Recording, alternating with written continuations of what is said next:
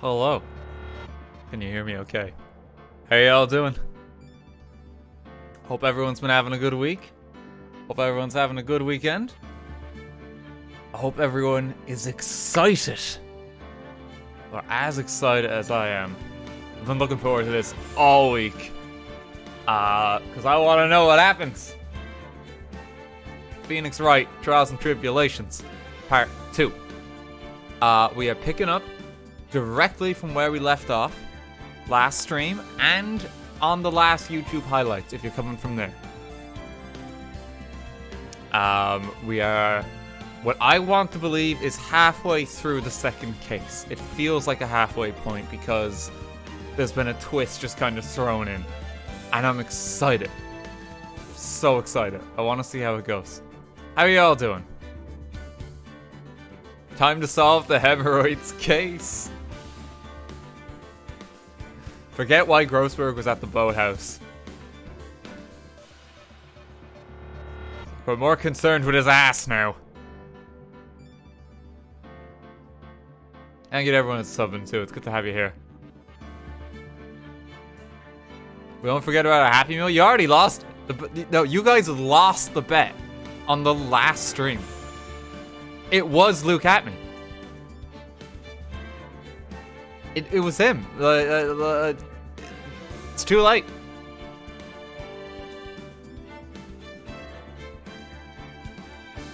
The condition was that you guys would get a McDonald's Happy Meal if Luke at me was Damask, and he's already admitted it. You've already lost.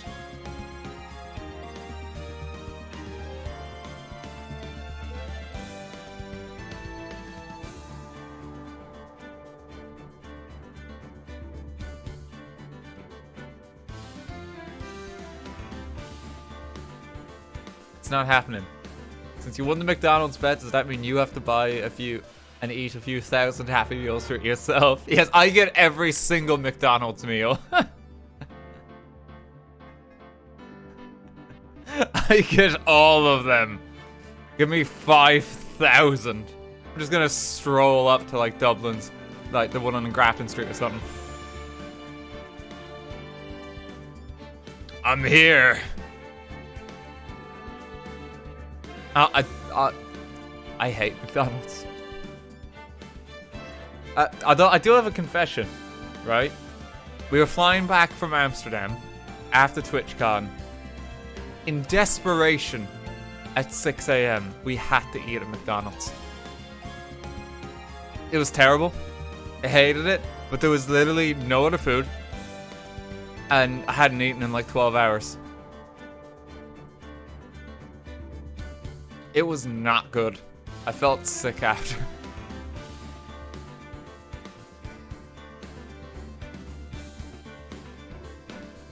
Do a McDonald's mukbang. I'd rather die. Did you have chicken nuggies? No, I had like a chicken sandwich and chips, and it was awful.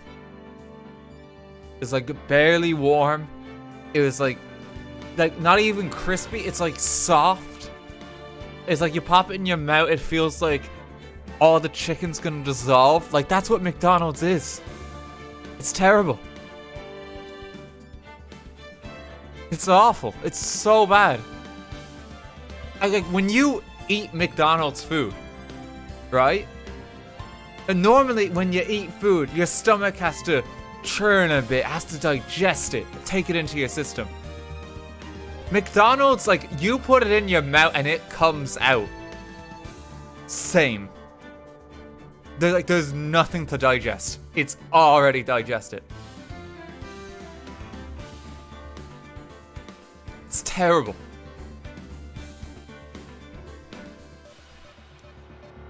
McDonald's slander. Did you get hemorrhoids like Grossberg from the McDonald's? No, I did not. Or at least try the nuggets. I've had the nuggets. They're shit. Everywhere else there's better ones.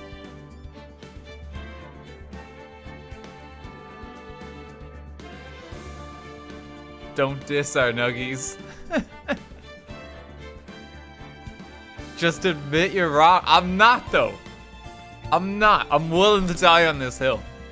McDonald's is awful. Literally anything is better. Literally anything.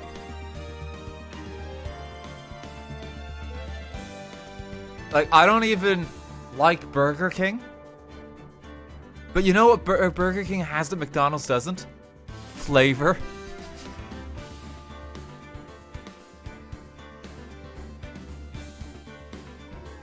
Taste.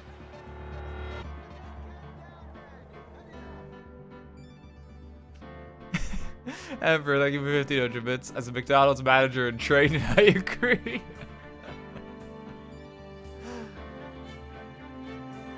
It's not for me. Thoughts on the ice cream, though? The fucking ice cream machine never works. You can't have it. Out of service, that's my thought on the ice cream. That's going too far. Streamer roast McDonald's live. The irony of this is, I know that McDonald's is actually one of the biggest advertisers on Twitch. Some of you probably watching the stream, just by virtue of me saying this, you probably got a McDonald's ad. Unfortunately. I wish I could just turn ads off. Like, site-wide. I think they're stupid. I did.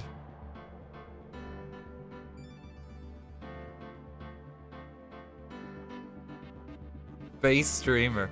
The thing is, I don't like on YouTube and that it's understandable, right? Because the video actually pauses.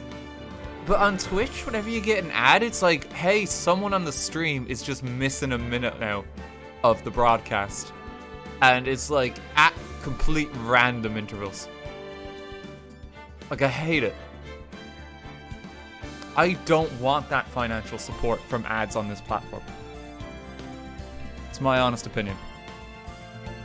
I understand it on YouTube, and YouTube is fine for it because you can actually pause the video pauses. That's like a big thing. And that, you know, that does actually support people really well on the platform because that's how you support them on YouTube. But Twitch, like, you already got subs from that. You don't need it. It's my 2 cents.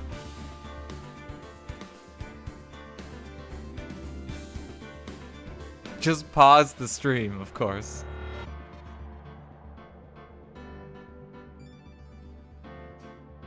Ah, God. Blue, thank you for 500 bits. Someone once put a McDonald's burger in a closet for 10 years. It looked exactly the same when they took it out because of the preservatives. Like, that's the thing. Yeah, like... your food is dead. Like, there's nothing fresh. It's just chemicals.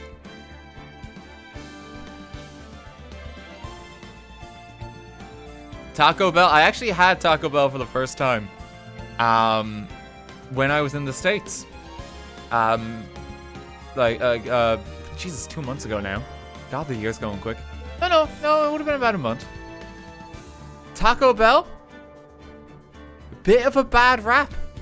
It was actually very tasty. It was pretty good, and like, you can get a lot of veg and good shit.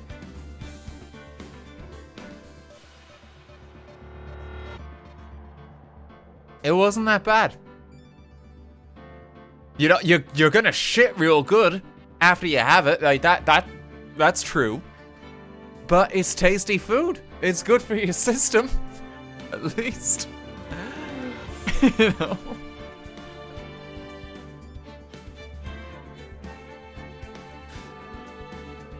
You can get a lot of veg in that. A Grossberg moment.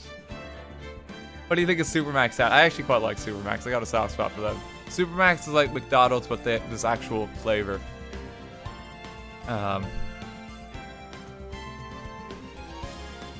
McDonald's does have salad options too. Oh, who are you fooling? Who are you fooling? That's not why you're going. Let's be real here.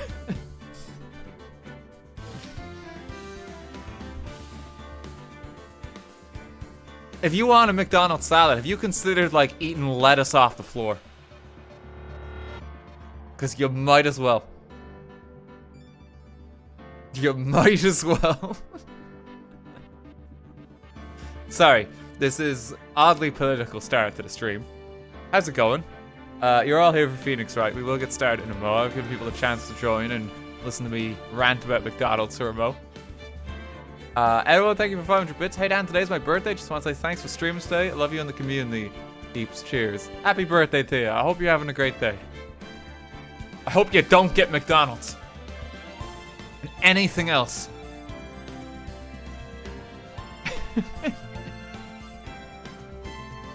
Fast food politics. Oh, some people treat it like that, though. Some people do. I don't even think that's even a stretch. It's like, I have to be real careful what I say.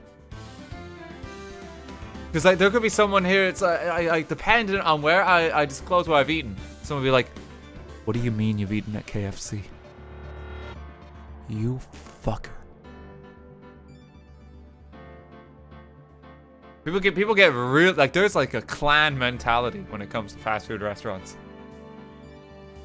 You gotta be careful.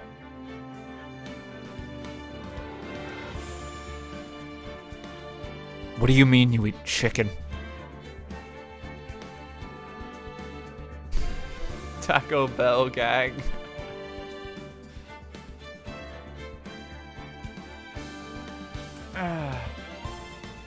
McDonald's is really good when it's dark and you haven't eaten for hours. Yeah, because you're starving. Like, anything's good at that point. Like, you go there if you're desperate.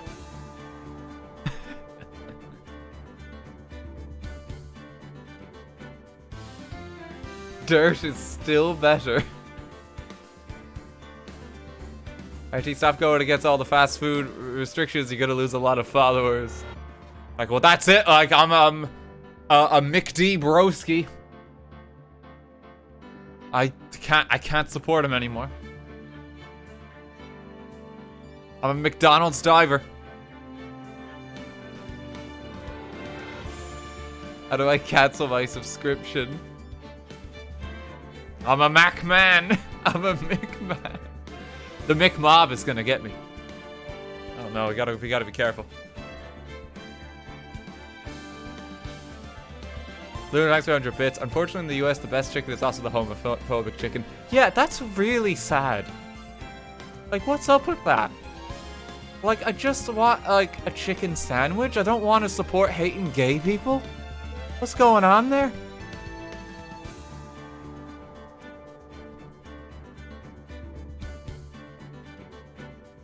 Don't understand it.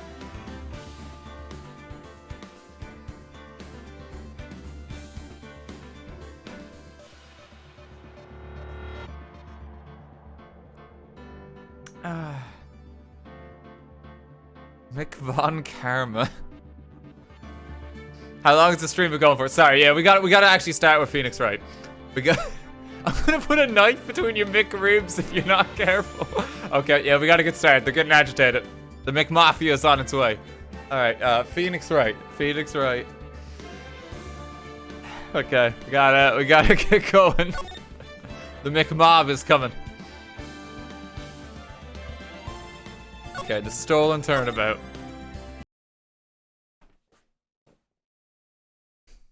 Okay, so we are picking up from where we left off last week. It's gonna be a long boy stream today. We're probably gonna go at least 6 hours.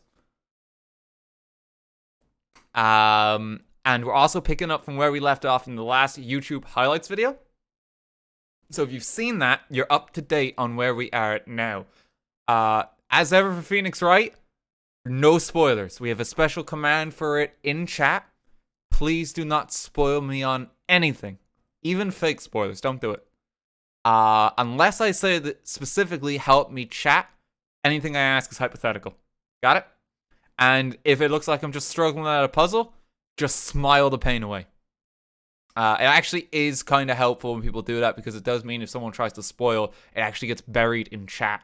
To just smile the pain away if it looks like I'm taking a bit to work something out or piece it together. Got it? Okay.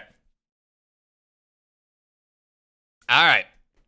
Wright and Co. Law Offices, October 13th, 3:02. You know, I'm glad we found the urn and all, but poor Mr. Delight got arrested again. Audio check? Is it okay? One more audio check. We good? All good, okay. Well, supposedly, Mr. Delight was in the CEO's office when the murder occurred. No way, Jose. I don't buy it. But the one who proved that Mr. Delight was there was Mr. Nick himself, at least from what I can understand. Looks like you did too good of a job this time, Nick. She's got a real smug smile. It's like, yeah, Nick, you got your client arrested for murder charges now. Great going, you asshole. It's like, Maya, please, I'm doing my best. We had no context. Well, how about we get started looking into the KV security murder?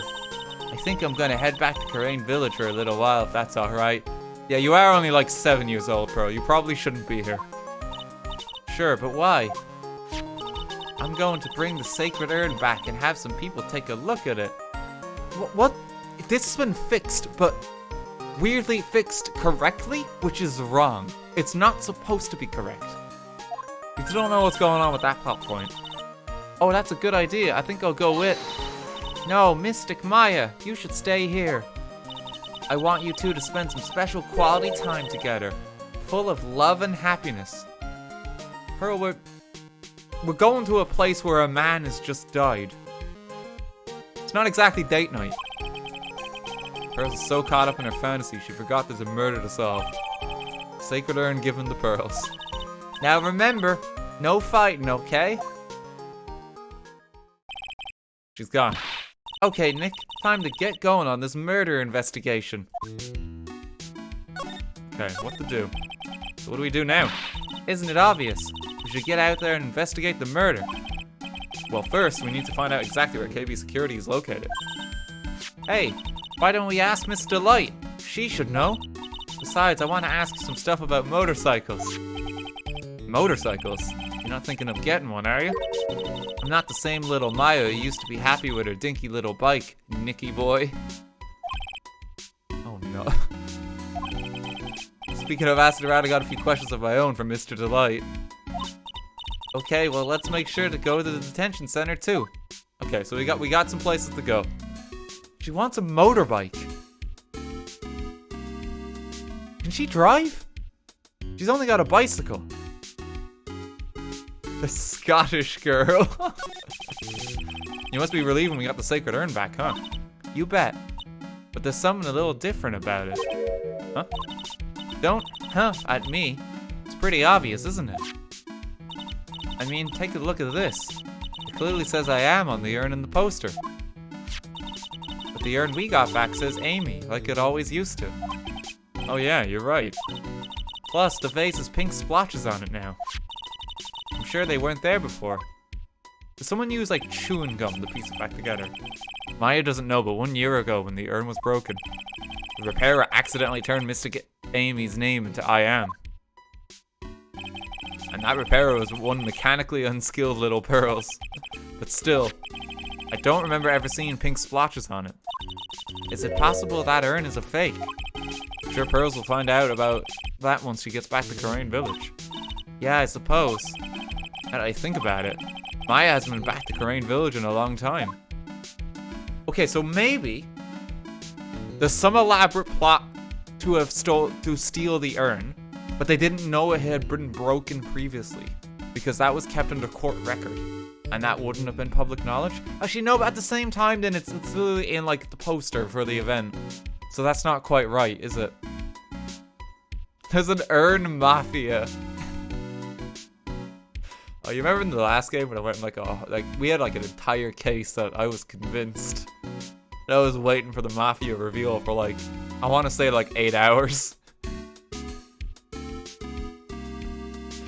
I really hope there's an actual mafia yet. I really want to see him come back. We had a glimmer of the Mafia in like the first game. Around like the Hollywood film studio. They showed up for a little bit there. Gumshoe had to save us. So I guess people still go to Karain Village to do their training, right? Yep, if you want to become a spirit medium, you need to undergo severe training. So why haven't you been training lately, Maya? Well, lately I've been thinking of heading to a channeling dojo to do just that. Channeling dojo, huh? Sounds pretty serious, whatever that is. If you're going to train, you have to be serious. Otherwise, real tragedies can happen. Is what happened last year still bothering you? That murder in her village, it happened because the power of channeling was misused. When a medium uses the Karain technique, she temporarily loses her own will. So when an especially strong spirit is summoned, the spirit medium can get taken over and even forced to commit terrible crimes. What's worse, in those cases, the spirit medium has no memory of what happened. Wait, but hang on!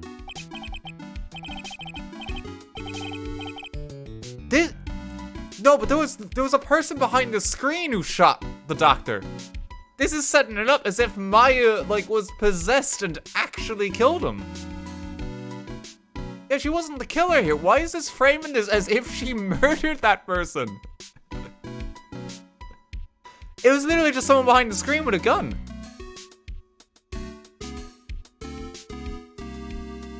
Did they forget what happened? Spoilers, I guess, for the game. I mean, we've already played it here. I'm assuming that when we're on these streams that, like, people are up to date with where we are in the series, okay? You guys have been in it for the Phoenix Wright long haul. I forgot. Yeah, why is this framing it as if she's a killer? A murder wasn't your fault, Maya. You know that, don't you? I suppose not, but I guess I'm still a bit shaken up, that's all. Sounds like being the master of Karain is going to be a heavy responsibility. Like, that's like someone's re-edited that entire case. She didn't do it. At all.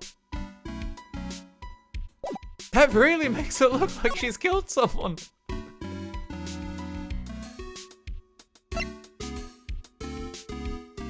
Okay, well, we gotta say hi to our favorite character. Hang on. Start a mass hideout. Oh, Nicky boy, Maya, Miss Delight. All I wanted to do was help my dear Ronnie. Yeah, but I guess it ended up hurting his case. Don't say that, Nick. She doesn't need your help beating herself up. Hey, Nicky boy, please help Ronnie. He's not a killer, I swear. My Ronnie wouldn't hurt a fly. Alright, I'll poke around and see what I can find out. Really? Are you serious? Oh, I'm so happy. I knew asking you for your help was the right thing to do. I don't know what I can do to help anymore. I had no idea Miss Delight had such a vulnerable side.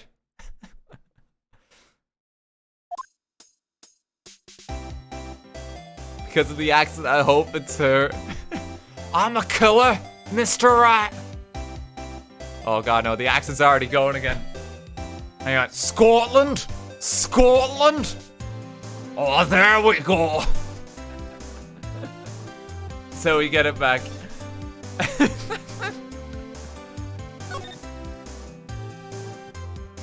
I'm so sorry to anyone who was Scottish and watching the stream. I'm so sorry. Listen carefully, Nicky boy. My Ronnie would never ever kill anyone. It's just not in him. I don't think he would either, Nick. Yeah, but you have to admit he's got a bit of a temper to him.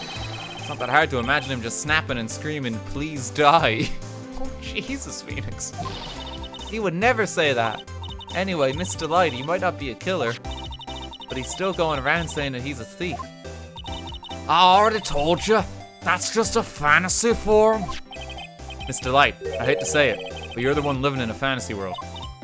What? How dare you say that to me, Nicky boy? I know everything about my Ronnie. We don't have any secrets between us. Ronnie isn't the thieving type. He's so honest. He wouldn't even sneak a nap. He's so honest. He wouldn't even steal a glance. A thief? Ha! The very idea. I guess I just don't get it. Huh? Get what? I just can't understand how they can be so different and yet be such a happy couple. Yeah, they sure are different. Come on now, Nicky boy. It's not that mysterious, is it? I won my Ronnie over with my with my charming accent. He swooned at the sound of my voice. Oh dear.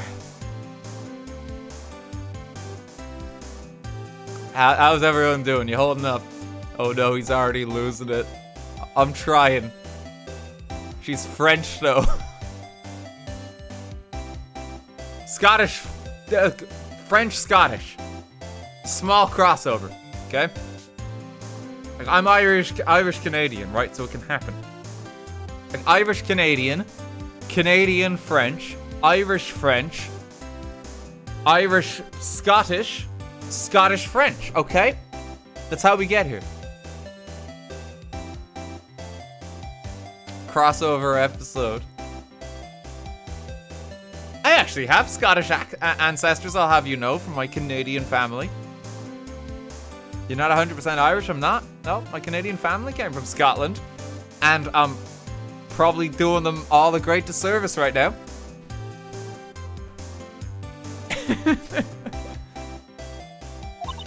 It was love at first sight. For me, anyway. What? For you? We really, like... What do you mean Ronnie didn't like you? So what was it? Was it really love at first sight when you first met Mr. Delight? Well, maybe not at first sight, but Ronnie saved my life. Saved your life? I was at work one day when two robbers suddenly rushed in. Well, I'm not the kind to just curl into a little ball in a corner, so I fought back. Robbers? Yeah, they took me hostage. I was so frightened. They were both carrying these huge knives and I broke down into tears. Yeah, I would too if I were in that situation. Oh, I think I get it. Did Mr. Delight come running to save you? Yeah, exactly. I remember he looked so handsome in that guard uniform of his. He went... Is that a plastic bag over his head?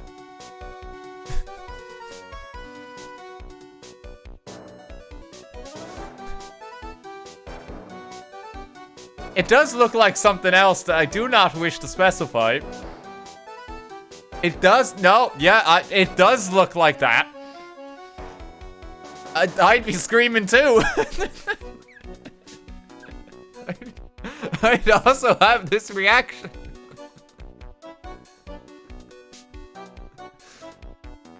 He went right up to those two knife-wielding robbers and screamed in their faces. Please stop it, he screamed. I could see the robbers' faces turn pale. That high-pitched shriek of his does have a surprisingly strong effect on people. Then crying and swinging his arms like crazy, he attacked the two robbers. All by himself, he came to save me, a total stranger all by himself. He was so scared that he was crying and shaking, but he still risked his life for me. Wow, that's a great story. Yeah, he may not look it, but in a tough situation, there's no one better. That's why I fell in love with him like I did. It's so romantic. I'd fall in love too, I guess. Nick, I hope you'll do the same for me if I ever get taken hostage. With Maya, that possibility always seems to loom in the not-so-distant future. Yes, it's already happened, Phoenix. You forgetting the last game, too.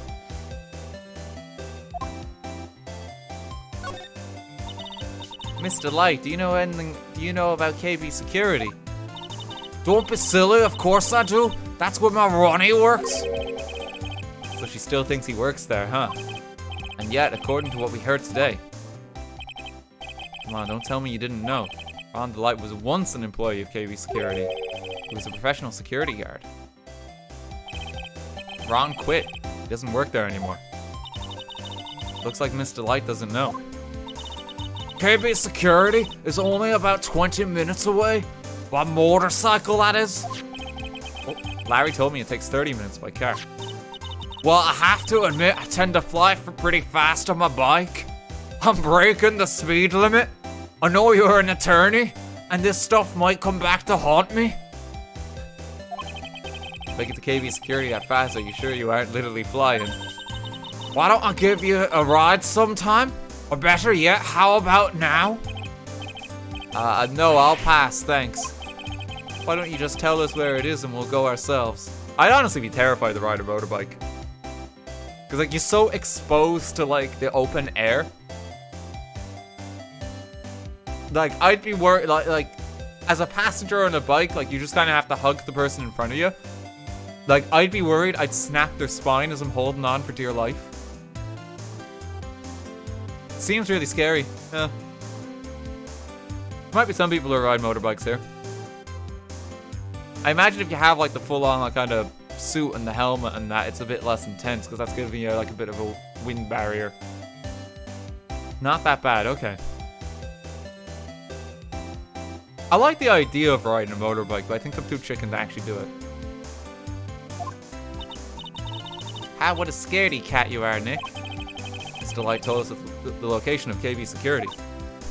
Okay, let's head over there right away, Nick. Okay, Detective Atney. I hate these kinds of people more than anything. You mean Ace Detectives? No, I'm fine with Ace Detectives. Oh, so then you must mean thieves. No, they're alright too. I just hate thieves that pretend to be Ace Detectives. Very narrow subset of criminal activity. Oh, apologies. There's nothing I hate more than cowardly men. By the way, why did you go to Detective Atney's office anyway? Well, as the trial went on, I started to get more and more anxious. I went there to try find out more about the real criminal. The real criminal? Yeah, obviously. The real mask star to mask is not my Ronnie, right? Yeah. And Detective Atney knew more about Mask Star to Mask than anyone else. They mentioned him on the Great People Around Town segment on TV. So then, you went there to ask him some questions. That's right. I'll do whatever it takes to save my man. His secretary said the Ace Detective isn't in right now, but I forced my way past her and into his hideout. I wouldn't exactly call that office of his a hideout. That bag was sitting right there on top of the table. Oh yeah, we saw that bag there yesterday too. There's nothing lower than someone who would try to pin a crime on someone else. Okay, I think that's everything with Miss DeLite for the time being. Only thing I can think of showing is maybe the wallet? That's Ronnie's wallet! It was found at KB Security on the night of the murder. Pretty bold just showing that it's like, I have your husband's wallet. I'm gonna hold on to it a while longer. Ronnie and I went out to dinner early that evening. I'm sure he had his wallet with him then. So it's true then. He must have dropped that at the crime scene.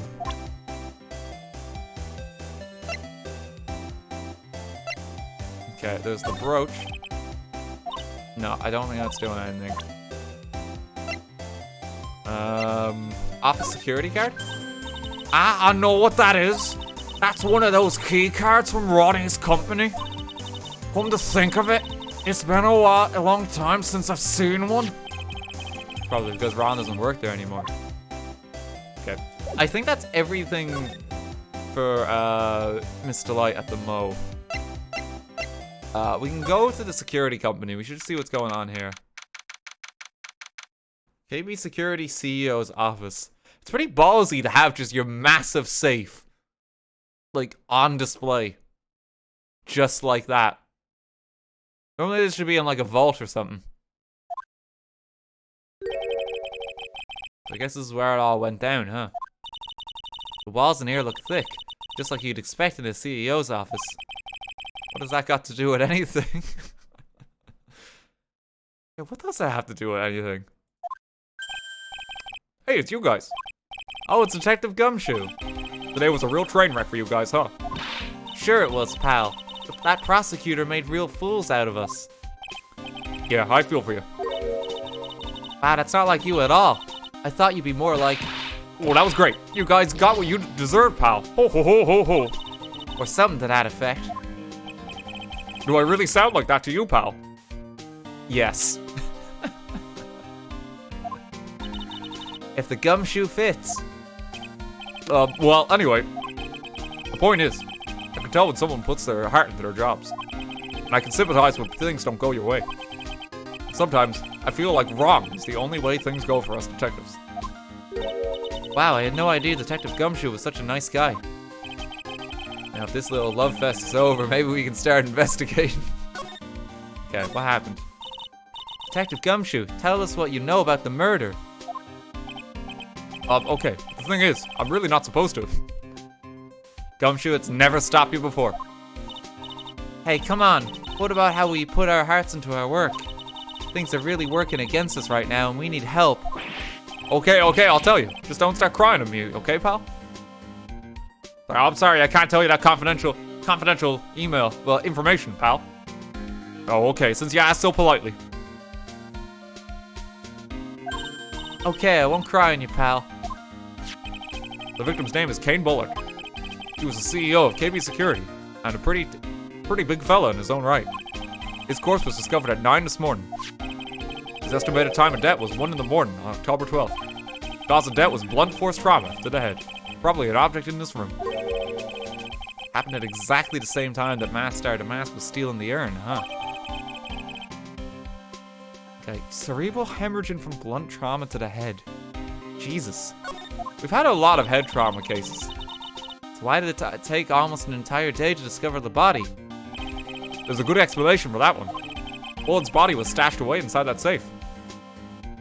Is that why the outline is like... safe? Well, it is pretty big. Nobody had heard from him. When they opened the safe this morning, out he came. Oh, so the body fell out. The white string must be the shape from when he fell out. Yeah, they got like locked inside a fridge. Like, Jesus. I think we still need some more information about Mr. Billard. Oh, Mr. Billard. Maybe we can start by getting the net man's name right. I was thinking, yeah, I thought it was a typo for a mo.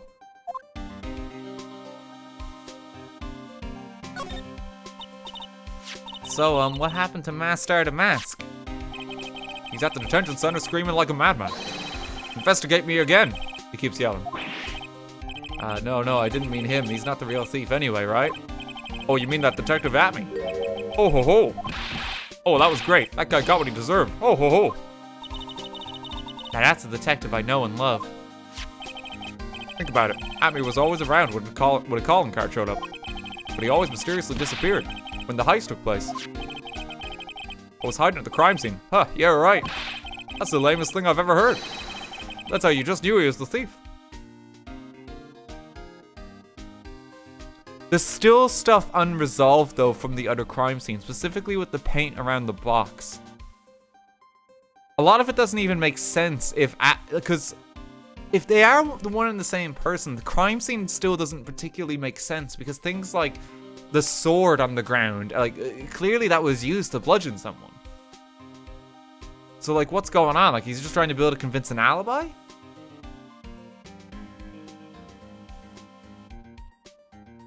It still doesn't entirely make sense.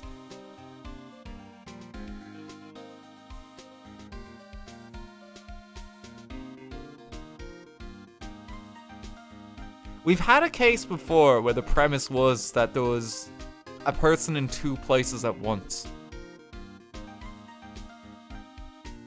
That was the whole thing with Edgeworth and the car and the body in his trunk. That was the end of the first game. I don't know enough yet. I don't know what Ronnie's involvement really is and what he did. We need some more information, though. It's clearly something we're missing. That's the lamest thing I've ever heard. That's how you just knew he was the thief. That would explain how he was able to retrieve this stolen item he keeps bragging about. Yeah, he just did that to make himself look like a great detective. That's all. But there's one thing I can't figure out about his first heist. His first heist? Yeah, the tear of a Manon case. There was a witness on that one. A witness? Here, I saved the newspaper clipping. Since the thief is already under arrest, you guys can keep it. Give this a read. The gem and the thief. Hey, this guard here. Haven't I seen him somewhere before? Oh, don't tell me it's Larry. It's pretty small, so it's kind of hard to see, but now that she mentions it... Don't tell me it's Larry. The prosecutor got him. Oh, that prosecutor. I really don't like that guy. The way he used their own evidence to do that to Mr. Delight.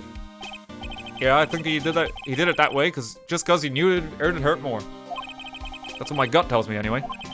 So who is that Java addicted masked maniac anyway? Java addicted. What? Java means coffee, doesn't it?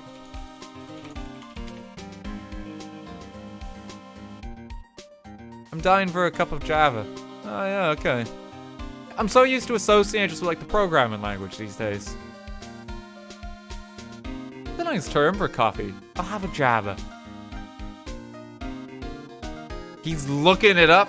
English major. What? That's what you do when you encounter a word that you're not sure about. You look it up in the dictionary.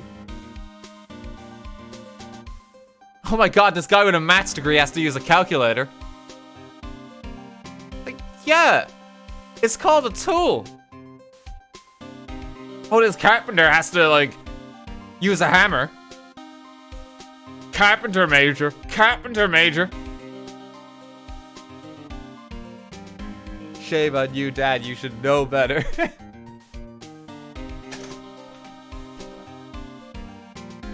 just opening a window. It's a bit warm.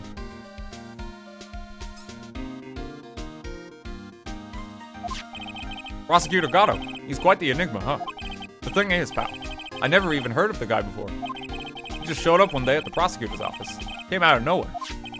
That's right, he said this was his first case as a prosecutor. And it's true, according to the records anyway. But, no way he's an amateur. He's an Iceman in court. A maverick that gives me goosebumps. Goosebumps? You? Yeah, I knew something was off about him, so I asked around. Nobody would talk to me. They all just turned the other way. Poor Detective Gumshoe. I had no idea you were so unpopular. Oh, you're popular with us, Gumshoe, don't worry. Ah, no, that's not what I meant. That Gatto guy acts like he knows me and has a grudge against me. I get the feeling he's hiding some kind of dark secret. I'm sure we'll get to know more about Gatto as the game goes on. Yeah, he does seem to have just kind of come out of nowhere. It's a bit weird, like, if it's his first case. Okay, check the article. Can I not read down? No, I can't. What does that word say? Dreelu.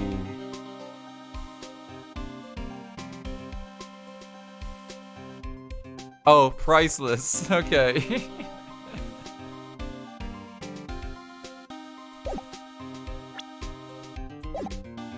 English major. You can't even identify the word. It's cut off. Okay, chat. How many fingers am I holding up? How many fingers? Come on. Let's test how smart you are.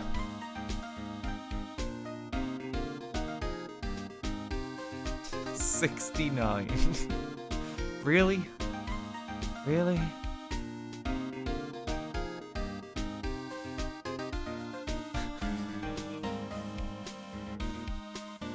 Are you smarter than a Twitch streamer? Yeah, because the base show is called Are You Smarter Than a 10-year-old?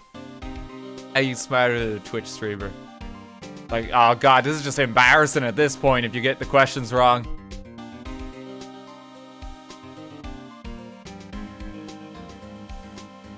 Not only someone who like has finished with the education system, but like their brain has like turned to mush in the years since. Okay, let's have a look around. This must be the CEO's desk. It's a lot simpler than I would have thought. Hey, that looks like a super soft chair. Let me try it out just for a second. Oh, nice. I feel just like a CEO. Hey, you. Whip me up a cup of some really expensive import tea and some scones. Move it. Ah, this is the life. The victim sat in that chair just before he was brutally killed, you know? Yeah, what the fuck, Maya? Oh! Check out this big, thick binder here. Leave the heavy lifting to me, Nick. Reading a file isn't exactly backbreaking work, just a little hard in the eyes. Ah! What did you find out, Nick? This file. It's not about any sort of security operations or anything. This huge file is all about Mask Star to Mask. It's filled with info on him. What? What kind of info? It's filled with incredibly detailed information about his methods in the crime scenes. Huh? Hey, Nick. Look at the last page. It's a list. Let's see. Tier of a Manon. 100 grand. This looks like a list of all the treasures that Mask Star to Mask stole. So then 100 grand is the value of the stolen item. I don't know. That number sounds kind of low to me. I think I'd better secretly make a copy of this list. Kane's list.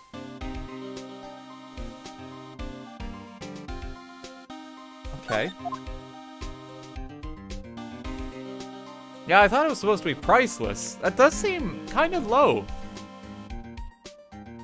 For like a precious mineral, you know, like most properties will be worth more. You just think when it's such like a famous artifact like that, like it's supposed to be like millions or something. The fucking tape that they've lined out here. They've closed the safe again as well. That's what I don't understand. It's so disrespectful. This rope. I think it fell out of the safe when it was opened. I don't think so. So you mean... Yeah, I think this string shows where and how the corpse was lying. You mean... the victim... he was killed by being crushed by the safe door? She can't be serious, can she? Ew, think about it. A dead guy was laying in here all night. Yeah. Oh, by the way, don't bother asking about fingerprints. There were none. Well, somebody opened the safe on the night of the crime, right? Yeah, and so? Well, if Mr. Bullett's body was hidden in here, it must mean that it was opened by either the killer or the victim, right? Yeah, I guess so. Ho ho ho. I got some bad news for you, pal. Are you ready? Okay, shoot. Opening this baby is no piece of cake. There are only a few people who know how to open this safe, pal. Yeah, and? Everyone that knows how to open this safe had airtight alibis. We checked.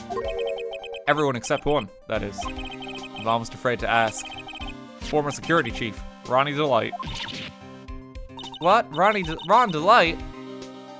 He was the security chief? Ron, so he knew how to open the safe, huh? Yeah, sorry for raining on your parade there, pal. Okay, so Ron could open the safe. Wow, look at that huge frame photo. Tall mountains rising majestically against a dark and cloudy sky. There's a title written at the bottom of this photo. The greatest sunrise of my life. This is it? This was his best sunrise. I mean, this guy didn't get out enough. Oh, he had really rotten luck with the weather. Maybe if he had lived a little longer, he would have seen some better days. Okay, what's the big red button? Oh, there's a button here. Let's see. What have you done, Maya? What have you done? Hey, cut it out. Don't press that. That was pretty funny. I never knew Detective Gumshoe could jump like that. What is that button anyway? Sorry. What is that button anyway? It's an emergency buzzer. It says right there on the panel.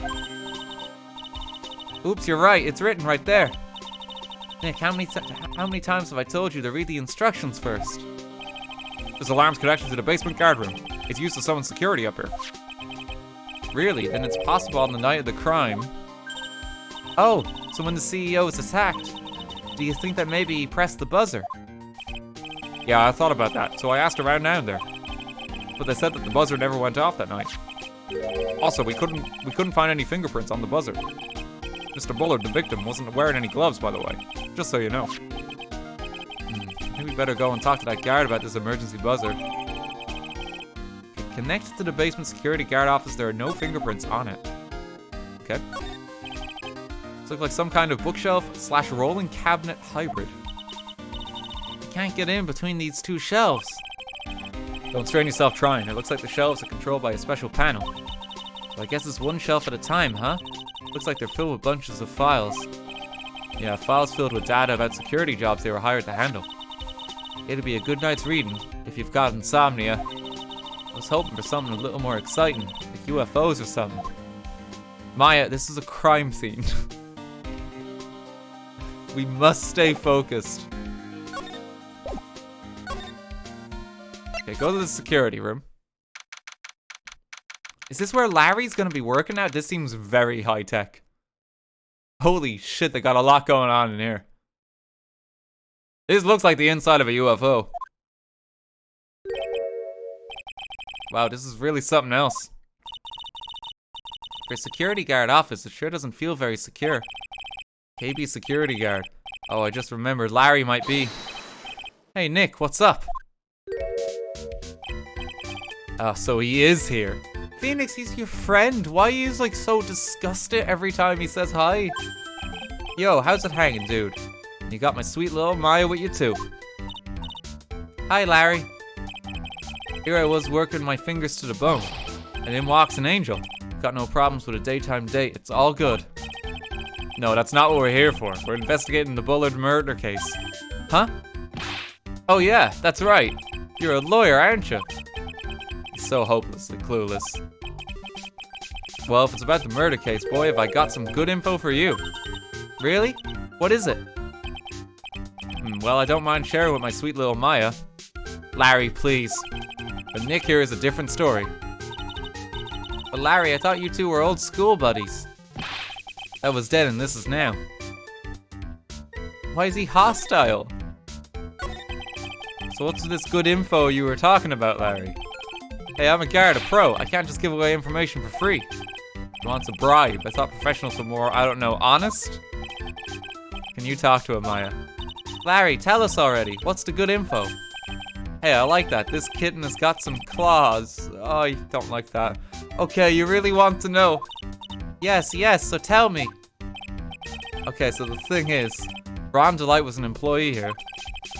And naturally, since I'm a pro, I looked into his background. Follow me? Yes, you're a pro. I follow you. Go on. But 1 year ago, Ron Delight was fired. And there was no warning at all. It just happened all of a sudden. I know this is a small company, but I think that was pretty awful. I guess he must have done something pretty bad. Something bad to have gotten fired like that. Maybe skipping out of work to go pick up hot chicks or something. No, that's just you. So what is it like to be a part-time security guard? Let me tell you, it's tough. Oh, you know me, I get by alright, I guess. I understand a lot of jobs are part-time. Security guard seems like an odd one, because wouldn't that just compromise security? I don't know here if anyone has done that kind of job. Yeah, the part-time is a bit weird.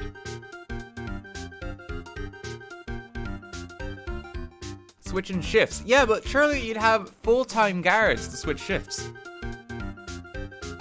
Is what I mean. Because like part-time specifically means you got like half hours or something, you know? You think people just work 24/7 with no breaks? No, that's not what I'm questioning. But if you tell someone I've got a part-time job, it's like, it's not a full-time job, it's about half the time. So it's about 20 hours compared to like 40 hours, yeah?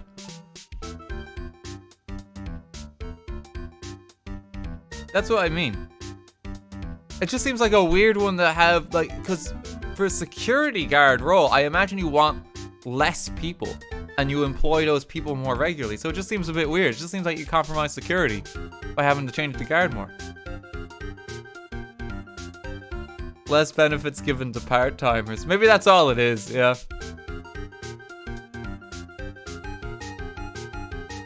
Part-time is ending less than 39 hours in Ireland. Really? I didn't realize it was that specific. Okay, I always... I just thought it was a bit less, in general. The music is giving me anxiety. Okay. Skipping to look at hot chicks doesn't help either. Probably not, no. Security, I guess security has more problems here than just dating the guard rotation.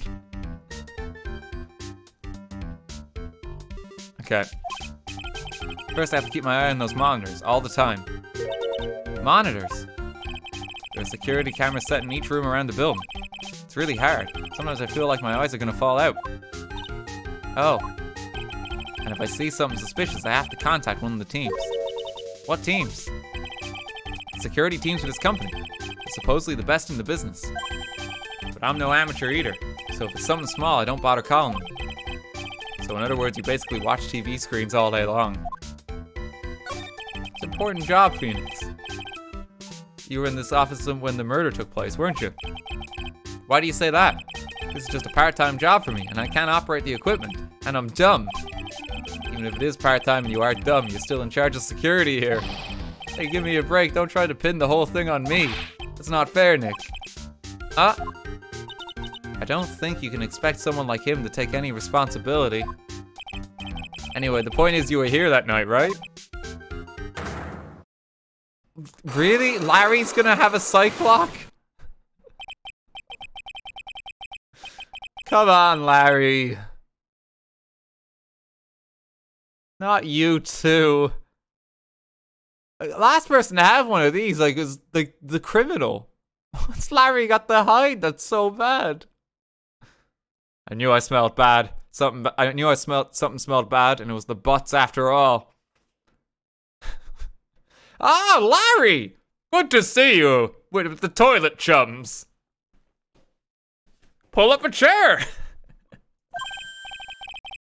Well, it's like I always say, that was then and this is now, okay? Looks like I'm gonna have to break his psych locks after all. Okay. Right, let's save here. We gotta see if we have enough evidence. We should actually look around the room first, just in case there's anything here. Those screens there show what's going on all over the building. Everywhere. It's my job to keep a steady eye on them, all of them. I wouldn't sound so smug if I were you. Can you watch regular TV on these too? If anyone would sit here and watch TV instead of working, it's Larry. Hey Maya, I'm a pro, okay? Besides, you can't get regular TV on it. And how do you know that, Larry? Because that was my first bit of investigation, if you know what I mean. I know what you're thinking. It was a professional investigation, alright? Whatever you say, Larry. That's my workstation. Pretty cool, huh? Keep a steady eye on the monitors and use that mic for communicating. Look at all this equipment. It must be hard to operate. No biggie. I think there's an instruction manual somewhere in this room. Somewhere? Instruction manual? What are you going to do in an emergency? Well, I guess I'd start by calmly looking for the instruction manual. During that time, my partner, the old lady, would calmly look for reading glasses. Okay, there's someone else here.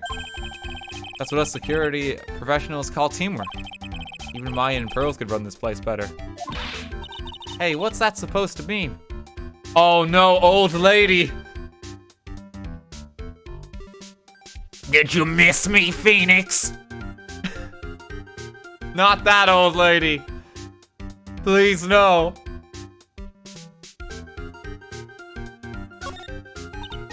Wow, take a look at these things here. Hey, Larry, what are they? Did you say, Hey man, it's not like I have to know what they are to do my job. I always thought they were just some kind of decoration or something. Oh boy. How did this guy ever get a job here anyway? What does the note say? Something is written on this poster in fine print. A guard's 5 commandments. Wow, this sounds serious. Let's see what it says. Isn't this covering like valuable electronic equipment? Like, do these dials not mean anything? 1. Obey thy superior. 2. Respect thy superior. 3. Smile at thy superior. 4. Salute thy superior. 5. Buy donuts for thy superior upon command. It's... No!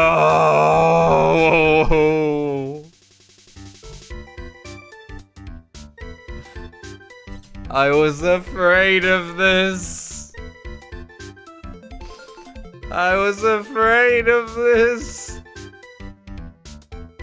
Signed, Wendy Oldbag, head supervisor. She's one tough old bird, let me tell you. Cross her and you come face to face with a real genuine ray gun. Yeah, sounds scary, alright. Well, fortunately, she's on vacation. That's why I'm so relaxed right now. Oh, thank God.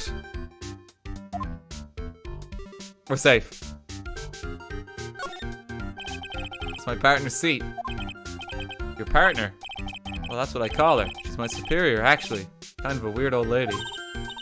There's tea spilled over that machine, you know. Oh, don't worry about it. Just the other day, I spilled some chocolate milk on mine.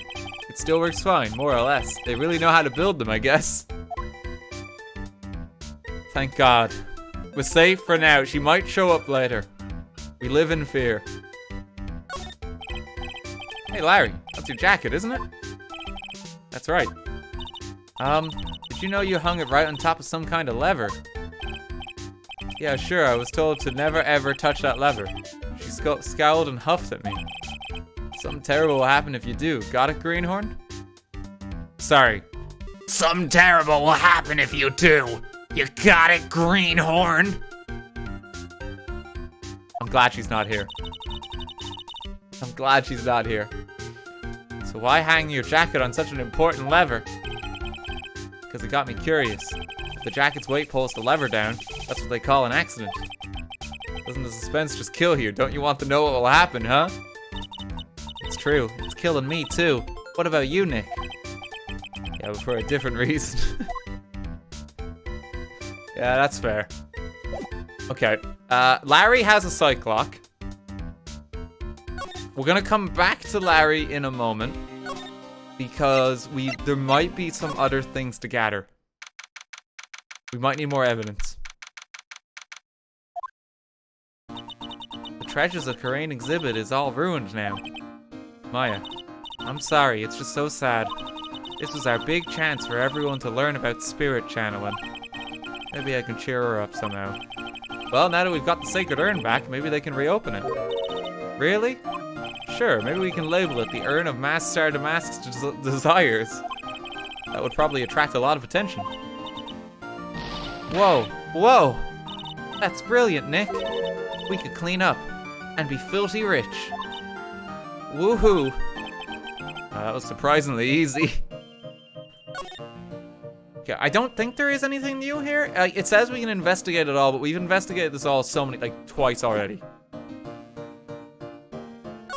So let's just check the basement real quick. Okay, Lordly Taylor basement. Oh, it's you, Mr. Wright. Miss Andrews. What's she still hanging around down here for? So, how's it going? What about the sacred urn? The urn? Oh, it's been taken care of already. What do you mean? Oh, that. Taken care of? Do you mean it's been found? Yep, it was brought during the trial today. Wow, really? You two are the greatest, Mr. Wright. Mr. Wright had nothing to do with it. It was Master Damask's wife that found it. Well, anyway, I'm so relieved. Okay, is there anything new here? Looks to me like it's been dry for several days. There's something suspicious about this paint mark. The bottom left part of it is shaped oddly and it's shocking pink. Don't see how the color of the paint is in any way important. I mean, this is clearly important, though. The pathetic looking wooden box. Ah, that's the box that had the sacred urn in it. Don't touch it, there may be clues on the thief's identity on it. I worked so hard to make that box. Oh, you made that poor excuse for a box, Maya. Yeah, we had some of this dialogue before, didn't we? What's that supposed to mean? And I was so proud of it. Poor Maya. Maybe it'd have been better if Master Damask had taken the box too. Is there anything new? Just heard all about it on the news. That detective was actually the thief all along. It looks that way right now. It's my fault. I'm the one who ended up hiring the master to guard the treasures. Don't blame yourself. You were just doing your job. Hey, Nick, if she wants to apologize, you should let her. So, when was it that you hired Detective Atme again? About 20 days ago. And when was it that Master calling card arrived? That was about 10 days ago. We sent a calling card to the very place he was hired to guard. I guess that's it then. Detective Atme must have really wanted the sacred urn after all. I guess so. Denied the crime. What, so Master murdered someone as well? Well, that's how things look right now. Yes, but I thought that he was here stealing the urn at the time. Well, we're talking about a criminal mastermind, so anything is possible. Nick, let's get down to business already. On the night of the theft, did you notice anything suspicious about Detective Atme? No, I couldn't have. After all, he was hidden the entire time. I never even caught a glimpse of him. He claims that's the way he always operates.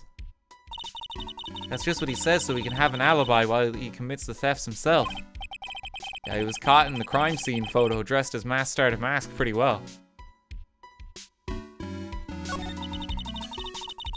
I'm so glad that you got your sacred urn back. Yes, but there's still something that bothers me about it. What is it? I'm not exactly sure, but somehow the urn that came back seems different. Really? You wouldn't know anything about that, would you, Miss Andrews? No, I don't know anything. Why would I? Oh shit, she's hiding something too. Cyclops. What do you think this means, Nick? It means the person that holds the secret to the mystery of the sacred urn is our very own Miss Andrews. Oh shit, she's got him too. Okay, we have 2 points. Let's try here first. Adrian, the real killer. I somehow doubt it. I think the urn just broke. And that's what this is about. Miss Andrews, do you know anything about the sacred urn? Do I know anything? I'm in charge of the entire treasure exhibit. The urn that was submitted before the court yesterday. It's obviously not the same urn as before. Well, that's true. Maybe it isn't the same. It could be a fake. A fake? You're the one who said it wasn't the same. So that's the most obvious explanation. Do you have any evidence that the urn that was submitted at the time that the trial was genuine?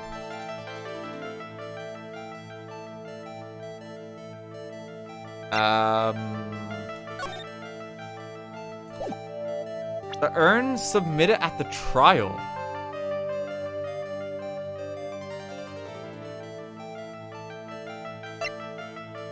I mean, I know from the picture, but that's not the one we saw at the trial, is it? I might be overthinking this.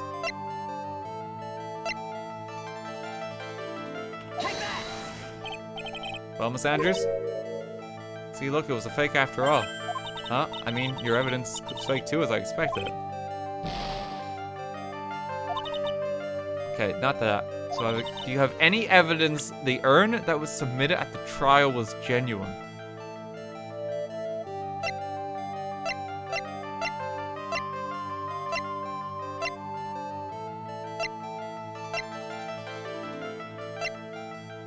Nothing here actually shows it.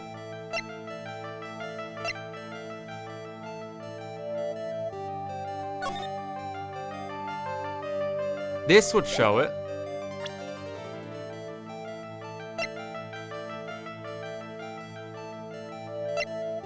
Maybe? No, I think we might need some more evidence. I don't actually know what's going on with the urn myself yet. Okay, we gotta do some more investigation. I don't think I have enough evidence yet. Should investigate and gather some more clues before I try again. Okay. A quick help me out here, chat, just to save some time. Are there any clues in this room I have yet to gather?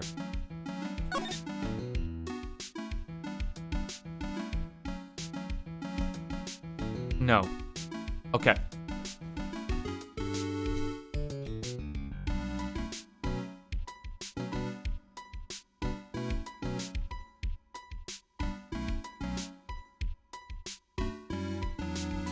Okay, yeah, so we've got everything here. Okay, that's fine. Guys, please.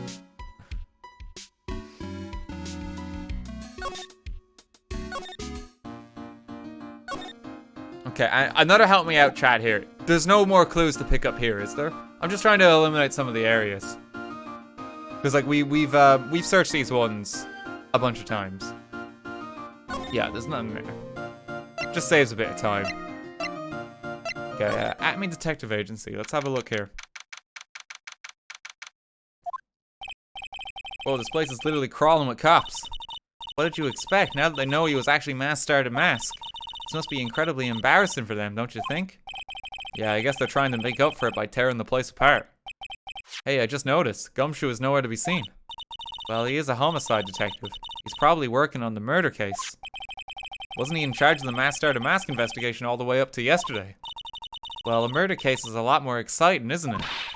You'd say something like, there's nothing like a good murder case, pal. Points for the quality of the impression. Oh, there's nothing like a good murder case, pal. I'm not sure Gumshoe is bloodlust, Maya. Okay, there must be something new here. No, hey you guys.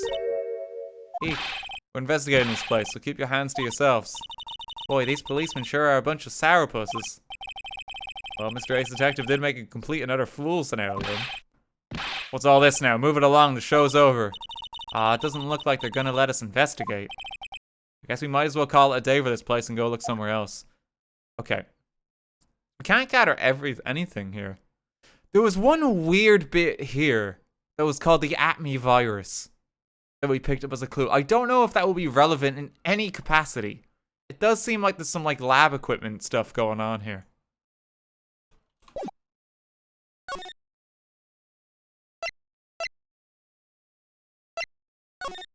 Okay, we need to go talk to Ron.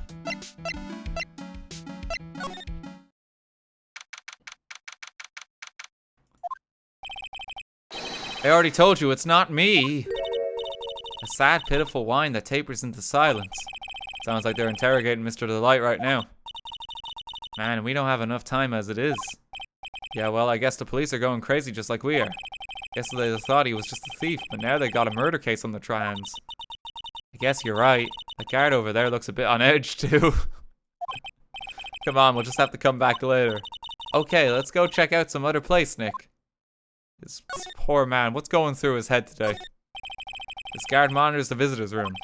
It looks like he doesn't have much to do right now. You can tell because he's looking at the camera and making funny faces. This man hasn't moved in, like, the course of 3 games. I feel like if I stare long enough, he might, like, blink or something.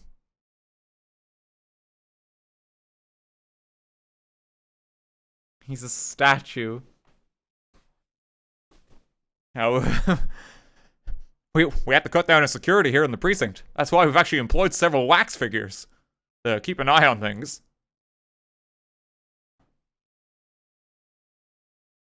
Keep an eye on him, he might blink. Okay, so the only lead right now then I think is Larry.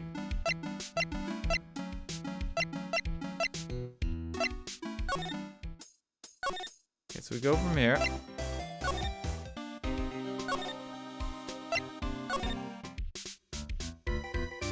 Okay. Magatama.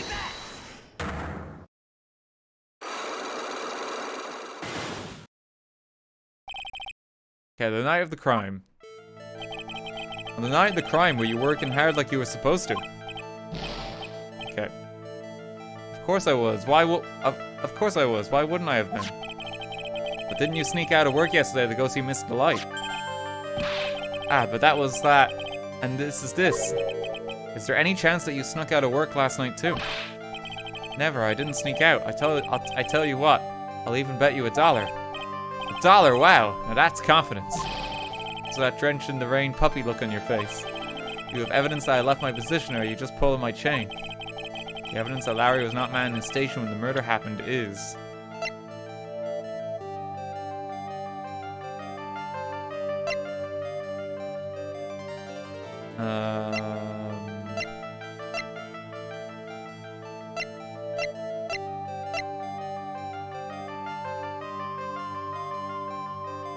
Is as simple as... I was scared for a minute, no. Larry seems pretty relieved.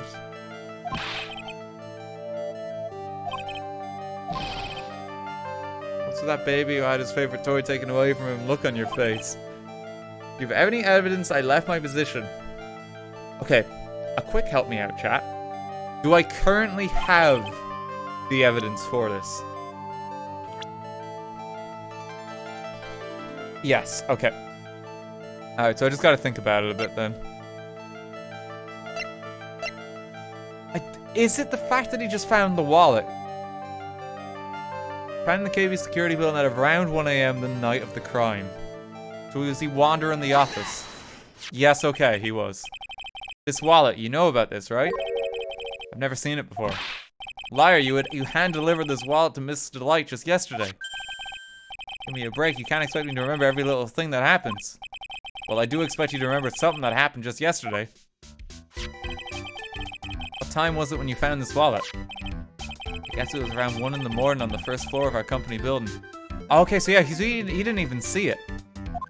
He wasn't there. 1 o'clock in the morning. That's right. In other words, Larry, at the time of the murder, you were away from the security guard office. That is pretty terrible.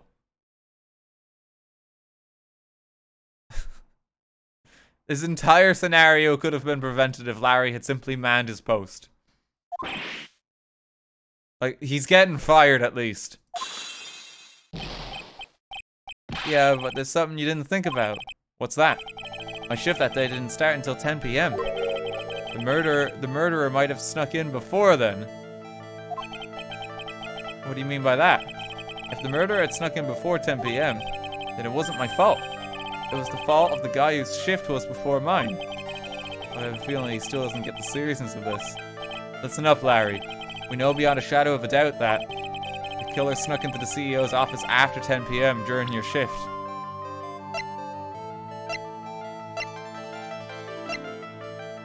Well, the time of death is at 1 AM. That doesn't necessarily prove it. I guess used at 1 AM. So I think that's what it was. Larry, when you use this key card, does it leave a record? Yeah, it does. But I can't show the record to just anyone, you know. That key card data was already made public in the trial today. What? I didn't know that. Any kind of request for info like that is supposed to go through me. Boy, does that sound a bit arrogant come from a part-time guard. Anyway, according to the data, the door to the CEO's office was opened with this card. Furthermore, it was most definitely used at 1 AM, the night of the murder. No way. Yeah, someone used this to get into the CEO's office. What was the CEO doing in his office at 1 AM?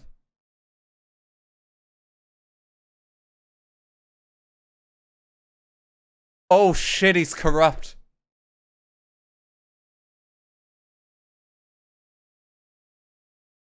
Oh shit, he's corrupt. Okay, hang on. Because there was a blackmail letter too.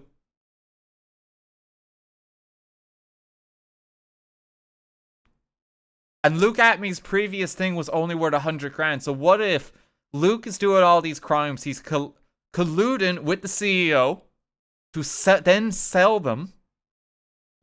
The CEO is kind of given the information that he knows so he can find high-profile steals, but Luke kind of snapped and somehow killed him. I still don't know how Luke would have been there, though, if he's at the other place.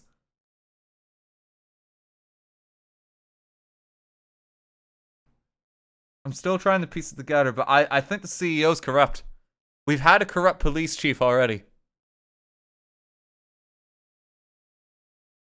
I don't really understand why he's in the office at 1 AM. Man's just dedicated to his job. But that's my working theory.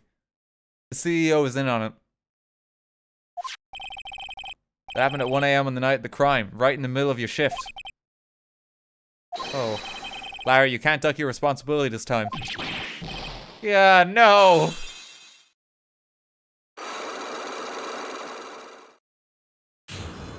You owe me $1, Larry. Night of the crime. Oh, I knew it. It's all my fault. It's my fault that the boss was killed. My fault. Larry, there was nothing I could do. I have important issues to deal with too, man. Were you just going to the bathroom, or what happened that night anyway? Ah, my Donna happened. Huh? Your Donna? Got a bad feeling about this. Yeah, my Donna called and said I have to talk to you right away. I went to see her and he was standing right there next to her. Who was? Her new boyfriend. It was like some horrible joke. Before I knew what was going on, the guy socked me right in the kisser. Normally I'm the one that does the punching. Isn't that right, Maya? Yeah. So is that why you left the security guard office? Well, I'm sorry. It's all my fault. How can I ever make up for it, Nick? What could I do? Okay, wait, so his girlfriend... Okay, so his girlfriend has to be in on this, then. That's another person that's been introduced. He's curled up on the floor, crying like a baby. Nick, is there anything I can do? Anything. Just name it. I'll do whatever I have to do to make up for it. I swear I will. Larry. Hey, Nick, as long as he's offering, why don't you show him the evidence we've got? She's right. Maybe we'll get at least one bit of useful information from him. Nick. So, Larry's girlfriend came to his place of work at like 1 in the morning to break up with him. What? Like, surely she has to be in on it. Why, like... No, she called him. Well, no, she called him, but then they met outside. They met here. Because Larry got punched.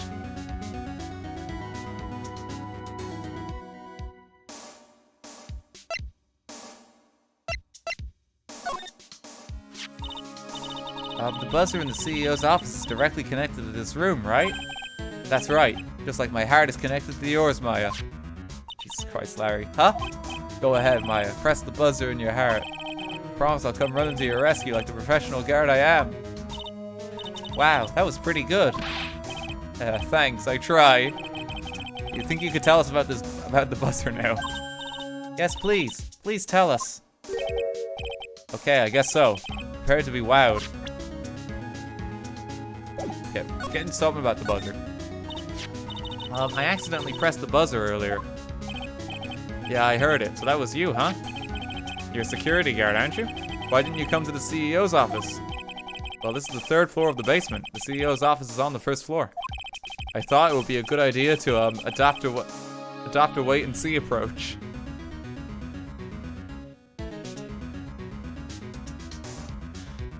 Oh, that security alarm's been blaring for like an hour now.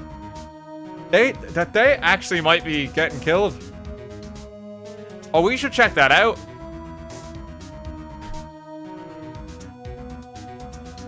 Jesus, like, it's the emergency alarm, Larry. You should have called it an emergency. Like, you call like the hospital or something. I need an ambulance right away. Okay, we're just in the McDonald's drive-thru. We'll be there real soon. Siren blaring in the McDonald's drive-thru. It's like, come on! I need my nuggets.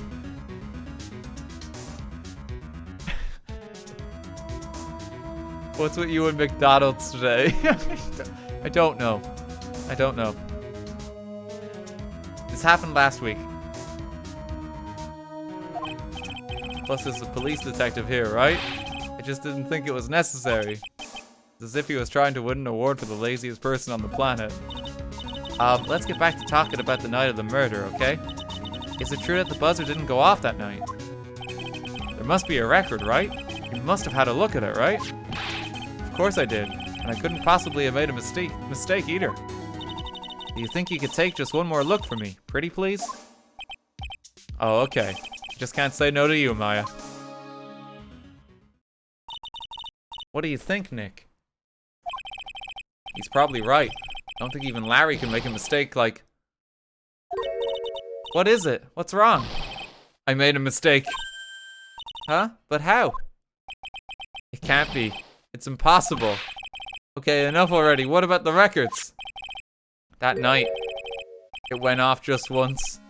In the morning at around 1 a.m. Poor... Okay, I know the CEO... I think the CEO is still corrupt. But this poor fucker... America's just saying, oh my god, he's got a wrench! Harry, like, crying in the hall. It's like, oh gee. I got dumped. You had one job, Larry. Oh, I called him Harry.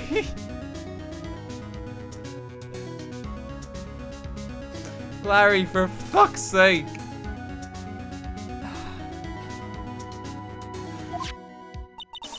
"1 a.m.? That's when the murder happened." This is such gross incompetence. That's terrible. It can't be. The buzzer went off once at 1:02 a.m. on October 12th in the CEO's office.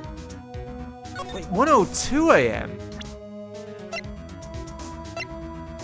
Is it that specific? Is it that specific?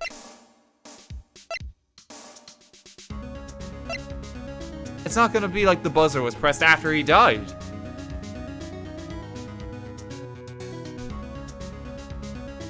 I don't know if the game is just gonna be general or 2 minutes after, like, Kane was dead, the buzzer went off. Because that does change the crime setup either way, doesn't it?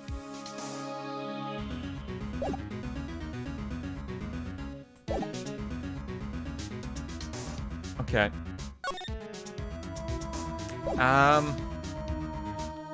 Right, well, we got another piece of evidence out of that. Kane's list? I can check this. Tirumanon, Crown of Bongora, Left Hand of Hades, Portrait of Megina. Okay, so they do get gradually more expensive. I imagine the urn was a mistake. They thought it was more valuable. They're almost like doubling each time.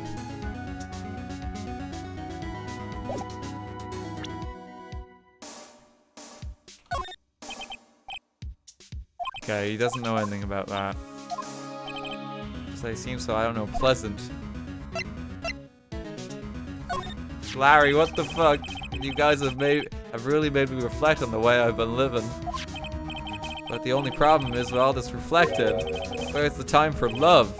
Frankly, I think reflecting is a bit overrated, you know? Larry, just give me your badge. Come on, you've had a good run. What are you going on about, Larry? Plus, do you honestly have any new info on the buzzer record? Ah, the record? Ah, no, nothing at all. This guy reflects about as much as a piece of black carpeting? I think that's a loss in translation, but I think maybe it meant black tile. Maybe it meant black tile. Black carpet's not going to be a reflective surface. Yeah, I think that's lost in translation, maybe. Oh, no, it doesn't reflect. Right, that's the point. Okay, well,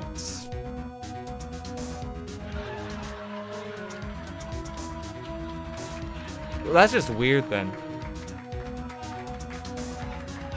It's just a weird way to put that. Comedy major? Does this guy even have a funny degree? Someone's better check his credentials. I've been watching this stream for like an hour and a half, and to be frank with you, I'm quite disappointed.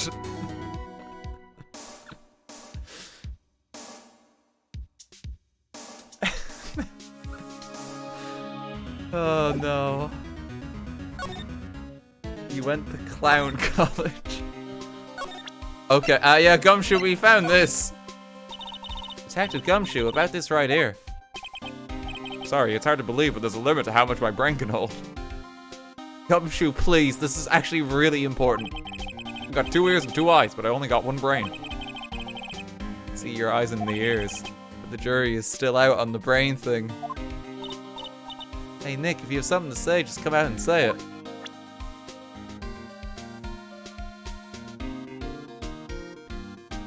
Okay,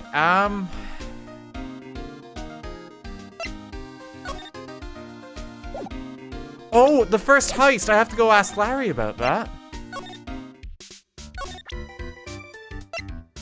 I forgot to show that to him. No. Okay, no.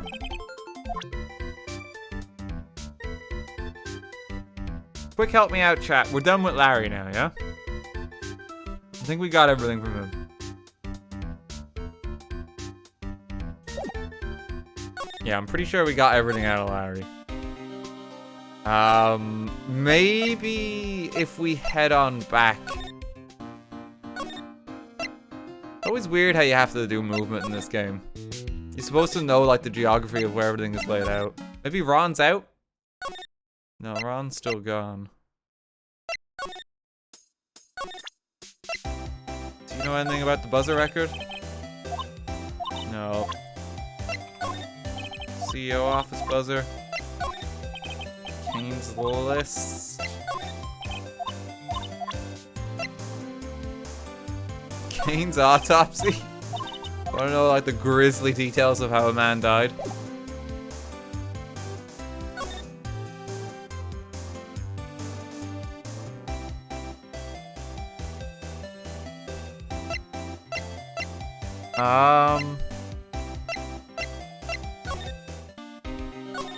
We showed everything in the Grossberg, didn't we? Blackmail letter, maybe? About this blackmail letter. Yeah, I've been thinking a lot about it too, pal. Why would Kane Bullard have been blackmailing Ron Delight anyway? Well, Mr. Delight used to work at KB Security, right? But what was it that made him quit? Nick, that's it. Maybe that's the same reason he's being blackmailed.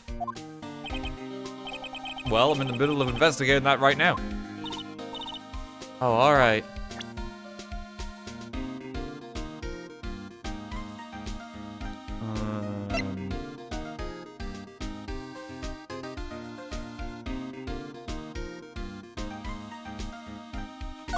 Ron's wallet. This is proof that Ron Delight was here at the crime scene when the murder happened.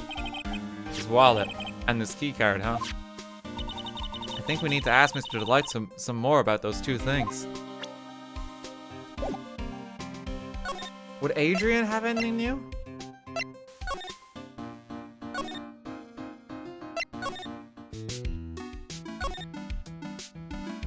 There's still the sacred urn line of questioning, but we haven't been able to get through that.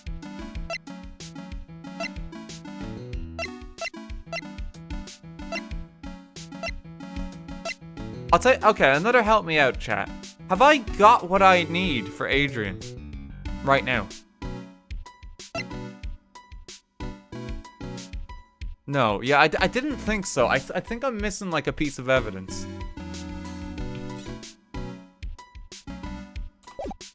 I just don't know where to look for it. I'm surprised this isn't flagging anything. This is the camera and computer that Detective Atme set up, huh? He said. And yet he still had to take a picture of him. Guess he's not as smart as he pretends to be. The camera belonged to Lordly Taylor, so he knew he couldn't tamper with it. So then why would Master to Mask allow that to happen?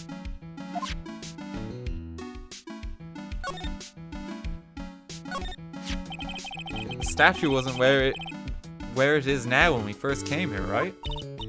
Yeah, it was right next to the door, wasn't it? If someone moved it, it was probably Master to Mask. Maybe he didn't like being watched by Mr. Gamey while he stole the urn. Hey, cut it out. You're giving me the creeps with that kind of talk.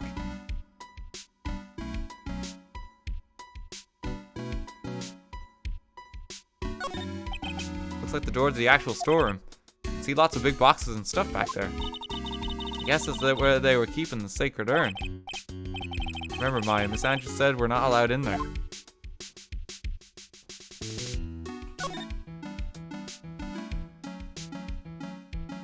There's nothing else in here, is there? Help me out, chat.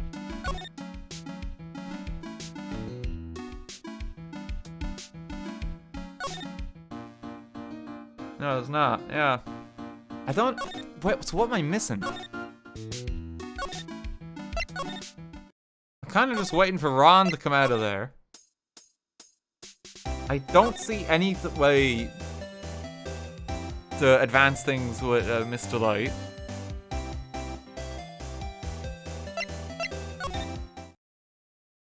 I can't get in here because the guards are everywhere.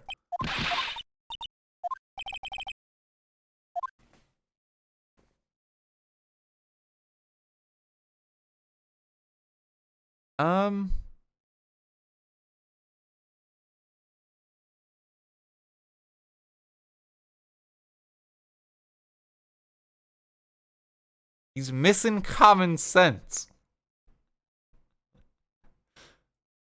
I don't see it. I think I'm missing something. I don't know where I'm supposed to go. I feel like we've talked to everyone and proceeded like lines of questioning as much as we can.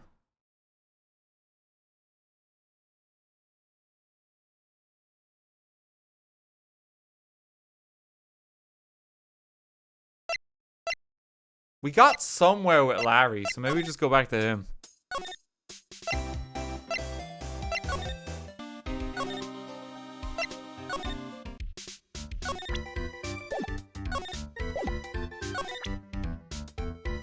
No need for a Magatama again. Oh wait, no, I'm no thief. Oh, okay, sorry, whoops.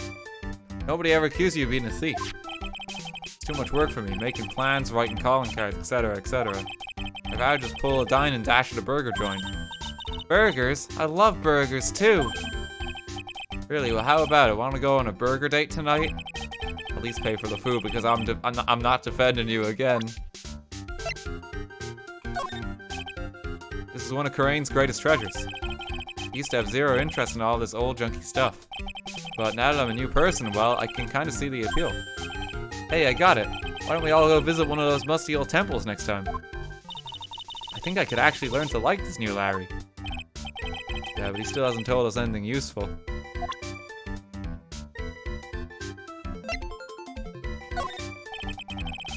Okay, he's actually commented on stuff.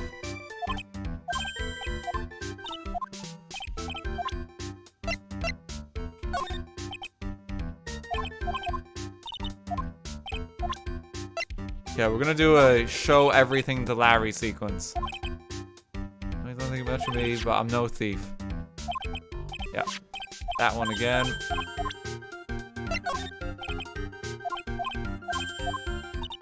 Nothing with the broken sword. So what about this? Huh? Maya, you shouldn't have. A love letter from me. No, sorry. It's a blackmail letter. What? How do you know about that, Maya? Huh? How much is Alexis demanding this time? What happened with Alexis, Larry? You mentioned them twice now. Huh? Who is this Alexis? Didn't we show him this letter yesterday, too? I'm pretty sure we did. Can I talk to him about Alexis? No, I can't. We showed the wallet. He's not a thief.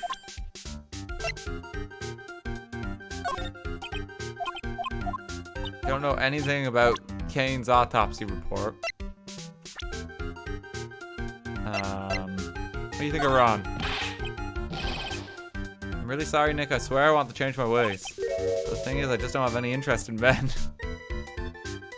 No, Larry. This guy really needs to get his mind out of the gutter.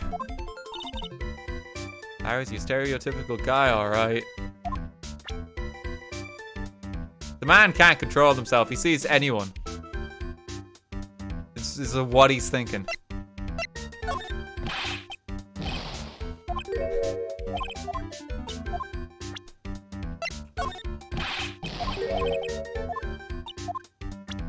Oh my god. Desi is one awesome lady, alright. It's been a long time since I felt this way. I think I'm really in love this time. A long time, huh? Yeah, well, except for what I feel for you, Maya. I don't think he even knows what he's saying anymore. Okay, what about Kane? CEO of our company. He was a pretty good guy. Huh? Really? Yeah, you bet. You know I'm not very good about working hard, right? Oh yeah, I kinda noticed. Well, guess what the boss said to me about that? Don't expect much work from you, Larry. In return, just don't expect much pay. I see. I guess he had to follow some kind of dumb law about having security here in the building. So in order to pay the lowest wage possible, he went to the bottom of the barrel. To be honest, I really looked up to the boss. If I ever grow up to be a CEO, I want to be just like him.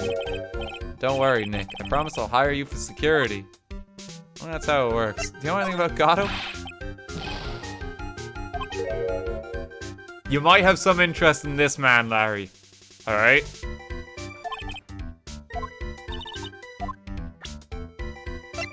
Make an exception here.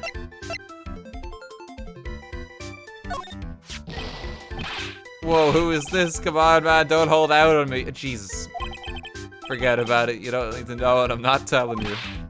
Hey, now, I thought we were pals. I got a major thing for girls with black sleeveless shirts and glasses. How do you know that? If they have an orange-colored memo pad, I really lose my cool.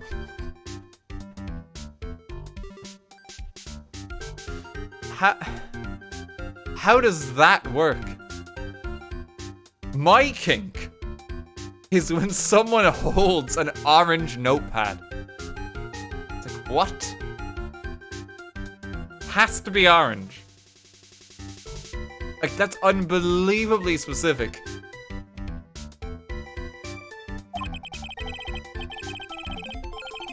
He has to be making that up. He can't really know Adrian, can he? Does he?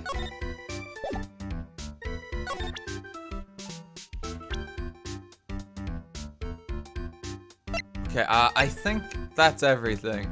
Hey, what do you think of me, Larry? You're 26 years old, right?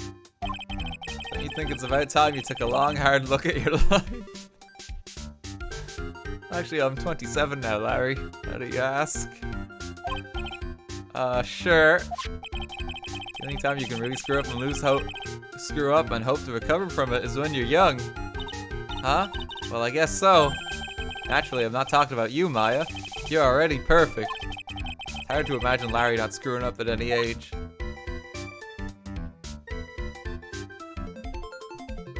What does Larry say about himself? I'm 25 now. It's about time I started giving some serious thought to my life. Good, that's the way to be. What exactly are you thinking about, though? Well, you know, my future, my dreams. Larry, when exactly does this future of yours start? A man's life begins at 30. That's my theory, anyway. I figure I got another 5 years of guilt-free screw-ups before I have to buckle down. Larry, I think, forget it. We're just gonna have to have a nice long talk next time. Apparently, my life just started.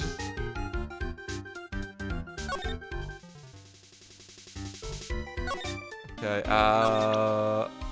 does Gumshoe make anything of the CEO? Detective Gumshoe, tell us more about Mr. Shane Bluebard. That's Kane Bullard, not Shane Bluebard, pal. Oh yeah, the victim in this case just doesn't make much of an impression on me. It's like, I know he's dead and everything, Phoenix, but Jesus, just look at this guy, he's so plain. Well, you were the victim up until Mr. Bullard was found dead. Yeah, and his body wasn't discovered until this morning. Anyway, we don't have enough information yet. Can you help us out? Sorry, I'm actually a little confused myself. For some reason, I'm just blabbing like an idiot right now. Okay, Nick. Now is our chance to get more info about the victim, so hurry up and ask. The victim. Okay, we got something new. Can you tell us some more about Mr. Bullard? He was the CEO of KB Security, right? What kind of company is it anyway? Well, the company basically sends security teams out to buildings to guard them. Mr. Bullard must have had the chance to learn a lot of secrets through doing this kind of work. Oh, and I don't know how to put this, but the guy was kind of a money grubber. Really, me too. I just love money. I can't ever get enough. Please stop leaning in towards me like that. You aren't getting to my wallet. Anyway, it looks like he did some pretty shifty stuff to earn his millions. He's corrupt. Okay, I've called this. He's corrupt. Oh, so that's my problem. I need to be shiftier. Let me go already. Apparently, he was involved in selling trade secrets between rival companies. Oh, that's pretty dirty and underhanded. Yeah, oh, KB Security used to head security operations against Mask Star to Mask. What, really? Yeah, and after screwing up so many times, the company's reputation really took a nosedive. So it really was Bullard who sent Ron the blackmail letter, huh? Okay, I mean, that's some new information, but that's not giving us anything like a tangible piece of evidence we can use. He doesn't make anything of this.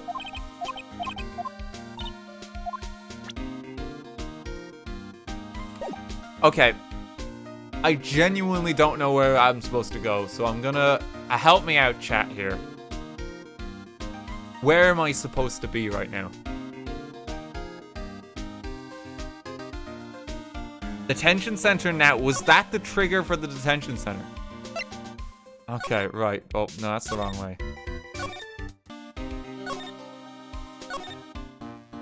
I don't know why it's always like this, too. You can only access the detention center from the Wright & Co.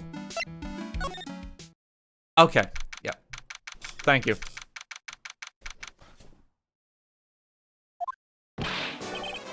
Ah, Mr. Wright. Mr. Delight, did they finish their interrogation? Yes, but please don't leave me alone anymore. Mr. Delight, you lied to us before, didn't you?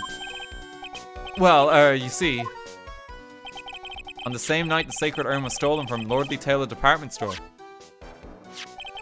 a blackmail letter you got summoned you to KB Security to hand over some money. And then that's where the CEO, Kane Bullard, was murdered. But there's only one Ron Delight, am I right? So the only question is, where were you that night? This time I want to hear the whole truth. Your life depends on it. Okay.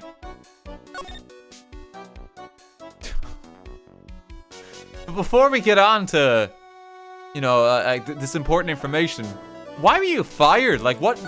Did you fuck up, Ron? Mr. Delight, is it true that 1 year ago, you were forced to quit KB Security? Ah, how did you... I'm begging you, please don't tell Desi, please. Don't worry, we haven't told anyone yet. Ooh, thank goodness. No, but I suppose I'll have to tell her sometime. She'll find out eventually. How does she not know after an entire year? What do you do during your day? Why have you been hiding it from her anyway? Desi would despise me if she ever found out I was living a life of crime. A criminal, a thief. She'd never forgive me. My marriage would be over. Knowing that, why did you become a thief in the first place? Because Desi spends money like it's water. There's no job in the world that could bring in enough money. Except being a thief. At least that's what I taught anyway. Is he actually a criminal? So he became Master Star to Master Desiree, huh? But no, he didn't, though. Mr. Delight, do you still insist that you were Mask Star to Mask? Isn't that what I've been saying since yesterday? That was a quick response. Tell me about it. To be honest, it's starting to get irritating. But listen, Mr. Delight. At the trial today, we learned the true identity of the thief, didn't we?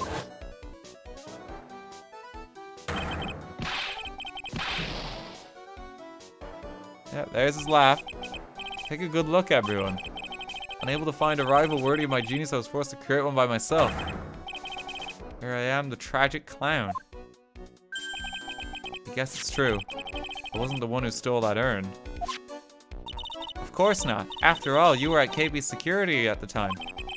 So then the person dressed up as Masked Star Damask in this photo. It's gotta be Detective Atme.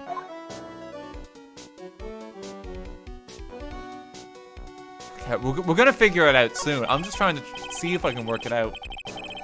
So that night you didn't go to Lordly Taylor, you went to KB Security, right? Yeah, so I went to KB Security at the time. The blackmail note said I should. Alright, what happened next? Well, I used to work there, so I knew where the CEO's office was. I knocked, but there was no answer. So then I used the key card to unlock the door. That's probably when he dropped his wallet. When I went into the CEO's office, someone was in there. Someone?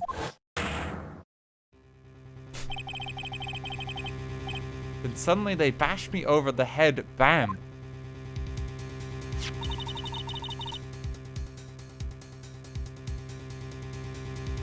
Was it cane bullet that hit you? Well, I mean, no, we saw... Okay, so how is he in two places at once? Who could it be?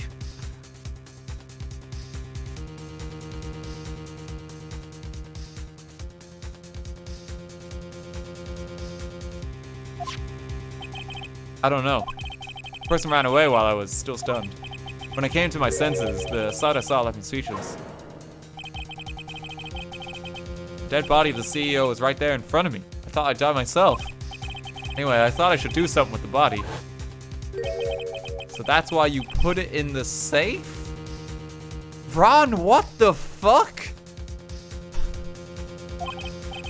Yes, that's right. What the fuck, Ron? Why would you do that? You know, just call the police or something.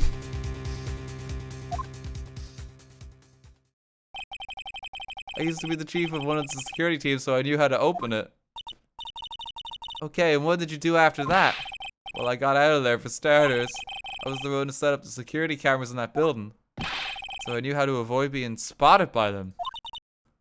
Nick, all of a sudden, Mr. Delight kind of sounds like the murderer to me. Please don't say that. Ron, the fuck?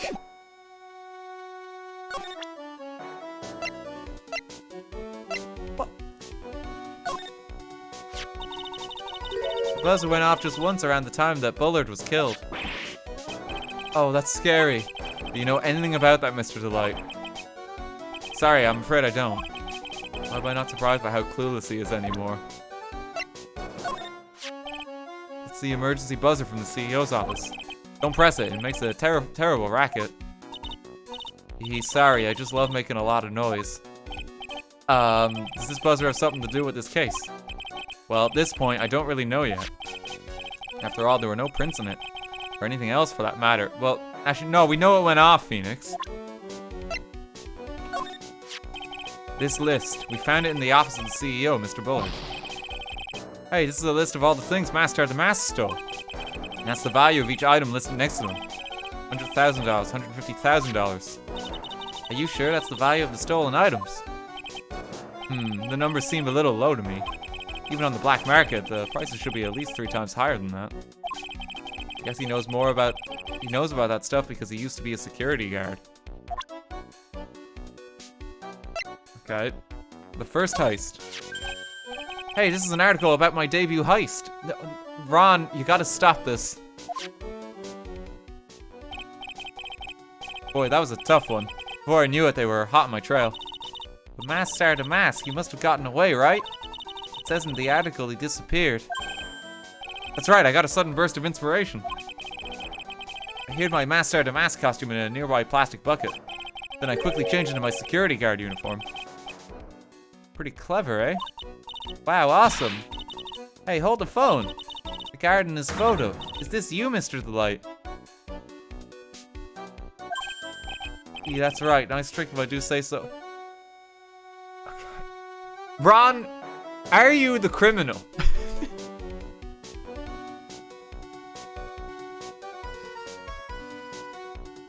It's so hard to tell if he's just going along with it or not.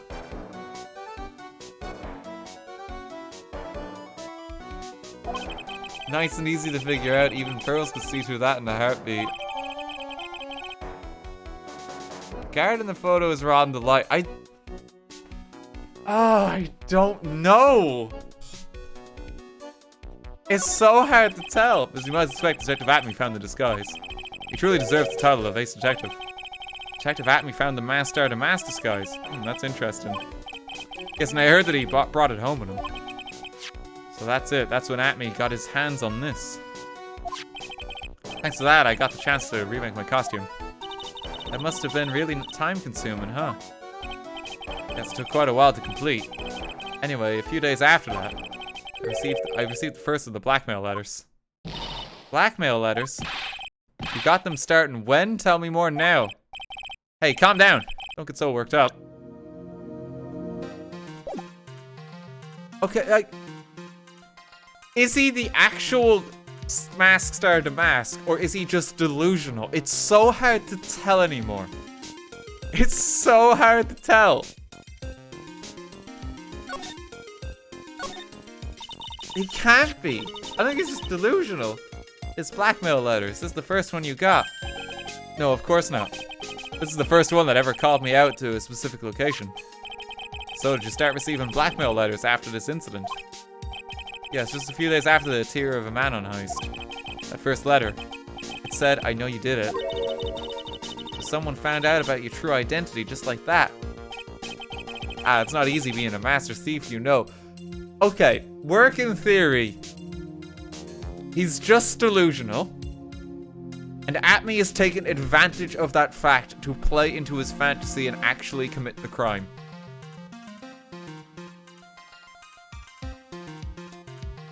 Working theory. That's some strong copium. Got proof that it was you, so give up, and went on to say. So in the end, I had to give up on the treasure I went through all that trouble to steal. Is that right? Hey, hang on a second. What do you mean you had to give it up? Oh, don't worry. After I put the jewel in the safe deposit box the letter specified, someone sent me $10,000. No one said anything about being worried, you know. After that, I started getting the plans in the mail. Okay. So he is colluding. He is actually colluding. Luke Atme is basically manipulating him to do the atrocities. Has to be, like, because otherwise, like, this delusion is so far gone, it doesn't make sense.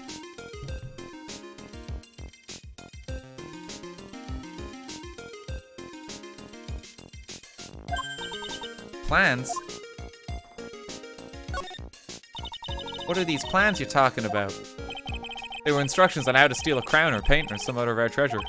They showed security blind spots, escape routes, and even suggested training methods. So you mean that the one who planned the heist wasn't you? No, it wasn't. I only planned the very first one. After that, I received plans from some very kind person. Incredibly detailed plans. It sounds like Mr. Delight is thankful to the person that was blackmailing him. So Ron Delight was masked star to mask after all. But someone else is behind the thefts. Someone who planned them all out in detail. Okay, so Luke Atme is still the criminal. Apart from the first one. It's still Luke Atme who's committing them. All I had to do was deposit the treasures I stole into the safe deposit box. Then I just waited for the cash to come in the mail. You try not to look so gleeful about it. So you went after the sacred urn because of one of those plans too. Well, see, truth is I've never seen the urn. All I did was follow the instructions and steal what I was told to steal. Mr. Delight, is everything you've just told me the truth? Yes, but please don't tell Desi. He was stealing as directed by blackmail letters. RT full-on copium. No, because look. Mask Star Damask is still the product of Luke Atme. Luke Atme is behind him. He's invented this character. It's still Luke at me. It's still Luke at me.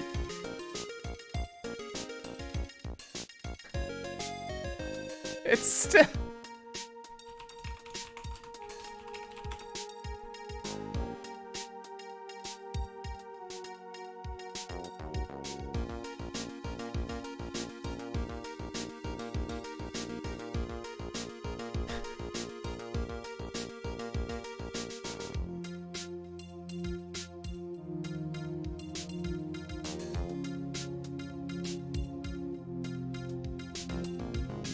Hang on. That's the wrong tab. Why is that tab?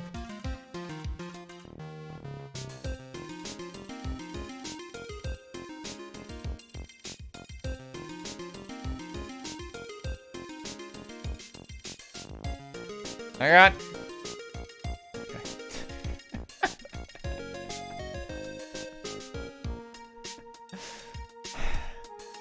Can't believe this might be happening.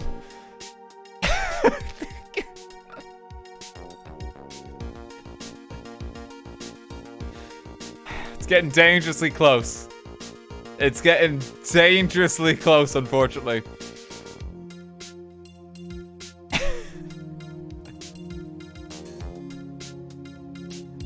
I can't believe this. It's still Luke at me. There's basically mask star to mask. I did entertain the possibility of him having an actor to do it. Alright? I did entertain that earlier.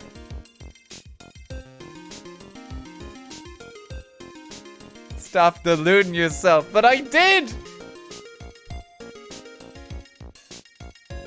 What I said from the moment that we met Luke at me and that I placed a McDonald's Happy Meal down on it is that he is behind this crime. Okay? That's what I actually said. And although Ron might now be mask star to mask, right? He's not the full-on criminal behind this case because Luke is the mastermind. Ron was the criminal in a previous case.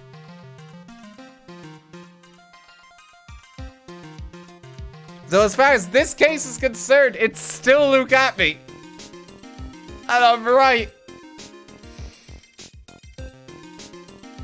Roll the tapes, Your Honor. Someone give me a Twitch clip. Someone give me a Twitch clip. It's the only way we're settling this.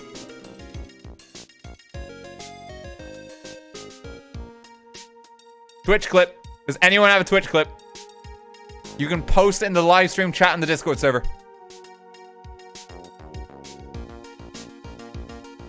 He's changing his testimony. Take that. Where's the clip? I want to see it.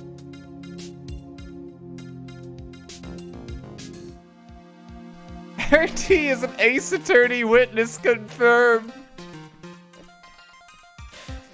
Your Honor, I didn't promise my chat McDonald's under those specific circumstances.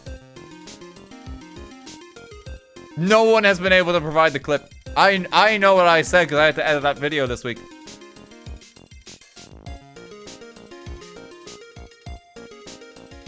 The McDonald's Happy Meal. Clicky boy, it's not that mysterious, is it? I won my Ronnie over. With my... No, that's just the Scottish accent. That's the wrong clip.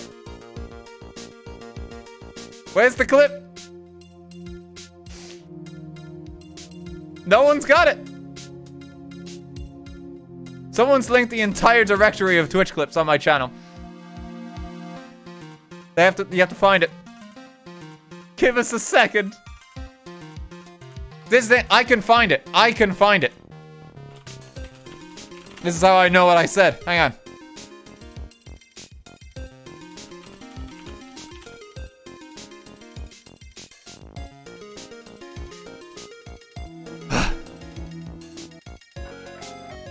And if it's too long for you, alone.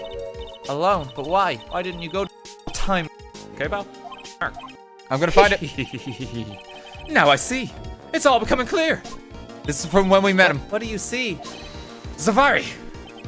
The truth has once again been elegantly revealed to me. A lawyer and a spirit medium. Neither very advanced at their trade. I'll find it. Am I wrong? Oh wait, no, wait, there's another clip. No, that's a spinning rat. Hang on. They're the same person. They're the same. How much are we bet that it's him? That it's the same person? How much do you want to bet?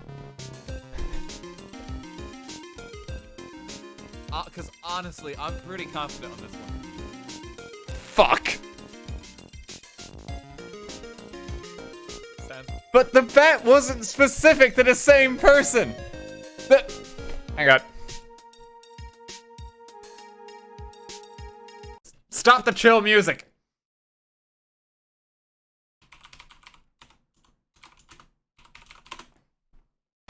Hang on.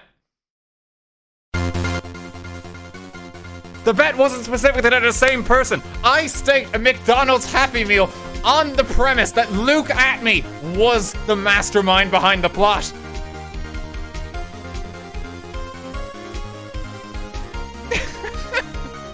And I stand true to that he is the mastermind.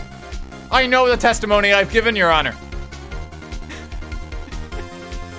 But it's lies. This is not what the McDonald's Happy Meal was bet on.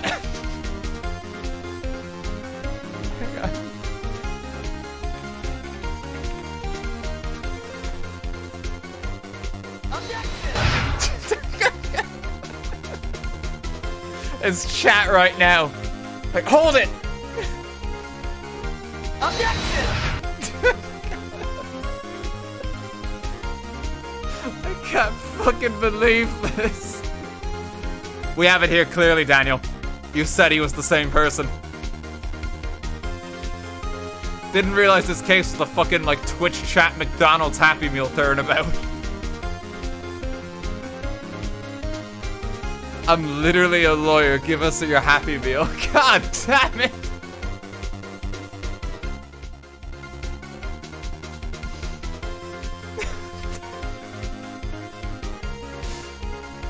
The Happy Meal heist.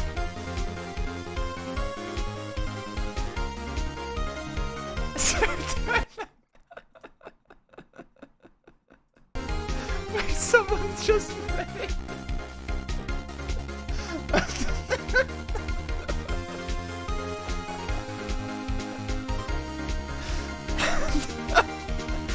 The current case we're playing.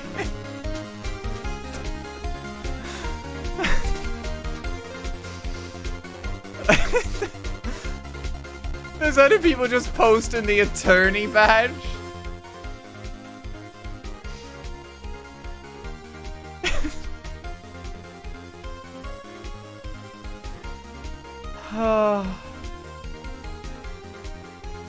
This badge proves I'm a subscriber.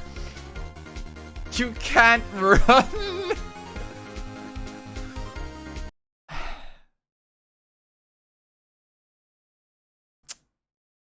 Well.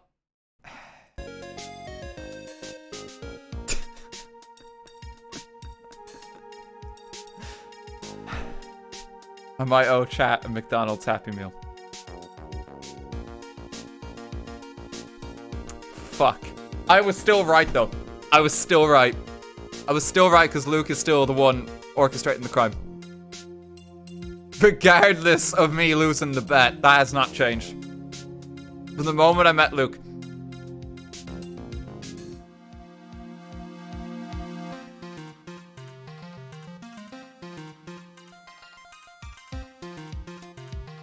Alright, it's still gonna work out that way. Hang on, look, it's still gonna work out that way. Hang on. Oh, wait.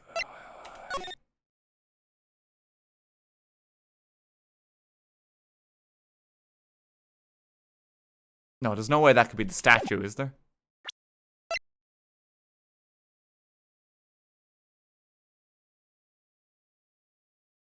There's no way that's a statue dressed up, is it?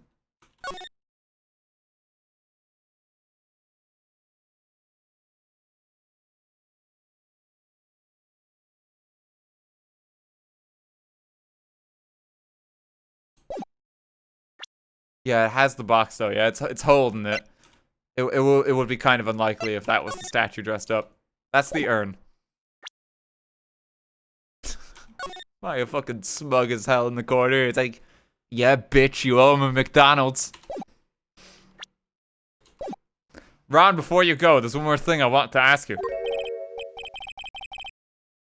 Yes, but please don't hurt me. Mr. Kane Bullard. Do you swear that it wasn't you who killed him? Yes, of course. I could never. I'm not lying. All I did was hide his body in the safe. I don't know how that's gonna hold up, Ron.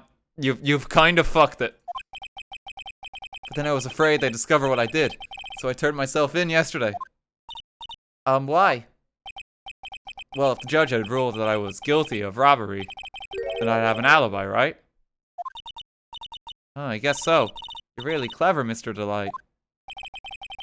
Guess I have no choice but to take Mr. Delight at his word. Oh, shit!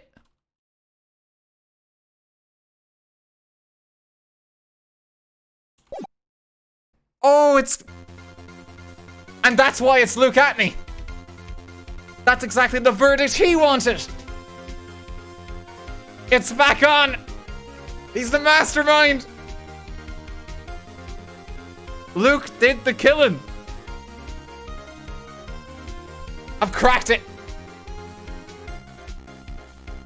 It's still Luke! We might not be going to McDonald's yet. No, we might not be going yet. Mystic Maya. Hey, Pearly. I'm back. Hey, Pearls. So what have you been up to this whole time? The sacred urn, Mr. Nick. I took it back to Karain Village to have it examined. And, what did you find out? Well, there's no need to worry. They say it's the real urn.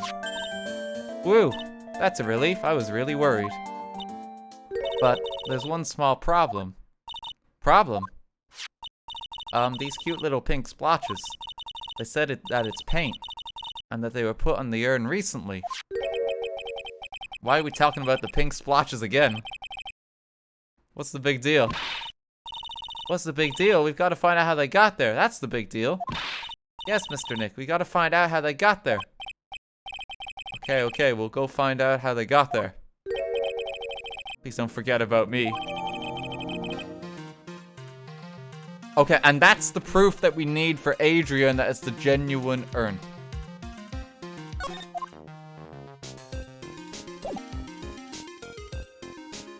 I think there was an accident. Adrian broke it and tried to put it back together. But she put it back correctly compared to when Pearls put it back together.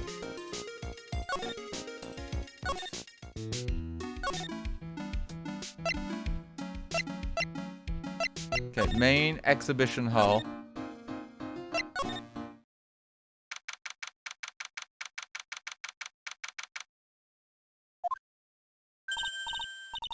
Oh, Pearl, how nice to see you. Hello there. I haven't seen you around lately. What have you been up to? Well, actually, I was having this urn examined. Oh, I see.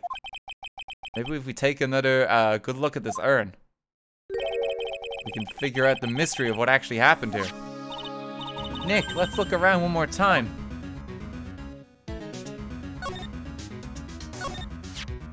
This box is something about it's bothering me. This box the urn was in. It looks like there's some pink paint in it too. And it's definitely the same color as the stuff on the urn. I think I now know how the paint got on it now. Alright, let's investigate again, Nick. Finally adding these as clues. A wooden box that had the sacred urn in it has pink paint stains on it. Detective Atme said he got hit in the back of the head with this by the thief. But that was obviously a lie. Because it turns out that Atme was the real thief. It's still hard to believe. Look at that, chat.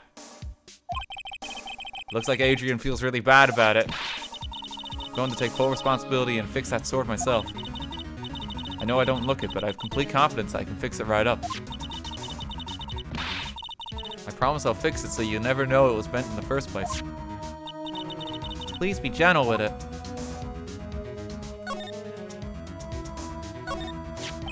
It looks to me like it's been dry for several days. There's something suspicious about this paint mark. The bottom left part of it is shaped oddly and it's shockingly pink. Mr. Nick, could it be that this odd shape is... Yeah, I'm pretty sure this is it. Ah, that's the box the Sacred Urn was in. If you look here, there's a little bit of paint on the box as well. Wow, you're right. Look, it matches. What is it, Mr. Nick? This is all turning out exactly as I thought it would. Box of the Sacred Urn fits in the gap perfectly. I think it's all starting to become clear. But that much closer to solving the mystery of what happened to the urn.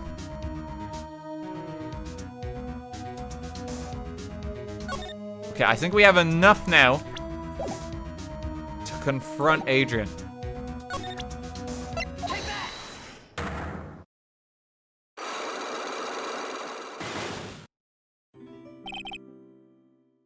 Screw you, I'm ordering myself McDonald's. Crispy, thank you for the 130 bits. Rita, thank you for 100 as well. Dan trying to gaslight us and change his bet after the fact.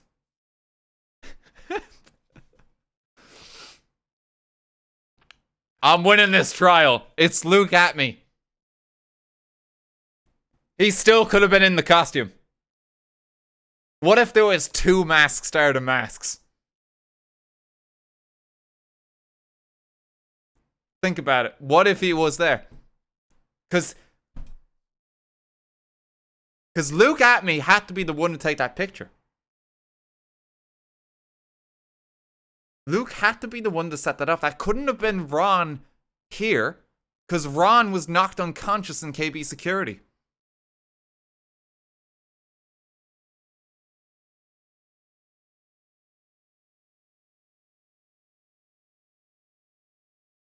So that was still Luke at me in the costume.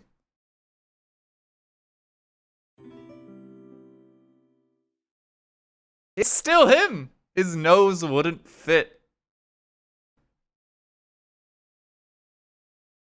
Look, we've had stupider premises, right?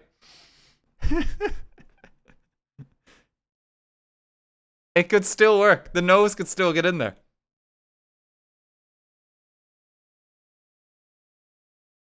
Ron did the first heist, but he didn't do this one. He didn't do this one.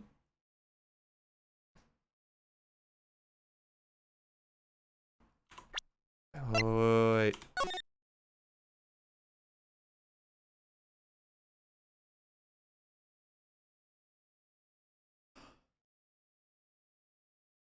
Oh my god, if he was at the building, he stole it on a different day.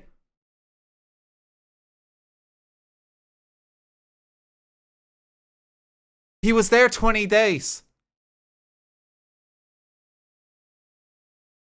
That's what it is. It's 1 a.m., but he was there for 20 days. That is Luke at me. I've cracked it. McDonald's is cancelled.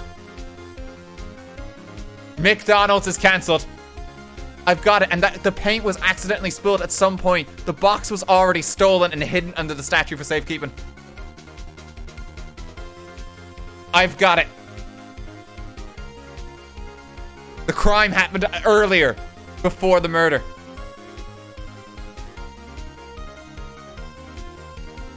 And then Luke at me took revenge on Kane Bullard, who was conspiring with to sell the artifact, but then he also needed to eliminate Ron in the process. And so he framed him.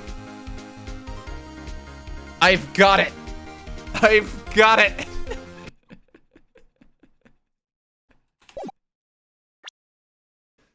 Okay, no, that's sorry. Let's get back to playing the game.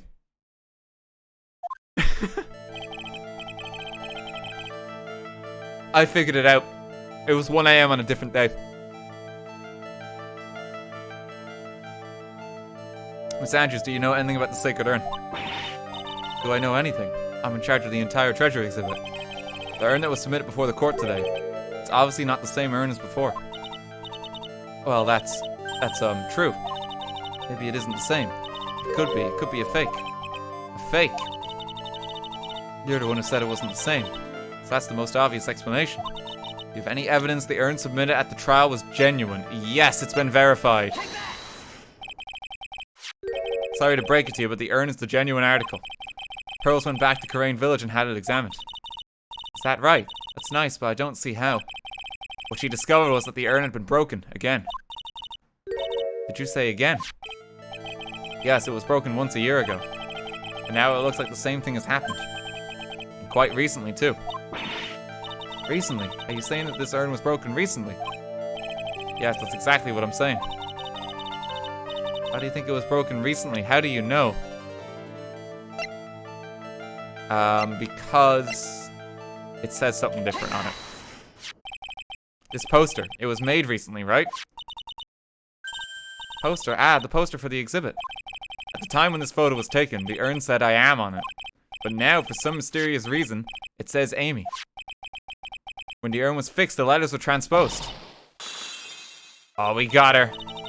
I am, what does that even mean? I don't know anything about that. I wasn't even there when the photo for this poster was taken. That was a mistake. Now, tell the truth. Ah, wait. Even if the urn was broken, I had nothing to do with it. Huh?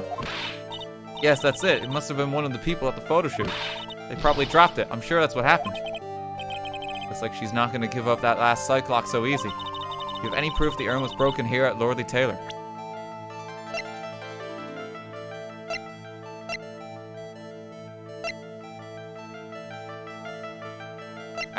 The box has paint in it. Well, Miss Andrews? This urn has these pretty little pink paint splotches on it. We got her. And there's some on the box the urn was stored in too. No matter how you look at it, the paint seems to be exactly the same, wouldn't you say? So what does that prove? That the urn was dropped along with the box. That's when they both got paint in them. Are you with me so far? Yes. The rest of the story is obvious. This box was dropped right here in Lordly Taylor's basement warehouse. If I can prove that, it means that the urn was broken here too. So can you prove that? Can you prove that the box was dropped here in the basement warehouse?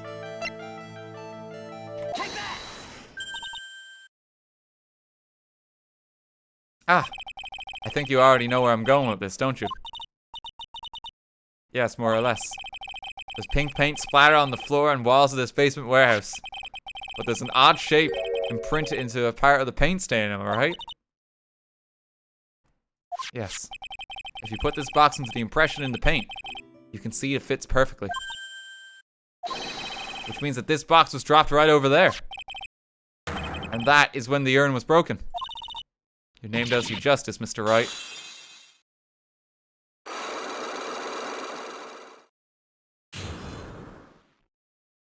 There we go. We got through. Manfred von Hungry gives 5 quid and says, McDonald's doesn't deliver to my place, so I expect you to bring me my Happy Meal in person. Here's some compensation for the flight.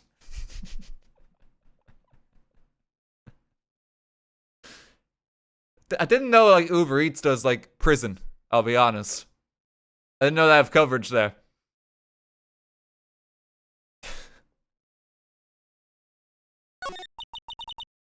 I'm so sorry, I was the one who broke the urn. Boy, does this make me feel like some sort of evil school teacher. I'm a terrible person. Not only did I break it, but I tried to hide what I did. Well, that's not so hard to understand, is it, Pearly? No, not at all. I know just how she feels. It happened about 2 weeks ago. Just after the poster photo was taken on the same day the urn arrived here. I thought I'd put it away down here for safekeeping. I was carrying it in the box. When I tripped on the paint can and lost my balance. The box I was carrying crashed to the ground. I heard a terrible noise and thought my heart was going to stop. Fearing the worst, I opened the lid of the box and that's when it happened. The broken pieces of the urn fell out of the box and landed right in the paint. Oh, this is a fucking disaster. I was in shock. I let out a huge scream. I can totally see how that could have happened. Yeah, as clumsy as she is, I'm sure Maya understands. Well, I knew it was the most important treasure in all of Karain Village, so I tried as hard as I could to fix it. Fortunately, the shards were pretty big. And that's when the I am got changed to Amy. I didn't know how it was originally written. Any sane person fixing it would have assumed it said Amy. Any sane person, really? Pearls, this isn't about you. Oh, Pearls. She said she wasn't very good at spelling. Anyway, I put the urn into the storehouse and no one had seen it since then. Broken and repaired by Adrian 2 weeks ago, then replaced in its box, kept out of sight. But there's something I don't get. When we first came here, I didn't see any paint stains. Well, that's because it was so ugly and embarrassing. They used the golden statue to cover it. The Amy Faye statue. Aha! The first time that we came down here, it was on the night that the sacred urn was stolen. Mr. Nick. There were no paint marks on the walls and floor of the warehouse when we were here. Well, there's good reason for that. On the day of the crime, around noon, that golden statue just happened to arrive from the mountain train hall.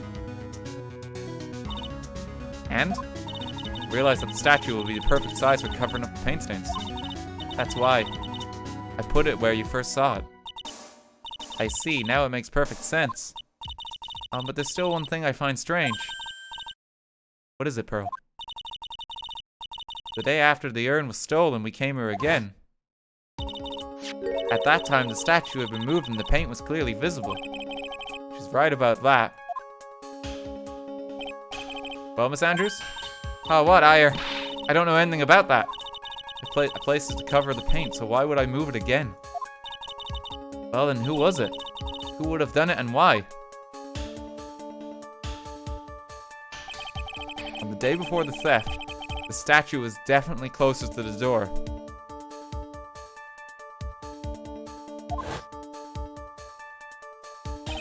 And the next day, it was moved. But why? I'm still trying to work out that bit. I think the picture was taken on a different night. I think Luke has done it both times. Carried into the basement warehouse the day of the crime, moved again that night. It's hard to line up the timeline. It looks like there's some connection between the sacred urn and the murder case. Why? Why do you think so, Nick? Because that night, the real thief, Ron the Light, was at KB Security. So then why did another masked star Damask show up here? It's back on!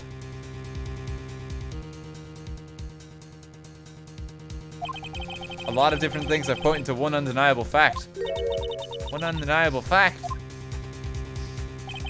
The murder trial is starting tomorrow, but it looks like that thief is going to be making another appearance.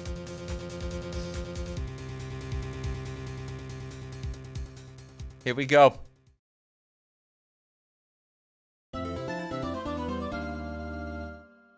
Save our progress. Okay. Important trial time. Accidentally took a picture. Okay, October 4th, 9:41 a.m. District Court, Defendant Lobby number 4. Hey, Nick. What is it this time? You won't believe how many people are here for the trial. Well, it is a murder case. People get very excited for some reason. What are you talking about? They're here for the trial next door. Next door? Why don't you know this, Nick? They're having Detective Atmy's trial today. Detective Atmy? They say they're going to try him as Masked Star Damask. Already? That was fast. Boy, I'd love to see Masked Star Damask's trial. I know. By the way, where's Pearls? Oh, she went back home. She said she can't neglect her training anymore. Who is that? I know you don't like me. Pearls has really gotten into her training lately, huh? Yeah, ever since that incident last year. Please, don't ignore me. Oh, Mr. Delight, good morning. No one likes me. No one would notice me, even if I killed someone. Come on, don't be silly. Wait a sec. You don't mean you're the murderer? No, I'm just a poor thief. No, wait, that's not right. A thief can't really be poor. Now, let's see. According to Mr. Delight, from his second crime on, he was following a bunch of set plans. Plans that someone had been sent to him to help him commit the heist. Do you really think there's a connection between the thief and the murderer, Nick? It's possible. But today's trial is a race against the clock. Huh? How come? Let's just take our time like always. I'm afraid that's not an option.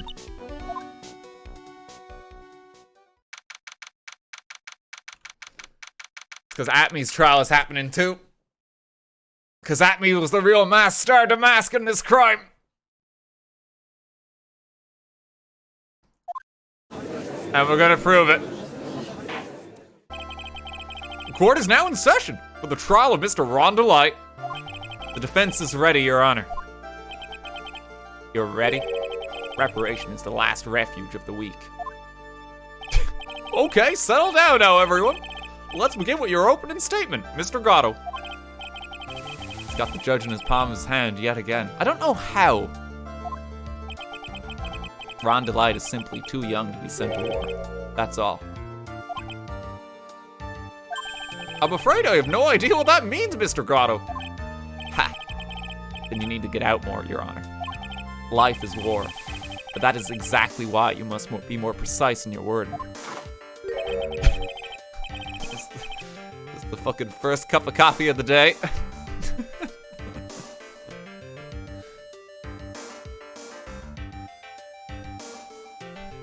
Like, he's gonna spend so much time in the bathroom after this. How many cups do you think he's gonna get through? Take a shot, chat. That's all my statement means. You understand now, right? Yes, well then let me briefly summarize the details of this case. The judge is taking charge like he knows what's going on for a change. The victim is Kane Bullard, CEO of KB Security. His body was found in a safe at approximately 9 a.m. on the morning of the 13th.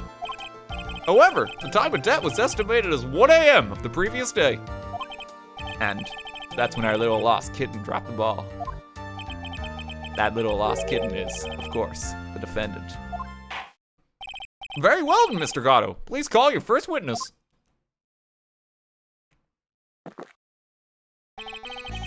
I never drink more than 17 cups of coffee.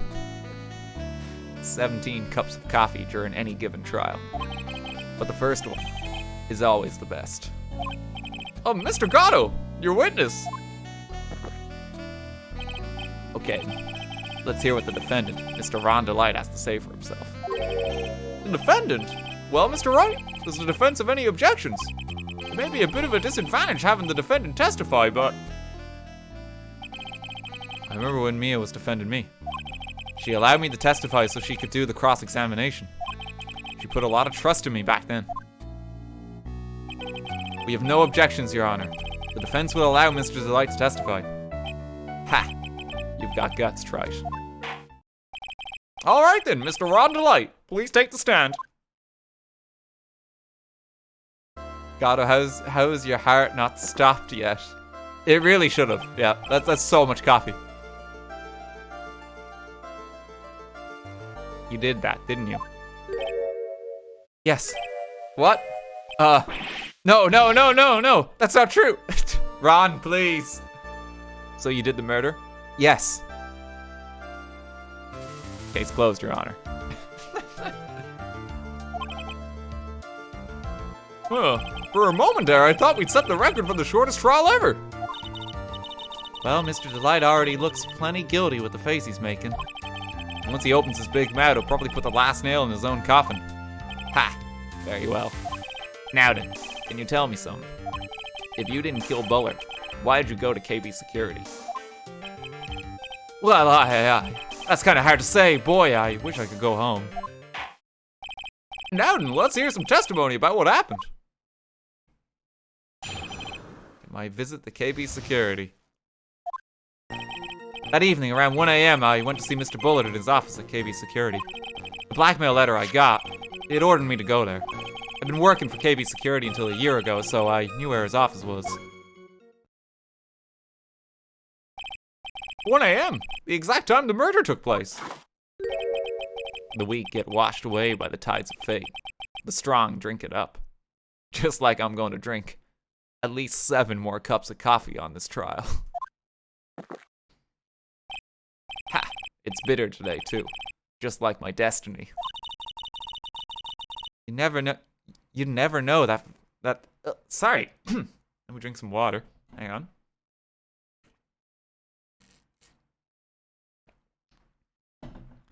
You'd never know that from the way he's chugging it down. Mr. Wright, your cross-examination, if you please.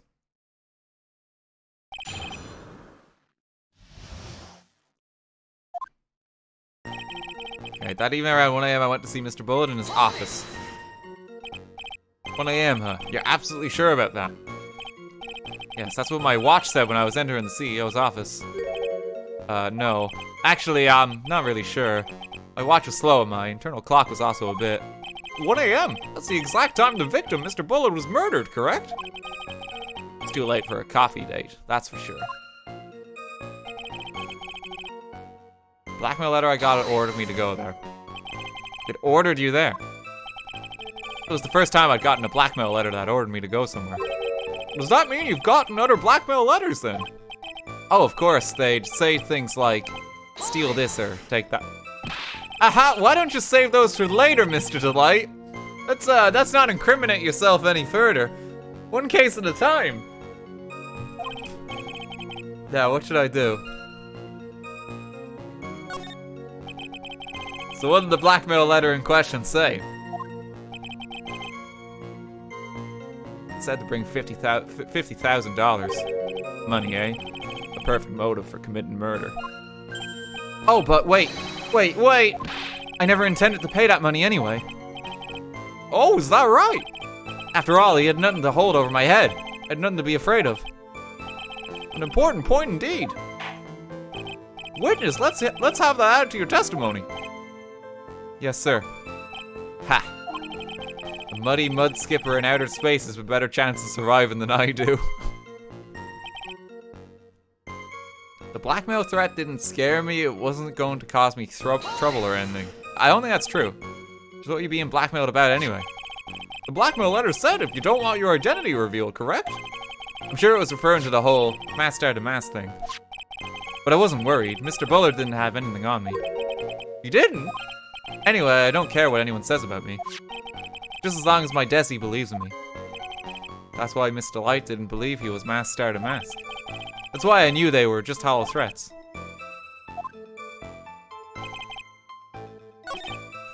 Okay, but that's not true. If you don't, I'll take that red diamond you received the other day instead. Clear threat. No?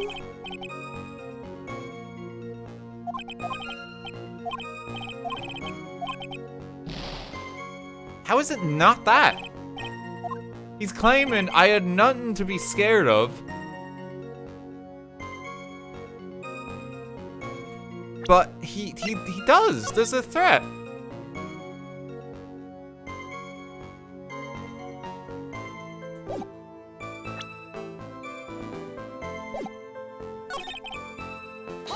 Finish the pressing. Used to be a security chief for KB Security, right? Yes, that's right. Security chief? You!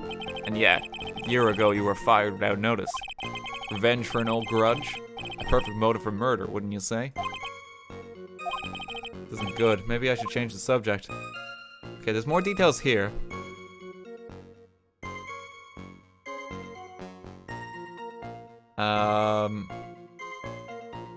Life after being fired is not gonna help my case. Why he was fired? Mr. Delight, please tell us why you were fired from your job. Well, The world is filled with those who have said, I wish I had never asked that. Okay, then I take it back. Defendant, please answer the question. Well, I needed money. You needed money? Well, you see, Desi loves to spend it. It's kind of her hobby. Not exactly the best hobby in the world, huh, Nick? My salary wasn't nearly enough. So I stole data from the company. Oh, no. Come again? KB Security has a lot of security info at all sorts of companies. And since I was a security team chief, you stole some data and sold it. Mr. Bullard found out and I was fired immediately. Well, I wish I had never asked that.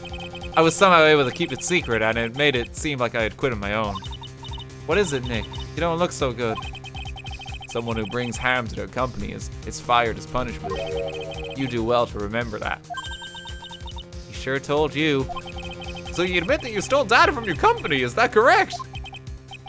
Yes, I'm sorry. This is a very important fact. Please add it to your testimony. Oh man, this whole thing just took another big turn for the worse. Crashed and blew up. It's gonna take the jaws of life to rip this case from the clutches of disaster.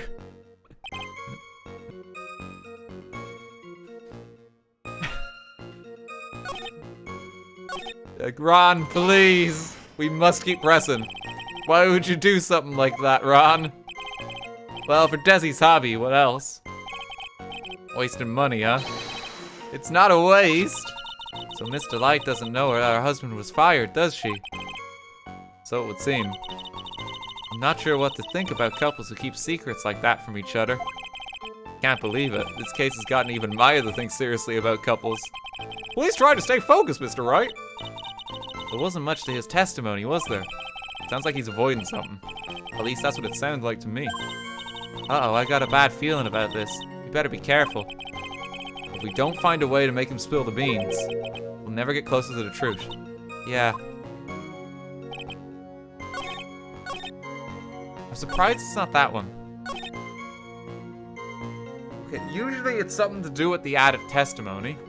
He fired me for selling company secrets, but Desi doesn't know about that. You're wrong, Desi knows. I don't think Desi does know.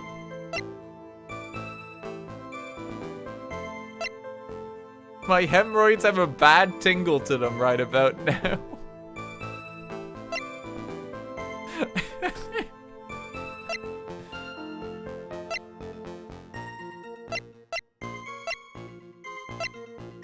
Oh, God.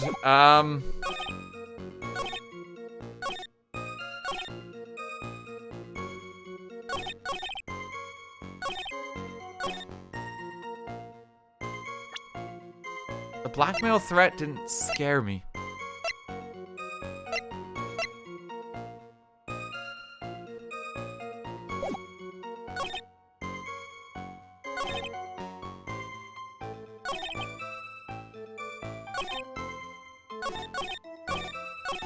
Around 1 AM, I could try the buzzer.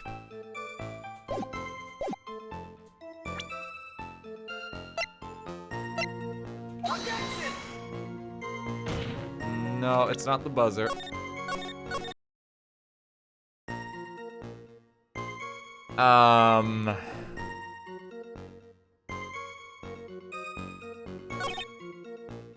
It ordered me to go there. It wasn't gonna cost me trouble. I've been working for KV Security, so I knew where the office was.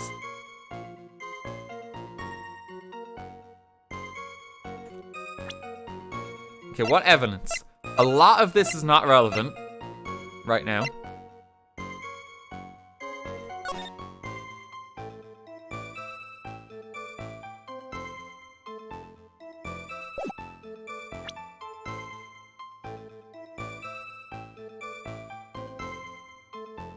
What is the red diamond in this? Like, it's something that he stole, I imagine.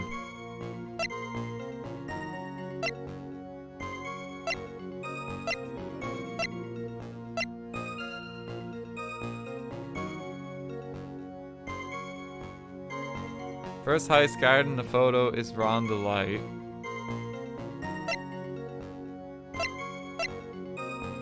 The buzzer went off once at 2 a.m. The buzzer record is somewhere here.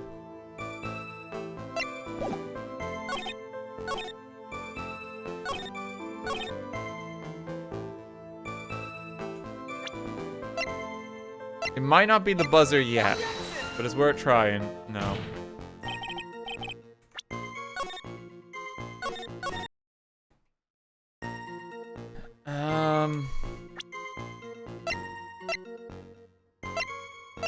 The box isn't relevant yet. The urn isn't relevant.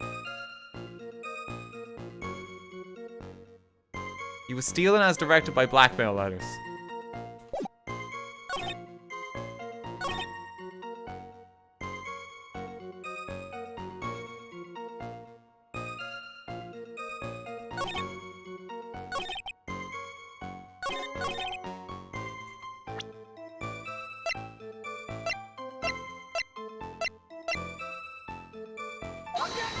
No.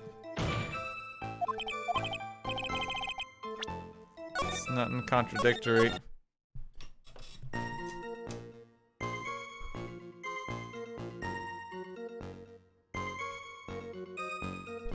A quick help me out, chat. I need to present a piece of evidence on a certain box here, don't I? That's all I'm asking, like just yes or no.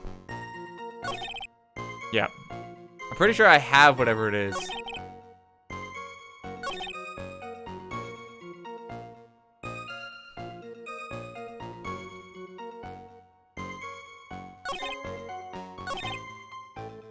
Help me out, chat. Is it this one?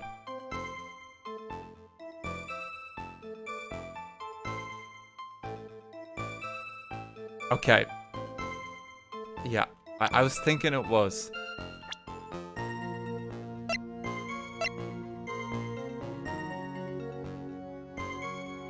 He's in the safe now.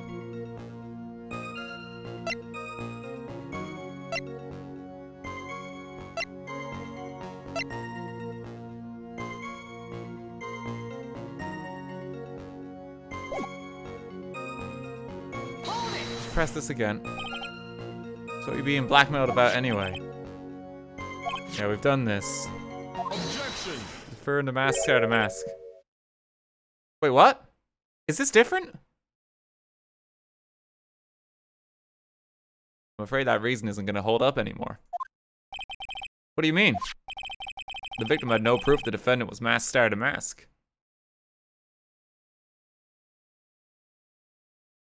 I thought I already pressed that statement. But you were the one who stole company secrets only 1 year earlier. But that was all over once I was fired. But it is true that the fact that I stole secrets was kept under wraps. Even so, there was no reason for me to pay up now, a whole year later. Is that really true? What is it, Nick? The fact that Ron was stealing company data. I wonder if he would have had a problem if that ever became public knowledge.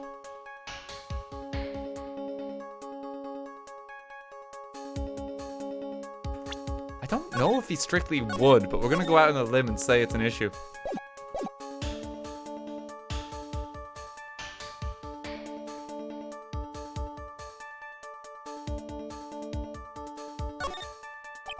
Mr. Delight, I believe you would have been in considerable trouble if your identity as a company data thief was made public.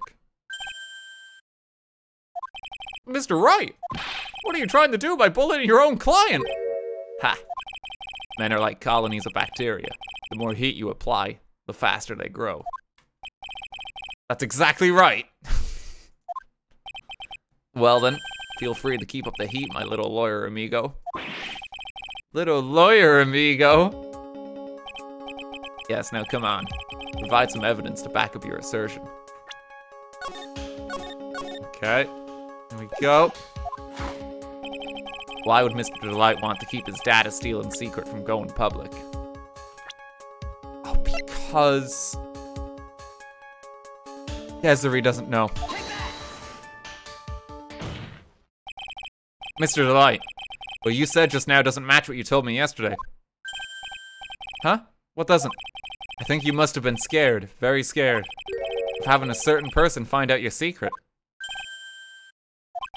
A certain person. Miss Desiree Delight, the defendant's wife. Ah, but listen to me, my Desi, she's... Looks like if I just sit back and relax, the fun will end before it truly begins. Gato. Yes, we know. It was all your wife's fault. What do you mean? Miss Delight stole company data to pay for his wife's spending habit, for which he was fired. Unable to face his own wife, someone used his dirty little secret to blackmail him. That is how this murder came about. Oh! No, everything is falling neatly into place for him. But Luke at me knew this. And he was working with Bullard. It's gonna get back to Luke. This trial is going to end with Luke at me being tried again.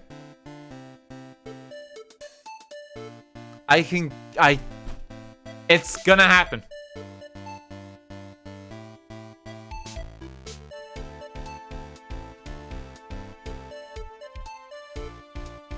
Just you wait. Just you wait.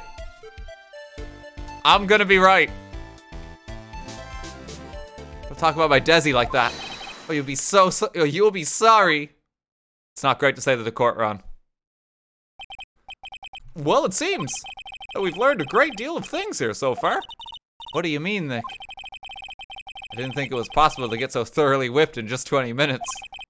Clearly there was sufficient motive for murder. He stole data for his wife, and he killed to protect his secret. A family man who cared just a little too much. The motive is clear. Let's move on. Oh, gee, this isn't looking good. What happened at the crime scene at 1 in the morning, Mr. Delight? Come now, tell us. We're all ears.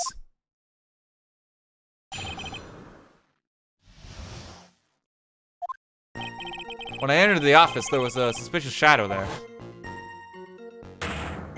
Like, some people saying that, like, they don't believe it was Luke who did the murder. Like, literally his silhouette. He's gonna be behind the crime. You're coping. It's, who else do you think that is?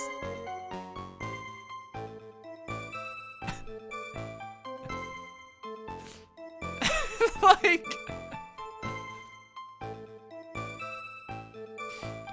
suddenly I was hitting that forehead. After that, I remember being a bit dazed. If I hadn't been wearing that, I would have been killed. When I came to, Mr. Bullard was lying there, dead. I see. Suddenly hitting the forehead, huh? I believe the detective from yesterday provided similar testimony. He said that Master Damas struck him on the head from behind. Of course, since Atme turned out to be the culprit himself, that was all a lie. Ah, no one's going to believe a pathetic lie like that. What are you saying? I really was attacked. We'll find out if what you say is true or not during the cross-examination. Got that, Mr. Wright? Don't go easy just because he's your client. If I see any sign that you are, I'll treat you to another cup of my special blend. You don't need to worry about that, Mr. Gatto. I have faith in Ron. I know he didn't do it.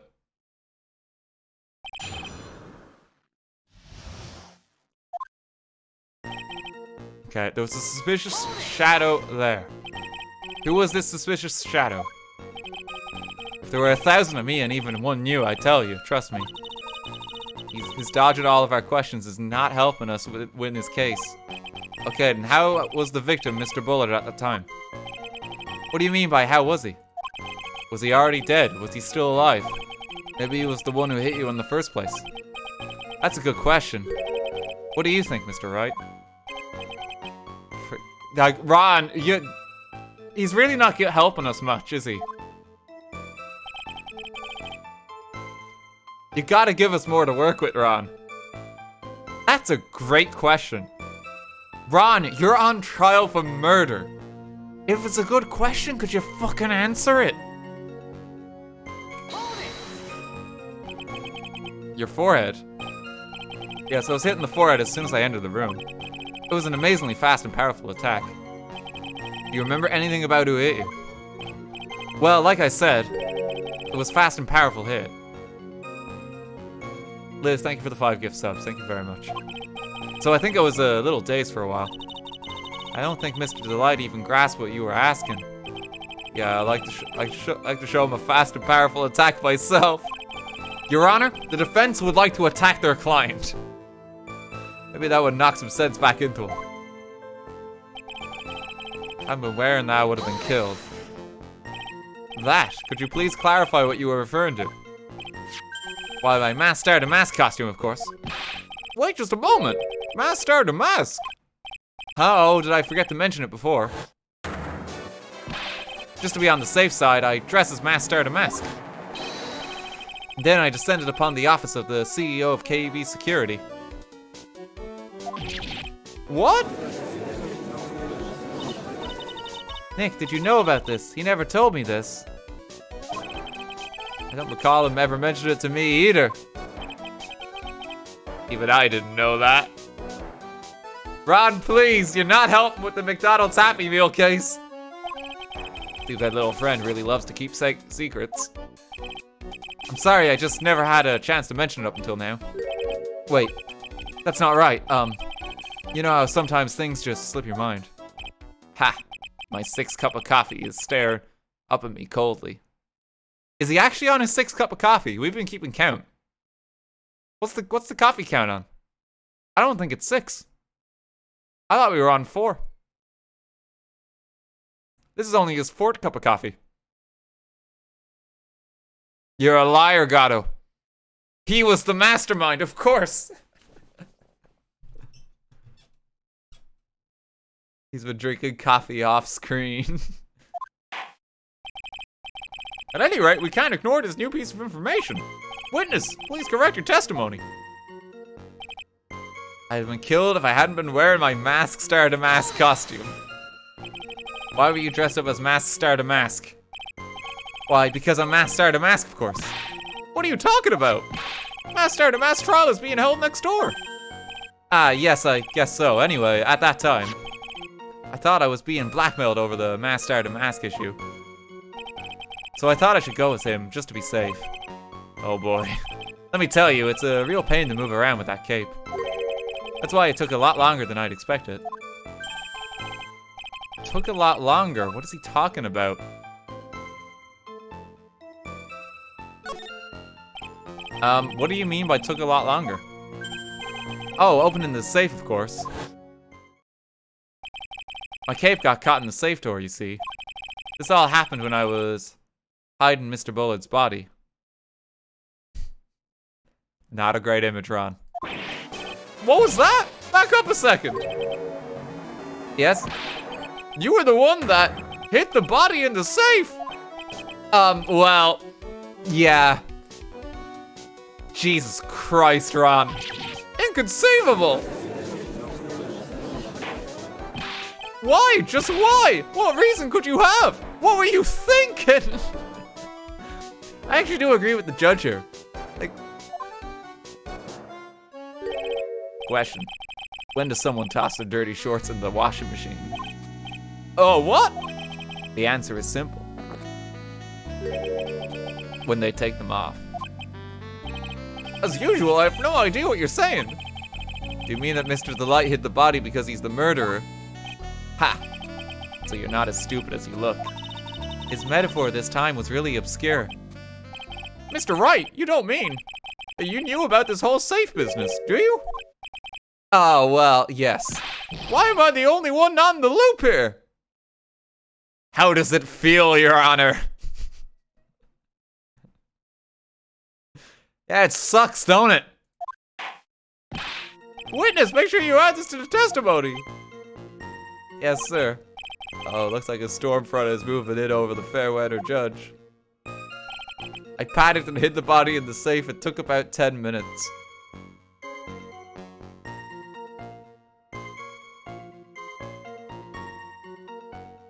Okay. This is gonna be something important with the time here. Why did you hide the body in the safe anyway? Well, because it wouldn't fit in a... I tried to stuff it in. There was a meat grinder in his office, Your Honor, and, well, I only got his hand in.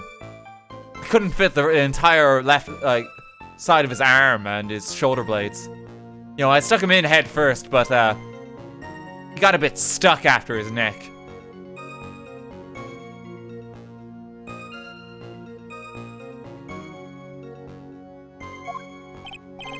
It's not exactly what I meant.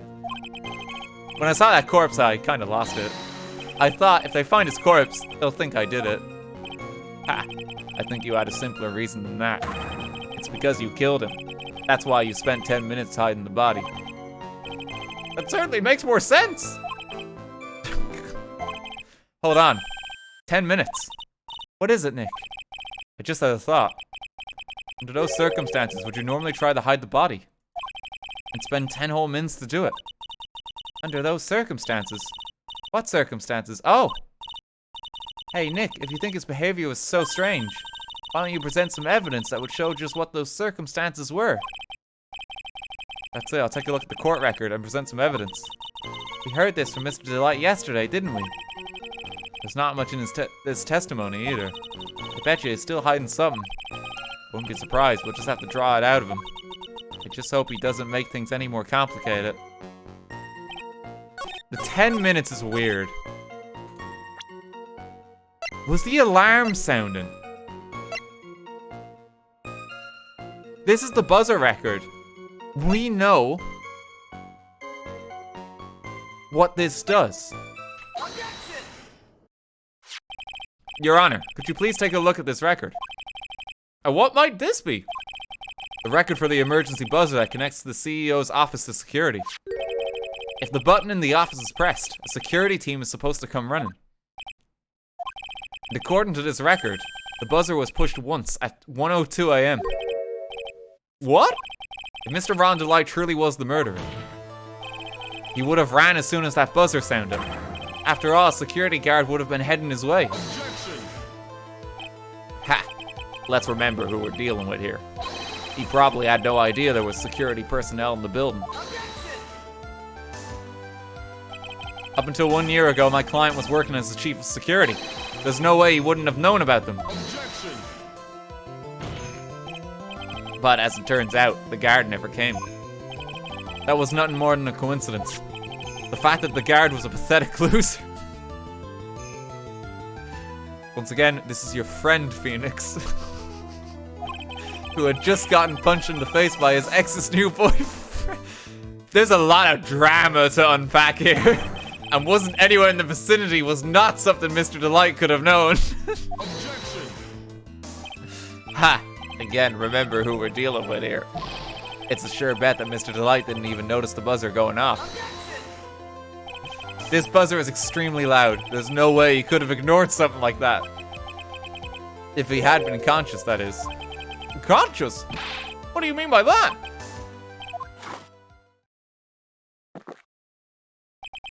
Fine. Let's hear your theory. Recall the defendant's testimony. The moment he entered the victim's office, someone attacked him. Mr. Delight said he felt dazed. I'm willing to wager that he was knocked unconscious for at least a few minutes.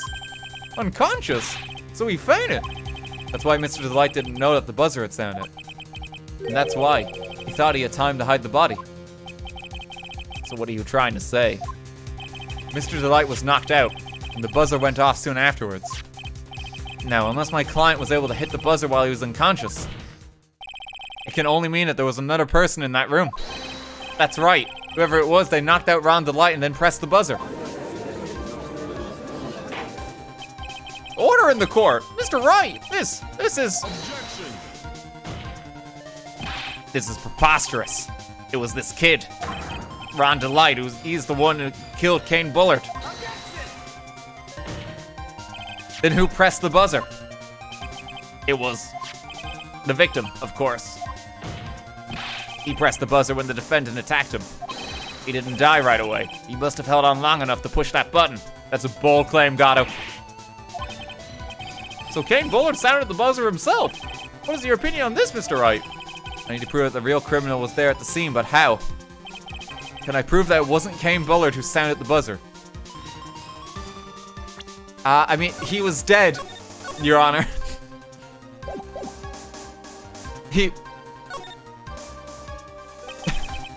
The defense's opinion is this, Your Honor. This piece of evidence proves that it wasn't the victim who sounded the buzzer.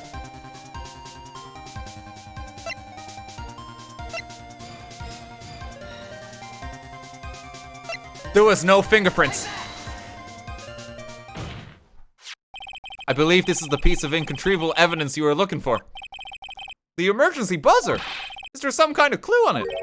Absolutely not. Hey, come on now. At least give some thought to what you say before opening your mouth. It's like, wow, Phoenix! What does this prove at the scene of the crime? Nothing, Your Honor. Phoenix, why did you mention this then? The fact that there are absolutely no clues is itself the clue. Fucking mind blown. Oh shit. The point is, it has no point, Your Honor. Now I'm the one who's clueless. This button has no fingerprints on it. If Mr. Bullet had really pressed it himself, naturally, he would have left his fingerprints behind.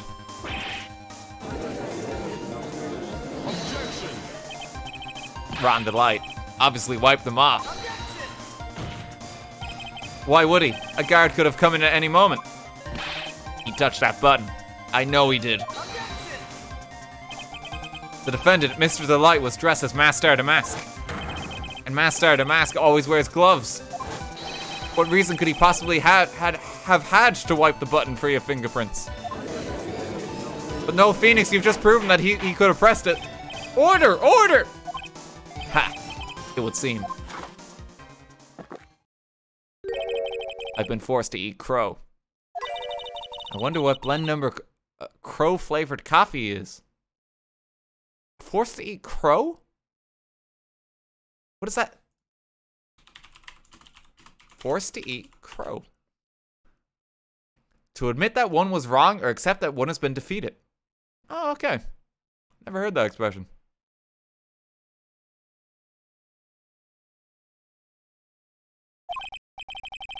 English major. However, if the real killer was there at the scene, why would that person press the emergency buzzer? Shouldn't they have run away without putting themselves in extra danger? Because they were running away, but they knocked Ron unconscious, so they wanted security to come and catch Ron. That's what it was. Phoenix, what's with this awkward silence all of a sudden? Ha! Looks like you're fresh out of parlor tricks. They're on to you, Nick. Just give me a minute to collect my thoughts.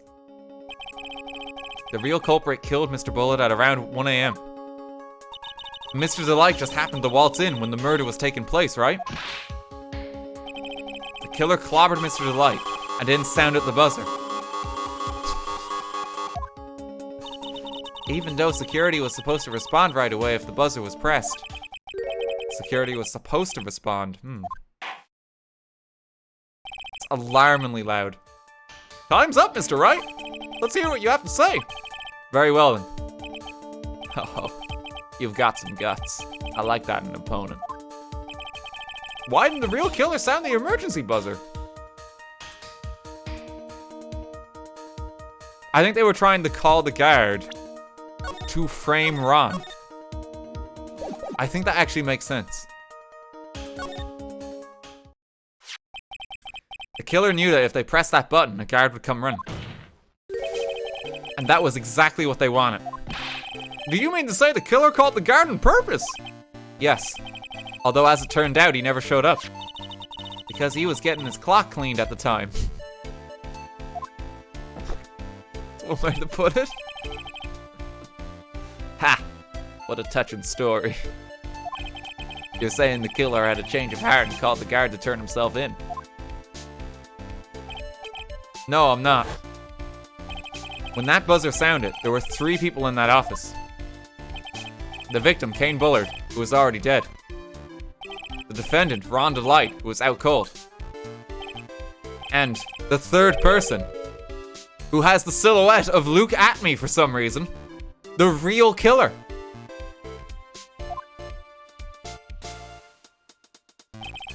Hypothetically, yes. Now then, in this situation, if the real killer made an escape, what would happen? The only ones left in the room will be the victim and Ron DeLite. And if any security guards came running in at that time, they would think that I was the murderer. Yes, that was precisely the real killer's objective. To frame Ron DeLite for the murder.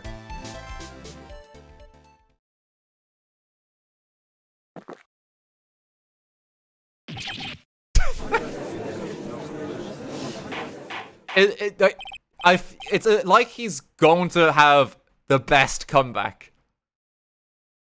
And it's just like, give me one moment to refresh here, Phoenix.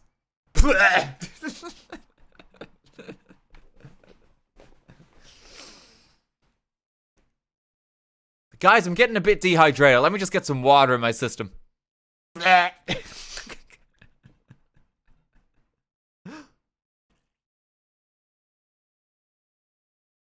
Actually gonna take some water.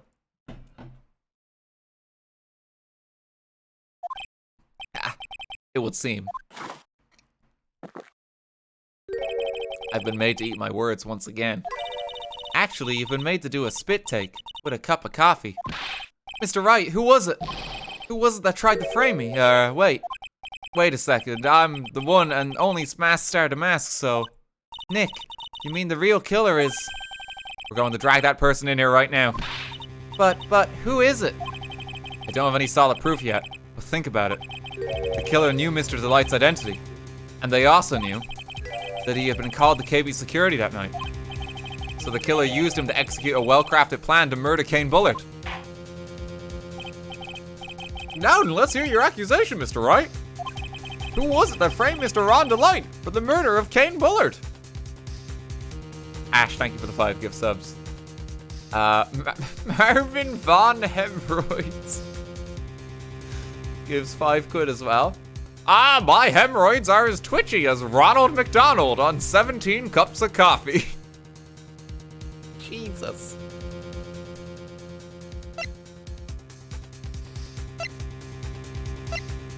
You think Ronald McDonald just has constant diarrhea because all he eats is McDonald's?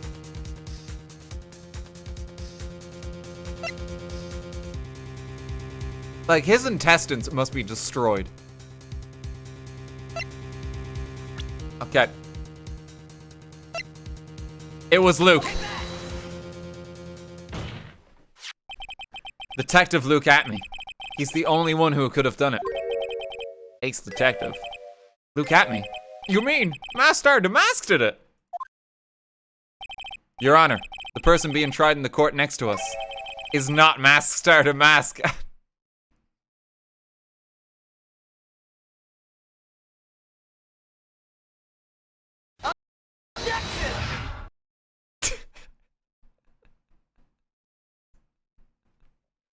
Oh no. Turnabout nuggets.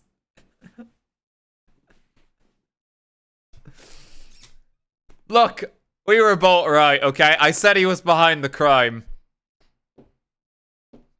He might not have been Mask Star Damask, but he was behind the crime.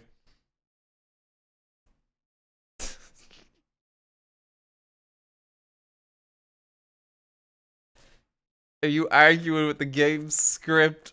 The thing is, he still could have been Mask Star Damask in the picture.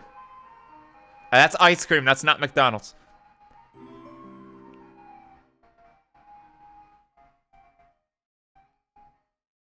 He was Mask Star Damask in this instance.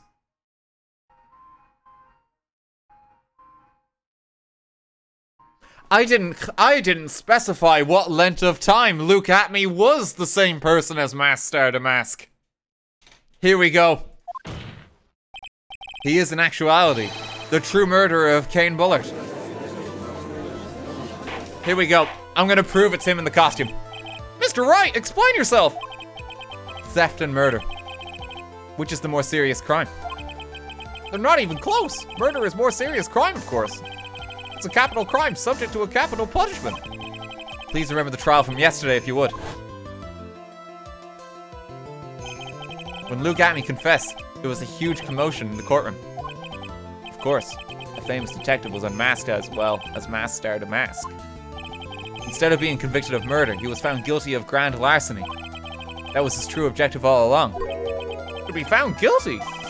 Masked star to mask had the perfect alibi for when the murder took place. He was stealing the urn at Lorley Taylor. In other words, being found guilty as masked star to mask was Luke Atme's airtight, watertight, and unassailable alibi. A guilty verdict as an alibi?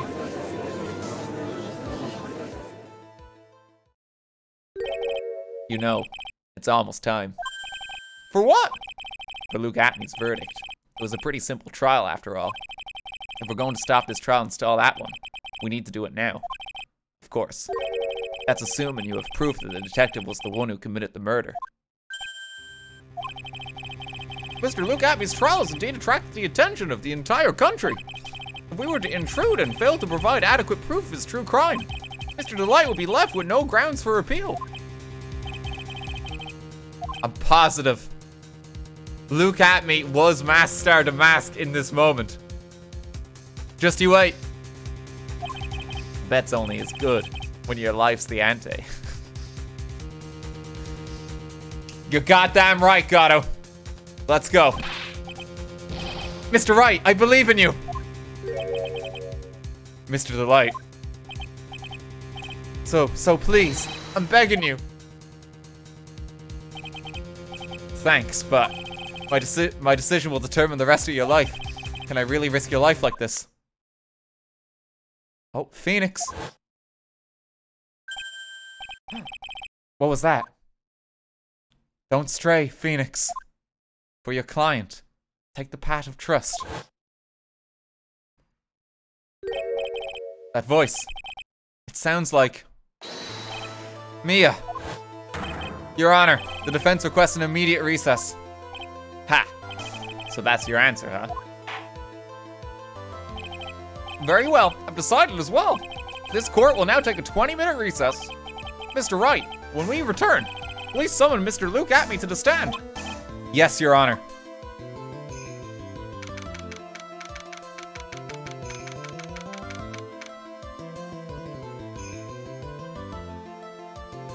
Here we go.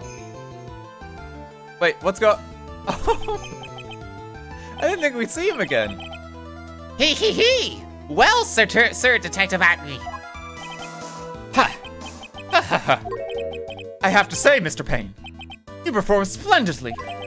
Oh no, Sir Detective Atme. You were the one who... Who's this?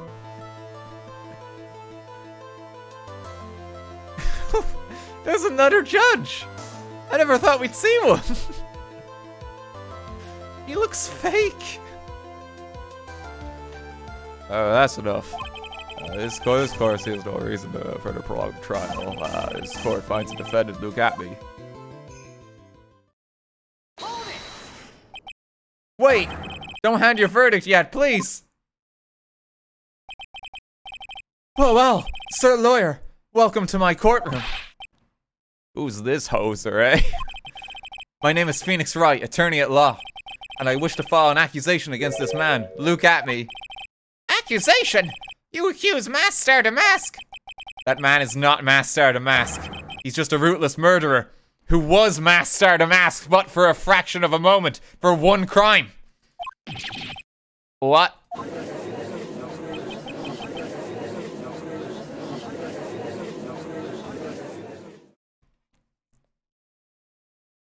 We're going to prove it. Canadian spotted? What? What does that have to do with anything?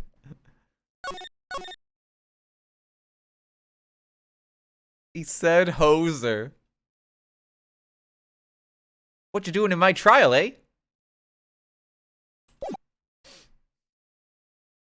I don't know if I can really...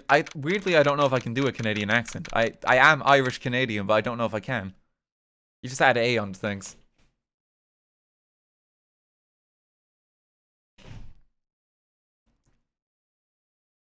Fake Canadian. Honestly, it feels like it. I have a Canadian passport, but I don't know if I have the accent.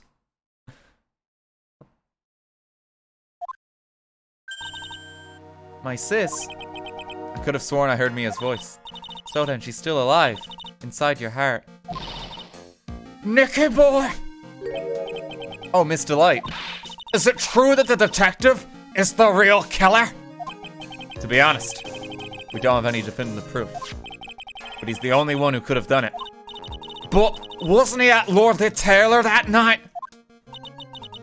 Not to mention, we don't exactly know his motive. I mean, why would Detective Atme want to kill Kane Bullard? Oops, it's almost time. Better get back to the courtroom. That was a quick 20 minutes. I need to find some solid proof. And it's gotta happen sooner rather than later.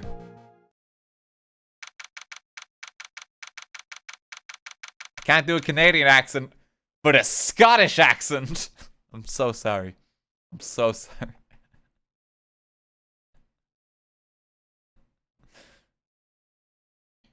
King next to 300 bits. The new judge is the killer. It's a bold claim. It's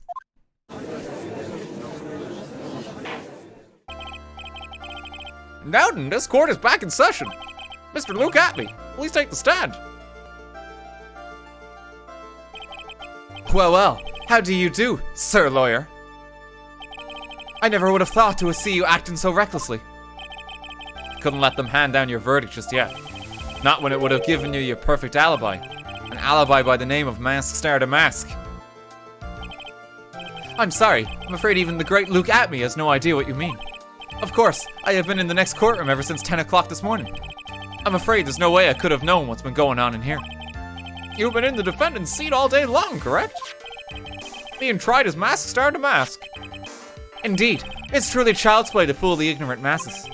Not only did the poor fools ask me to protect their valuables, they even gave me a generous reward upon returning their own property to them. Take this red diamond ring that sparkles upon my divine finger, for example. Oh, it's clicked.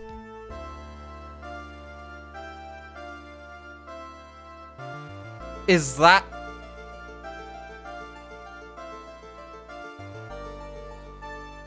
Kane Bullard found out what Latme was doing and orchestrating the crimes.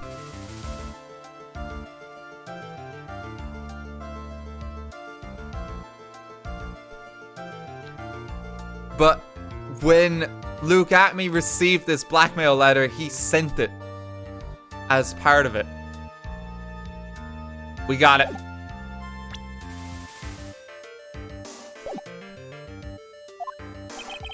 So you continue to insist that you are in fact Mask Star Damask. Of course.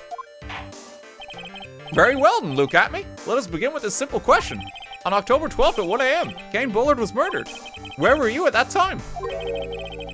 One without knowledge lacks even the knowledge that he should... Oh, fucking hell, that's a mouthful. One without knowledge lacks even the knowledge that he should be ashamed of himself. But do not worry. I will not hold it against you, Sir Judge. Oh, thanks. All right, Mr. Atme.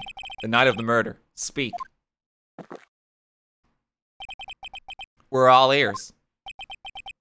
As you wish, Sir Prosecutor.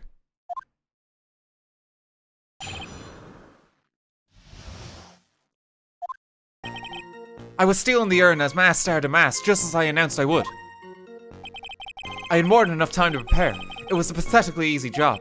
A photograph contains no words, but in this case, one turned out to be my witness.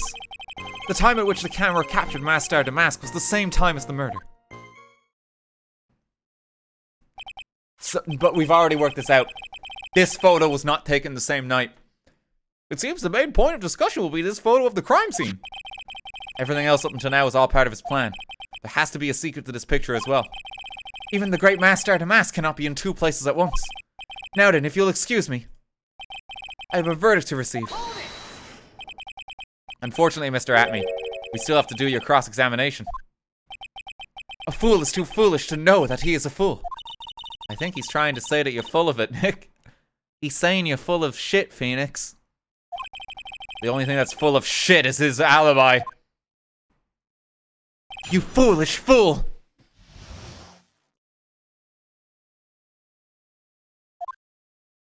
I already know what's going on. The photo is his witness. So by photograph, you mean this piece of evidence here, is that correct? Indeed it is. That is it. The very thing that proves I committed the crime. The very thing that proves you committed the crime. When you think about it, it's really odd. You say that almost as if you had this picture taken on purpose. Objection. He was simply caught by the very camera that he had set up. We all have days like that. Indeed, it turned out that there was no such thing as the perfect crime after all. No, you're full of shit. Life is truly an ironic thing. A sad blue melody. Looks like I better gather more information for now. If truly the killer's gotta be something phony in that photo.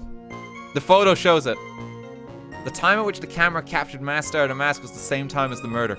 No, it's not. About the camera that took this photograph. Oh, come now, it's all too clear when you're thinking. Huh? You think I altered the timestamp on the photograph, don't you? I'm afraid that's impossible. The camera was set up by Lordly Taylor, and on top of that, it was Lordly Taylor's staff that printed that picture's data. Unfortunately for the defense, there's no way that picture could have been altered. Oh, you see? Looks like I better find something else that could be suspicious. So this alibi is false. It has to be, or he couldn't have killed Mr. Bullet at the KB security. But I'm not really spotting anything unusual. There are two possibilities. Either the Master the Mask in the photo is a fake, or the photo itself is. I had more than enough time to prepare. I believe Adrian Andrews hired you at one point. That's right. That was over 20 days ago, if I'm not mistaken. You sent the calling card to Lordly Taylor 10 days before the heist. That would mean you sent out the card after you began your security watch, right? Indeed. There was no reason why I couldn't do both jobs at once. It was the perfect opportunity to steal my latest target. I see. You truly are evil, aren't you? Yes, evil is what I am. Hey, Nick. Isn't there something odd about this? Huh? Detective Atme was always proud of his ace detective skills, right? But if the urn was stolen from Lordly Taylor while he was the only one watching it, he'd have no way to maintain his perfect ace detective persona. You know, that's true. It's kind of odd.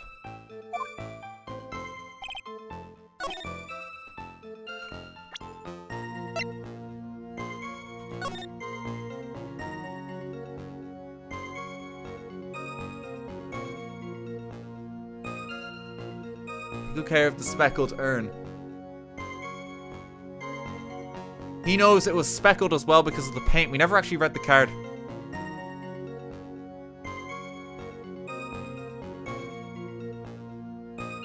That means he's already stolen it. And he just moved it.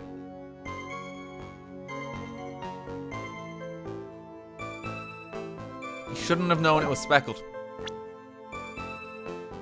I know he did it. I have so much evidence. But I have to work out what exactly the game wants in this moment. I have to work it out.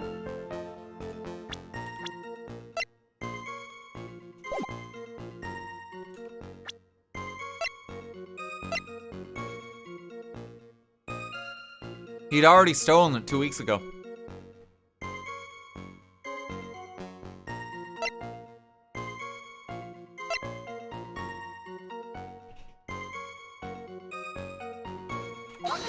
Does it present the urn?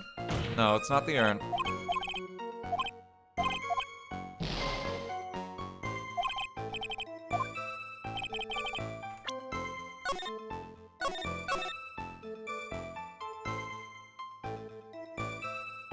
Oh, come on. How do I piece this together? The time was not the same. I know it wasn't.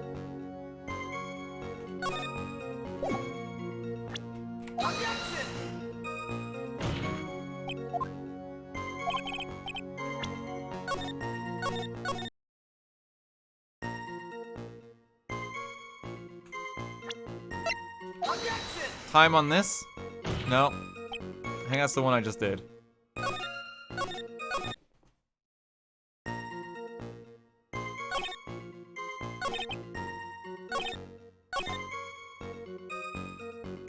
The Time was not the same.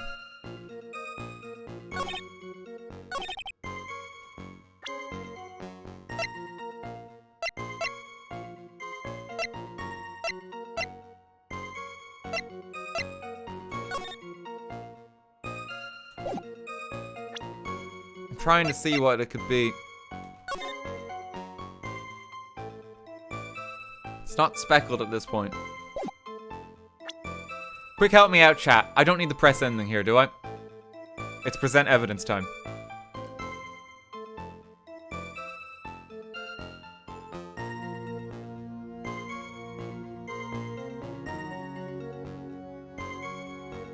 Thanks.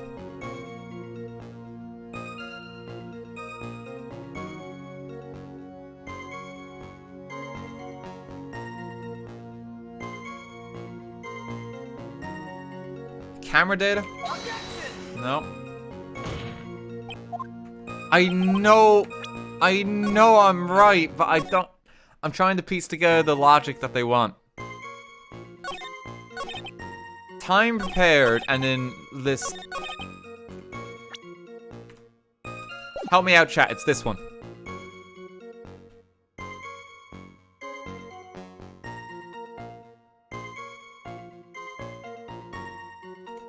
I don't know either at this point. No, it's not. Oh, okay. Okay, this one. This one.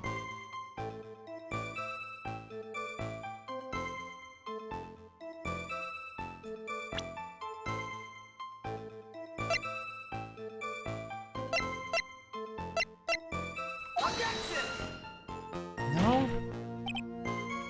Oh, I know it all, but it's like, what specifically does the game want?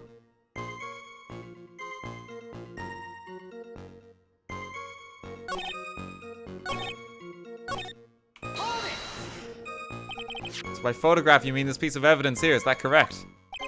Indeed it is, that is it. The very thing that proves I committed the crime. The very thing that proves you commit the crime. Surely even you understand by now. Surely Taylor provided that camera. There's no way I could have tampered with it. That means I could not have killed Kane Bullard, unless I had an accomplice. Come on, think long and hard about that night. The basement warehouse, and this picture that supposedly captures it.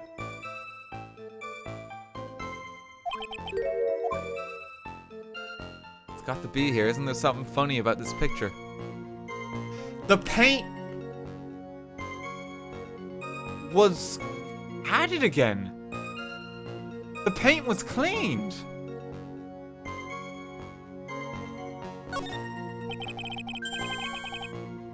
Are you implying that this picture is a fake? You bet I am. There's definitely something strange about this picture. I took a look around the basement warehouse that night before the theft took place. And there's something in this photo that doesn't match my memory of that night. Very well, let's hear what you have to say. What about this photograph do you find funny? I mean, there is no statue, too.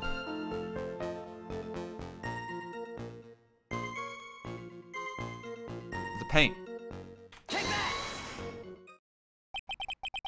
The funny part is right here. Why this? This is a blood stain. Ah, blood! Now this case is getting interest. Judge, what do you think you'd do? I want something more exciting. Wouldn't it be funny if I had to preside over a case where it's a serial killer? Now that would be exciting. What do you think you'd do? What do you get out of this? Not exactly. This state is actually pink paint. Oh, just paint. And peach colored at that. From blood to peaches, the judge sure loves going on his wild tangents. The problem with this photograph is not the paint. The problem is when you consider the layout of the basement warehouse, it turns out that something that should be there is nowhere to be seen. Well, Mr. Wright? What is supposed to be in this picture instead of the paint stains? Well, the statue was covering it. The supervisor of the treasury exhibit stated the following. Well, there's a good reason for that. On the day of the crime around noon, that golden statue just happened to arrive from the mountain training hall. Oh, okay, yeah, so she covered it up. The paint wasn't cleaned itself. I realized that the statue would be the perfect size for covering up the paint stains. That's why I put it where you first saw it. I myself was there the night the theft took place, and saw the statue in that spot. If this picture was truly taken on that night, then that statue should have been there. Objection. But when I went there the day after the theft, that statue of the old bag was sitting in the corner. Perhaps it was somehow pushed there accidentally. Your Honor, this statue is slightly larger than yourself and quite heavy. It would take more than an accidental push to move it that distance. Ha! In that case, can you prove it? Can you give us the rhyme and reason as to why that statue was moved that night? Can you do it, Nick? Never mind who moved it. The real question is, why did they move it? Well, Mr. Wright, hope you were prepared with your answer. Now then, who was the one that moved the golden statue on the night of the crime?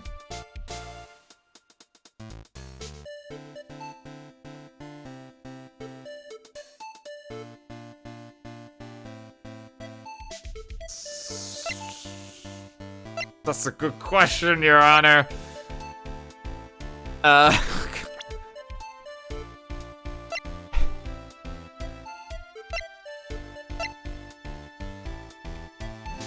It was still Luke.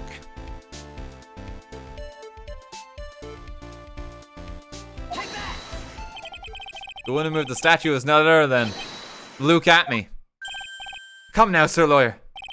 There you go again on one of your strange delusions. Mr. Wright, what basis do you have for your strange delusions? It's very simple. The witness was the only one in the basement warehouse that night. That is indeed very simple. However, why would I want to move a heavy golden statue? The reason for moving the golden statue is where our battle really begins. Well, Mr. Wright, what reason did the witness have to move that statue? The reason can be found here in this photograph. Look at me. You pretended to be Master Damask to create an alibi by showing you were at Lordly Taylor that night. But this photograph contains a single fatal flaw. If the statue had been there, your lie would be exposed like cheap film at a drugstore. That is why you had to move the statue. A single fatal flaw! Interesting theory. Please enlighten us. Just where in this picture does this lie exist?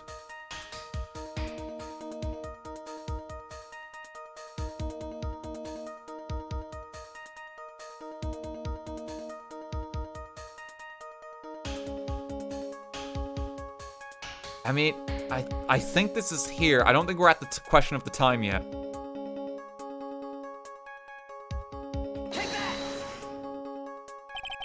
The lie in this photo is somewhere around here.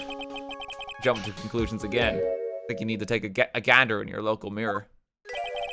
As the Yiddish proverb goes, a half-truth is a whole lie. Alright. Put down. Hang on, save it here.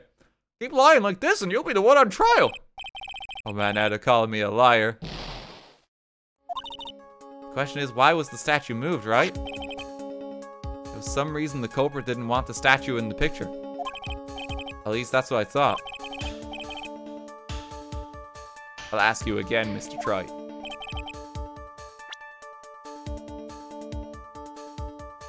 The box was under it.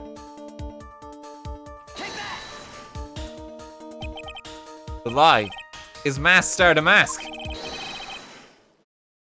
Are you saying that this Master Damask is a fake? Ha. You know, I really wish you would start acting more responsibly. Huh? The current question is, why was the golden statue moved? So what possible connection could there be with Master Damask's identity? Oh, buggers. Your face is oh buggers written all over it.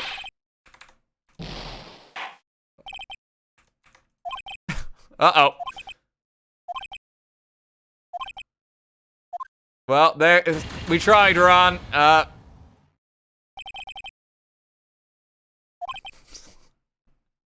We did our best.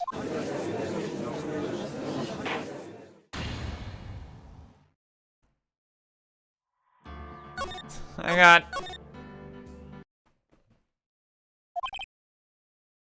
Okay, we did choose an unfortunate time to save it.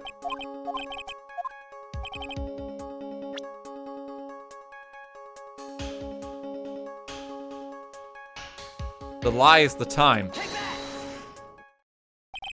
Naturally, the lie in this photo is the timestamp. What do you mean? I'll tell you exactly what I mean. On the night in question, Luke Atme went to KB Security and murdered Kane Bullard. Therefore, it's obvious. It would have been impossible for him to have been at Lordly Taylor at this time. Okay, yeah, we got it.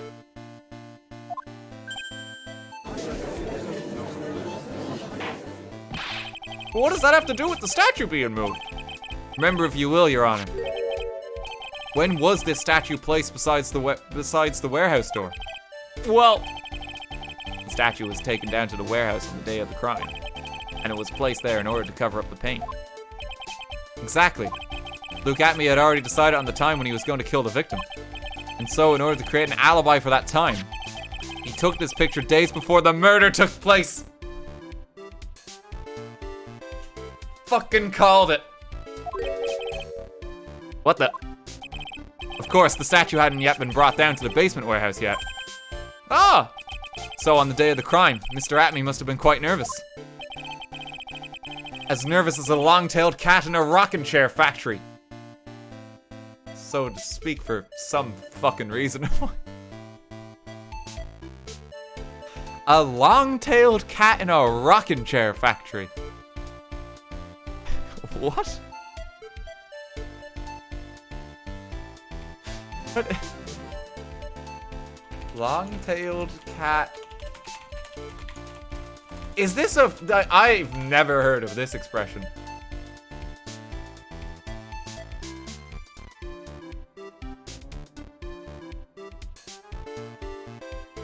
Apparently...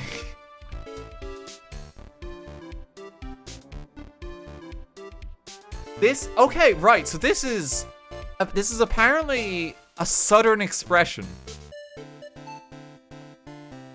This stock image is fantastic for portraying what's going on here. The cat is fucking spooked.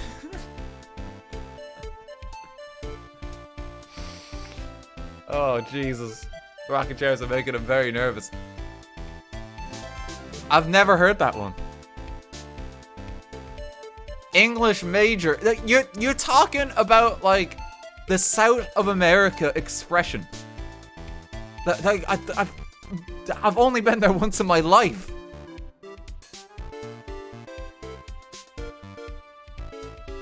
Southern North America. Like, the South. Yep, South US.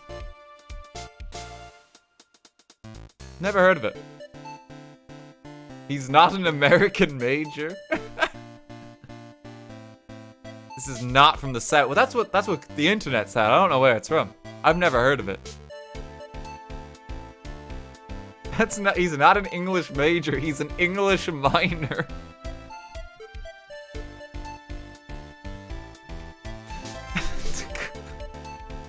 It's not. You haven't made it to the rank of major.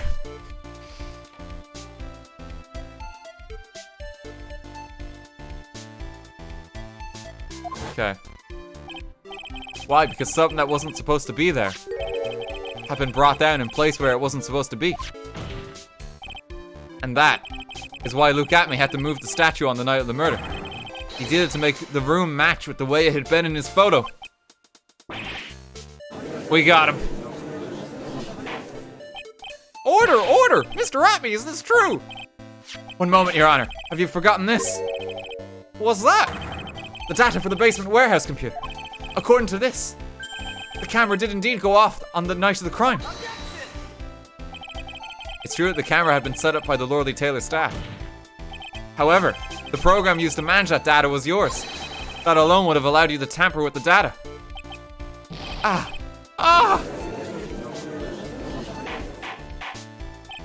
Order! Mr. Grotto, what is the meaning of this?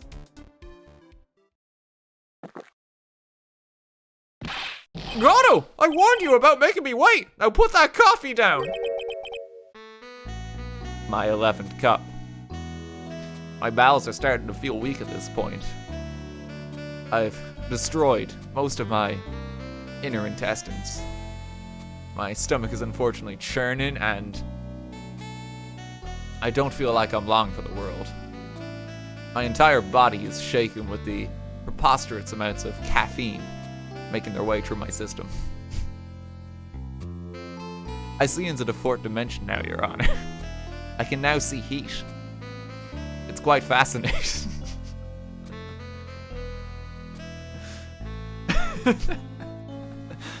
Like, he'd be fucking out of it. If this was really his 11th cup, this is how he'd be saying it. My 11th cup! He'd be doing backflips around the court.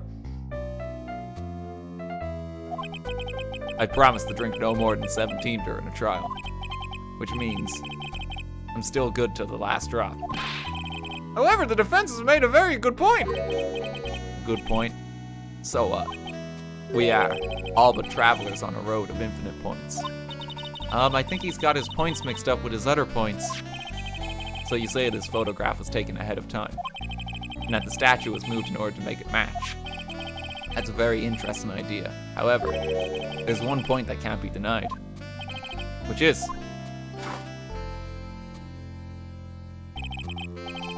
that it's only a possibility.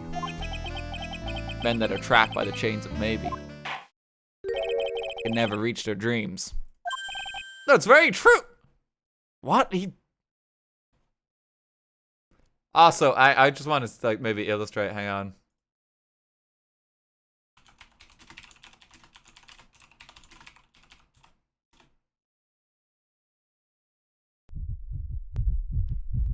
This is probably what Gatto's heart sounds like constantly.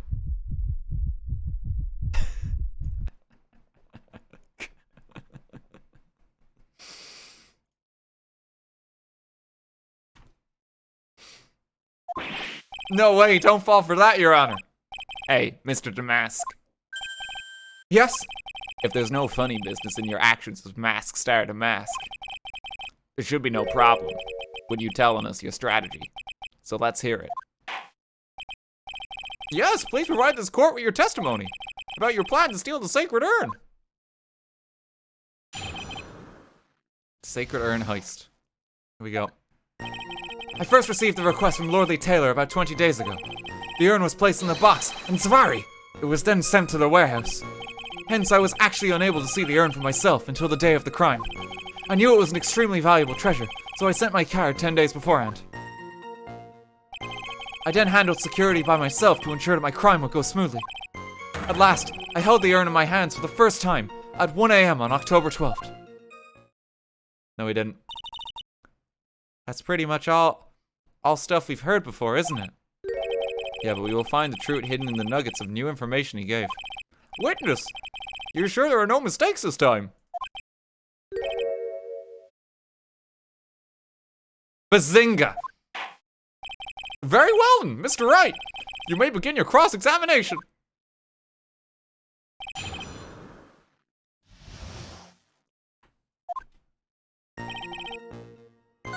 Okay. Sent to the warehouse. I was actually unable to see the urn for myself until the day of the crime. That is not true because he knew it was speckled already.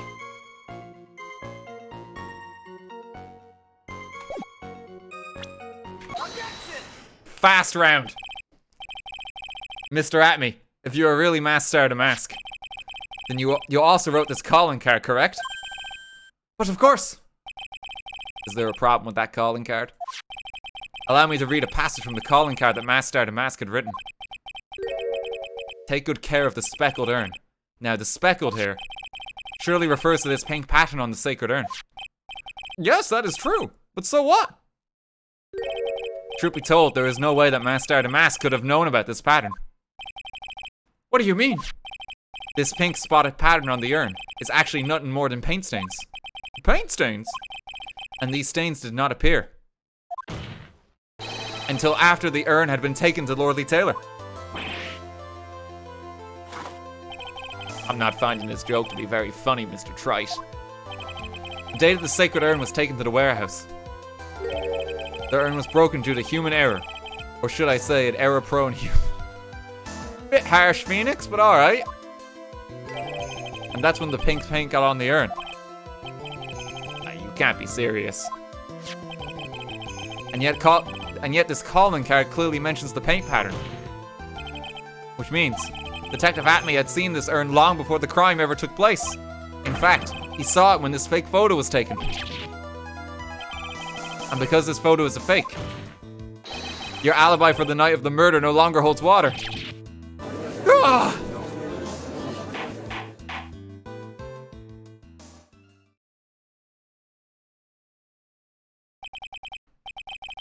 Witness, you have anything to say for yourself?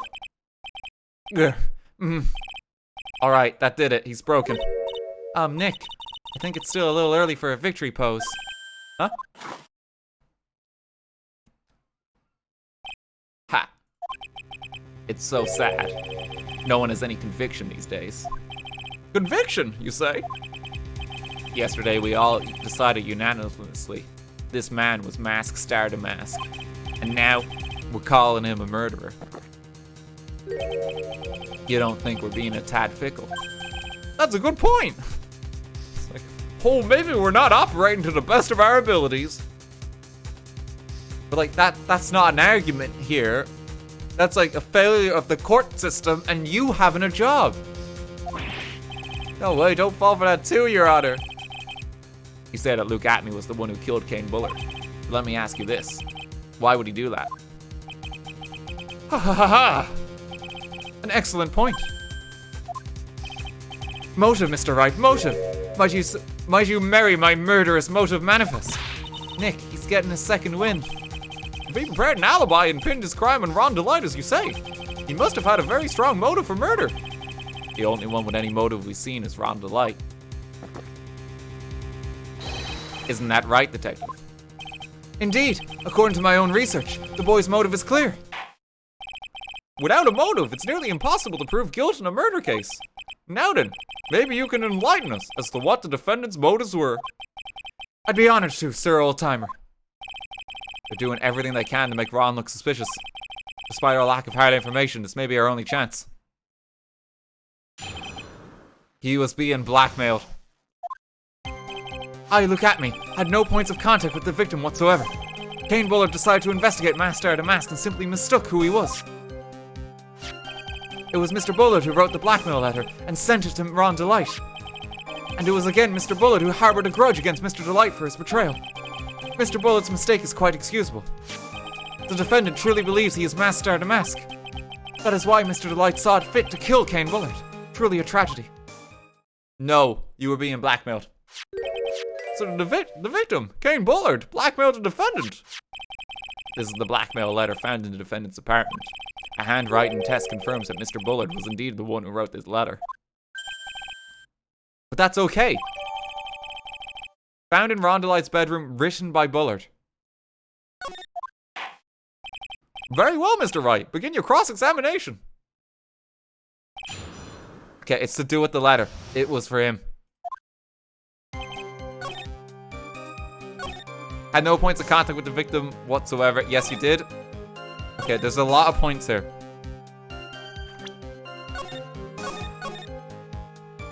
Can I just be... letter? There we go. Mind if I ask you a few questions, Detective Atme? Well, if it's just a few, I guess it's alright. When you said that this letter was addressed to Ron Delight, I couldn't help but notice one major contradiction. Contradiction? I don't know where a walking contradiction like you gets off saying things like that. You're the one to talk. At times like these, men are made to express themselves with their fists. Why don't you show us what you've got there, Junior? Indeed! Time to man up, Mr. Wright! Show us the contradicting evidence in the content of the blackmail letter. Well, it's the red diamond. Hang on. How am I showing this one? Uh-oh.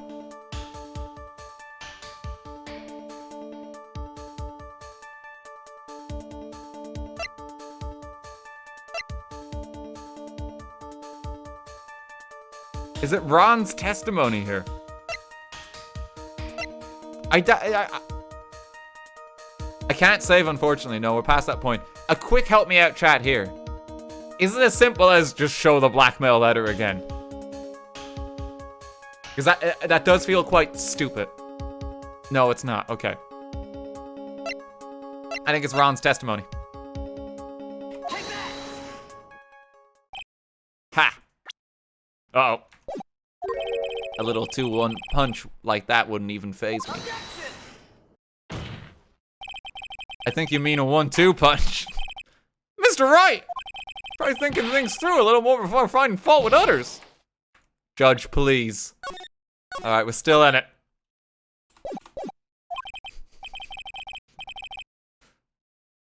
I sure felt that punch, Your Honor. Anyway, let's try reading the blackmail letter one more time. There's gotta be something off about it somewhere.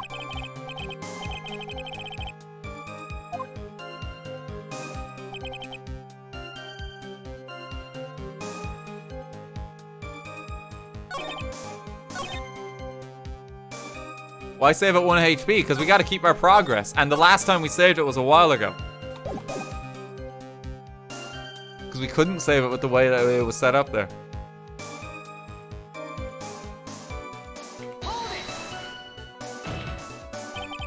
What do you mean by that? Oh my, I was certain you were already aware. This is very... KP Security has a lot of security info on all sorts of companies. Since I was the security team chief, I stole data from the company. No, but it's not that. It's not that. No, we were on the right track with the letter. Kane Bullard had yet to forgive young Mr. Delight, which is why he sent him that letter upon mistakenly believing he was the thief. Here was a file that we discovered in Mr. Bullard's office. Evidence that Mr. Bullard was... Because he knew about all... He was investigating it. Yep. However, isn't this a bit odd? Why did the defendant pay Mr. Bullard the money, even though he wasn't actually master to mask? On that point, it was an unfortunate bit of chance.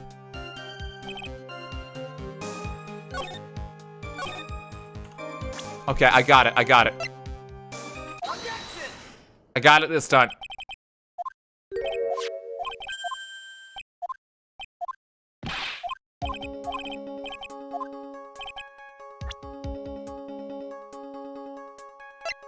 It's the file.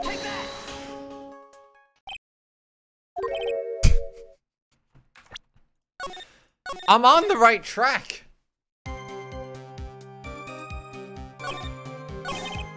Like, this is so right. What is a bit of evidence that it wants alongside the letter?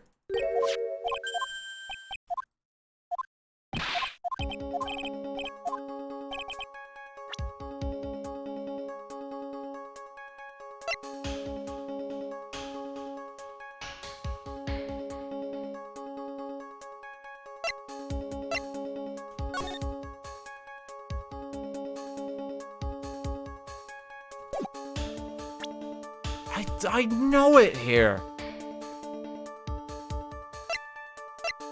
Think.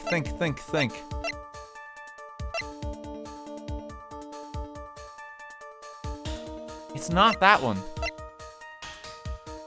It's somehow not this. He was investigating the crimes. He knew.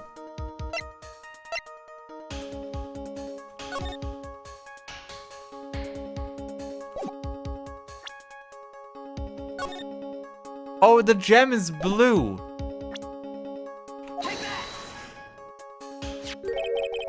That's it. We got it. Take a good look at this newspaper clipping. It contains a picture of the tear of a man on the stolen jewel. What about it? The problem is this jewel's color. Color. I'm not much for discussing color myself.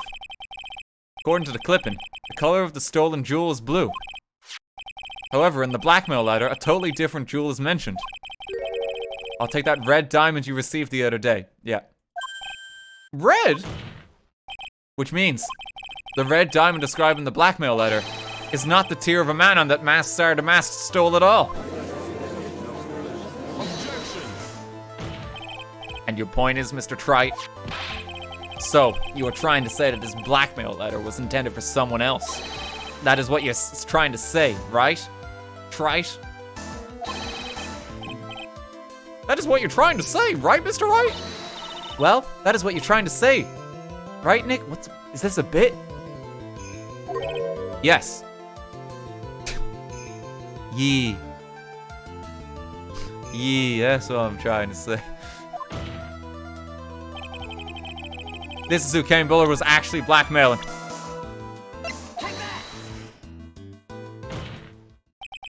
Naturally, it was you, Detective Atme. Do you have some sort of basis for that claim? You've been personally involved in every single mass star-to-mass case. And in the last case, you recovered what was stolen and received a jewel as your reward. A jewel? Probably the one wrapped conspicuously around your finger. That red diamond ring. All he had to do was just not be wearing that. Isn't that wild? He could have got away with it very easily.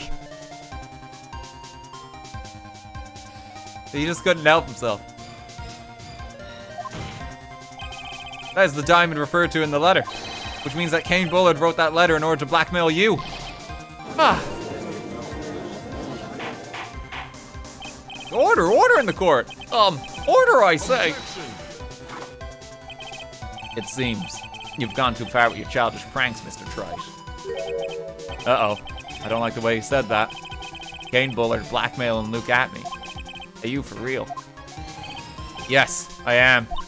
Nick, come on, stand up to him. Then answer me this.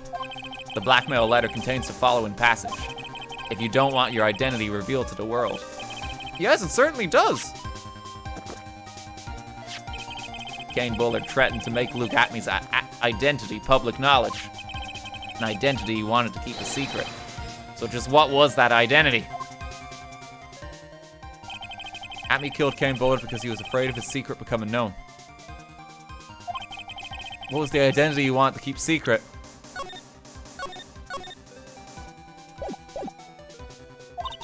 This is what it all comes down to, Nick. The identity that Luke Atme wanted so desperately to keep secret was his identity as...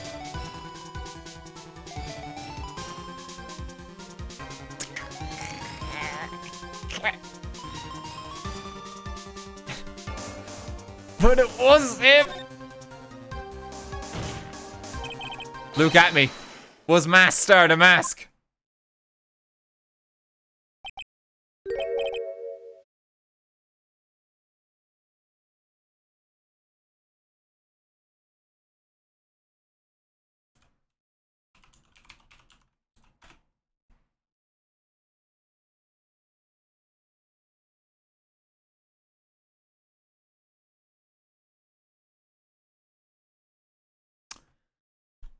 Okay, so what do you want? Looking at the menu. Got a hamburger meal. There's a cheeseburger. It's chicken nuggets, 4 pieces. Get some fish fingers. Might be it's a bit lighter on the stomach.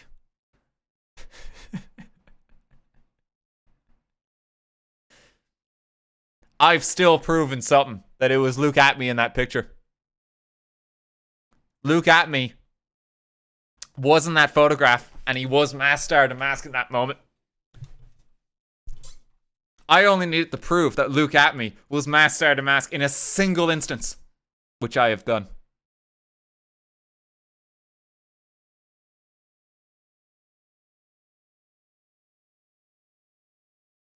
Mask Star-to-Mask in the involvement in this case was not Mask Star-to-Mask.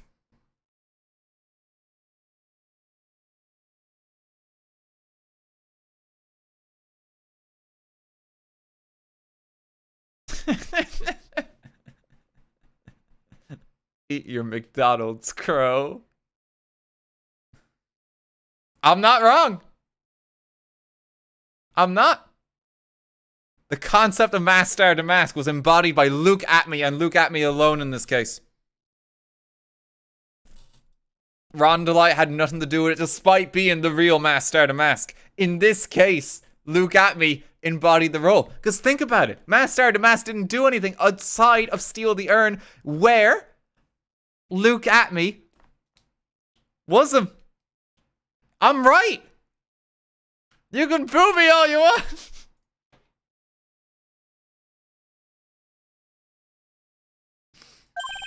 That's my line. What's that supposed to mean? Mick Kofi. Nate, thanks for 1,000 bits. All 6,300 of us will take you to small claims court for this happy meal.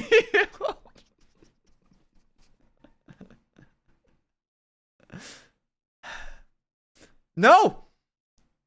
I'm doubling down. I'm doubling down.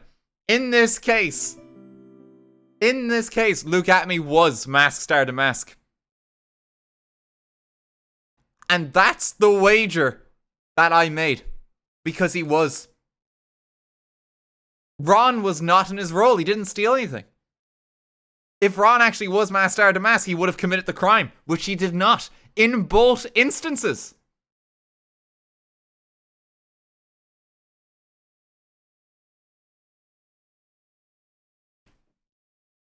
Ron didn't commit a crime this time.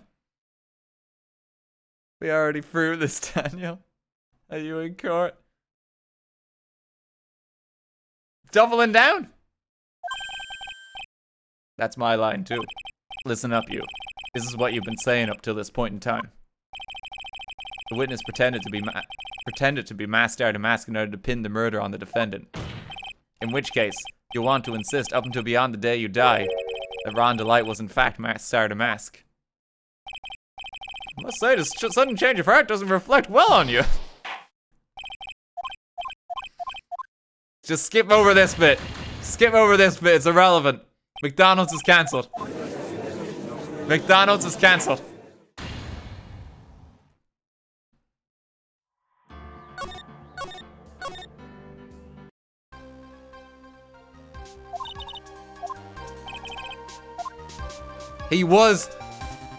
He did signify and embody the concept of Mask Star to Mask in this case, but he was also a blackmailer. Luke Atme was a blackmailer. Objection. Hey now, isn't that a little different from what you've been saying? You said that Kane Bullard was the one blackmailing Luke Atme. Are you saying that Atme was blackmailing someone else on top of that? You have to admit that does sound a little odd. It's not odd, it's the only thing that makes any sense. Kane Bullard was blackmailing Luke Atme. But Ron Delight was also being blackmailed by a certain someone. Did you start receiving blackmail letters after this incident? Yes, just a few days after the Tear of a Man on Heist. After that, I started getting the plans in the mail. See plans from some very kind person. Incredibly detailed plans. Detailed plans? In which case, that would mean that Ron Delight was actually Mask Star to Mask. That's what we are claiming. Now, but except in this instance as well, because Luke Atme embodies the role of him. He wasn't involved in this crime.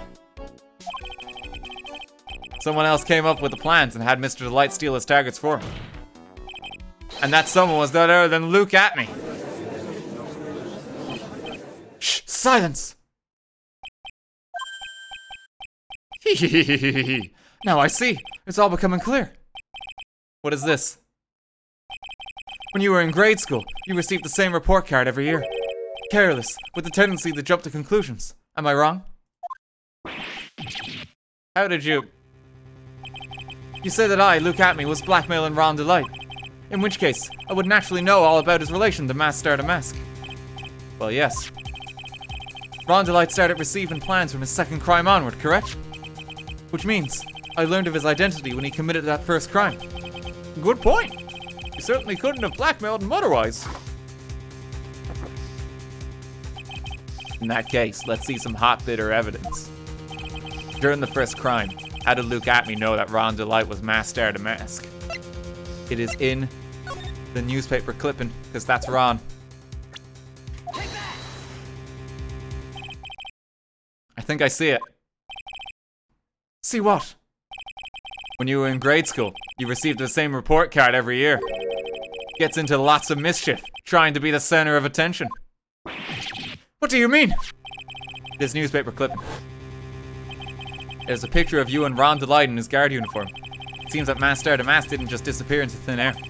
He just took off his outfit and hid it in a bucket. That sounds far too stupid to be true. Correct. With tricks like that, he couldn't fool a baby, let alone an ace detective. And that's when you figured it out, Mr. Atme. That's when you learned that under his mask, Master Damas was really Ron Delight.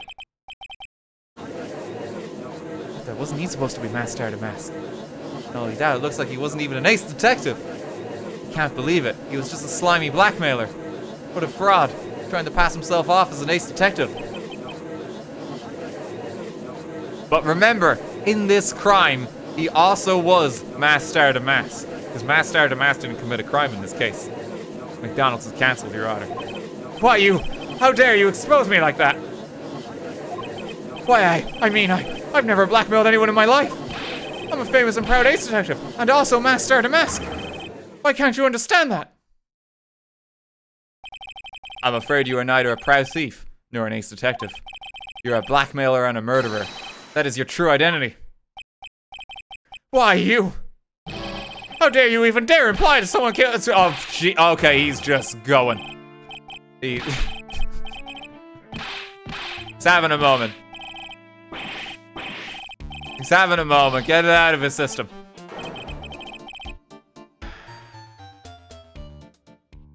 He's going sicko mode.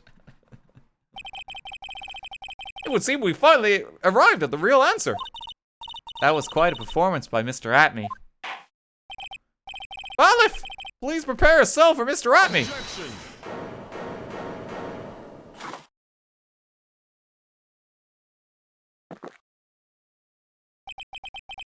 The hammer that strikes too fast has no time to aim. What do you mean? I'm already prepared to deliver my ruling. Allow me to say one thing. I will be the one to judge. No! That's not your law, Gatto! You don't get much more in your face than that.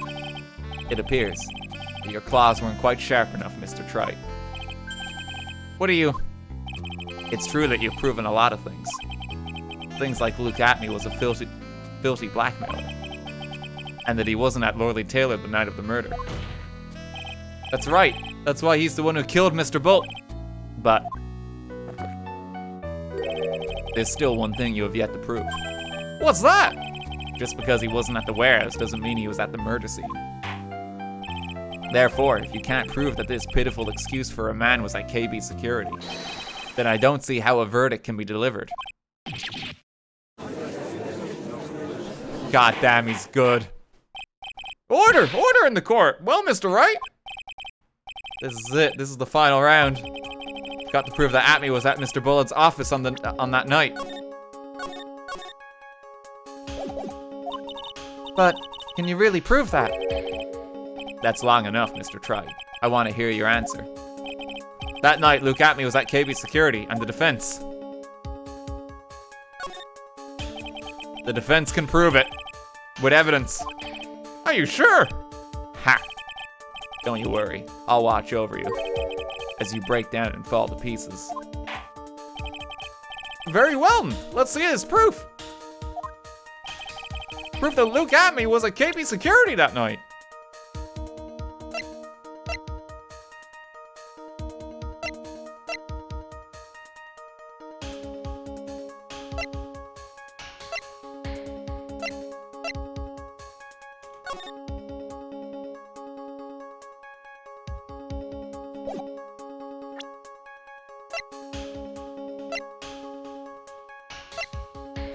Okay. I'm trying to think of the piece of evidence that does this.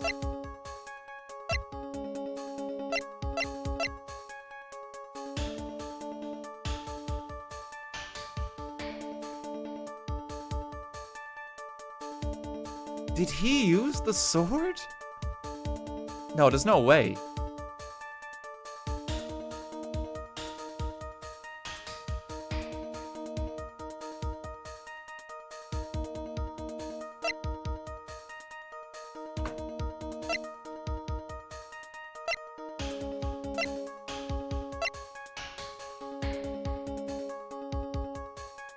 Shadow of Amy face statue looks like it was torn off some clothing.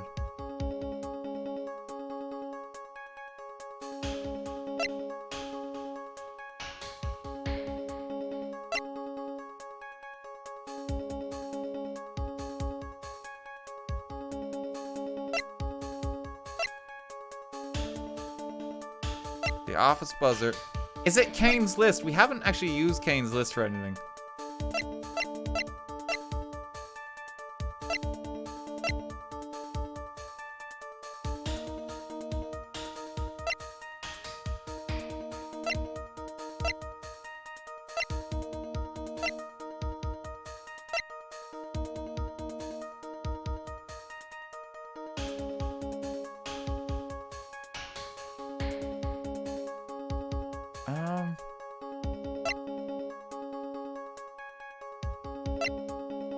Try Kane's list. This is the proof. It's true. That is very important. However, I'm not so foolish as to think that will pass for... Oopsie.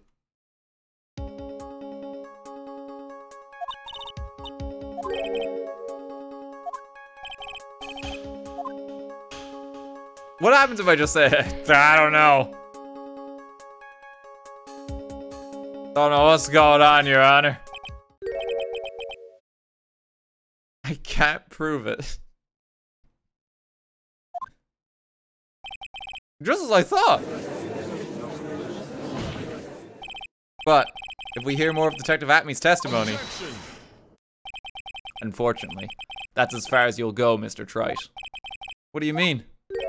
I won't allow for any more testimony. That's what I mean. What? Have you forgotten?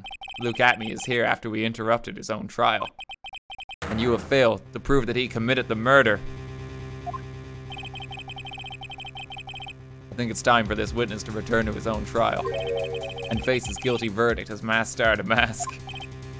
No. Well now, Sir Lawyer, it seems that love wins out in the end after all.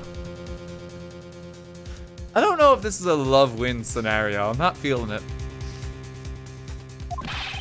I am the ace detective as well as masked star to mask. My verdict will verify that. Just as Ron Delight will verify that he is the true murderer. I declare that with the full force of my ace detectiveness. Order in the court. That's enough deliberation over this witness. I can't believe this. At this rate, Ron is... Don't give up now, Nick. We still have tomorrow. We can look for more evidence and... By then, it'll be too late. Huh? Why?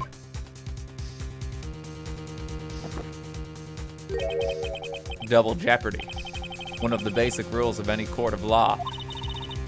Double jeopardy? Jeopardy? Double jeopardy? Should a defendant be tried and found innocent in court, that defendant cannot be tried again for the same crime. This is a fundamental rule of all courts.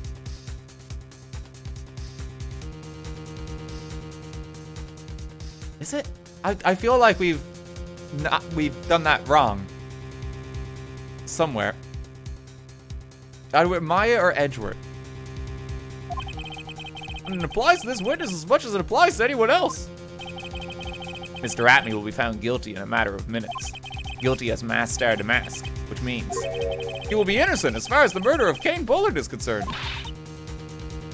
No way. The fact that you were unable to prove Mr. Atmey's guilt of that crime here means that he will never again be tried as Kane Bullard's murderer.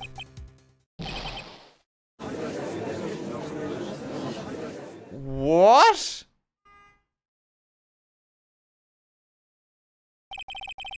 Now there's nothing I can possibly do to win. Wait, this might be. Hang on. There could be a Deus Ex Mia. Even if Ron is proclaimed to be innocent, the real killer, Luke Atmey, will go free. You've examined every statement the witness has made here today. And as long as there is no more testimony, I'm afraid I have to declare that there will be no further questioning of this witness. Are there any objections?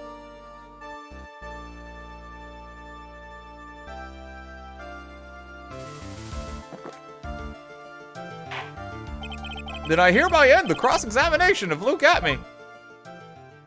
Objection! I think I see it.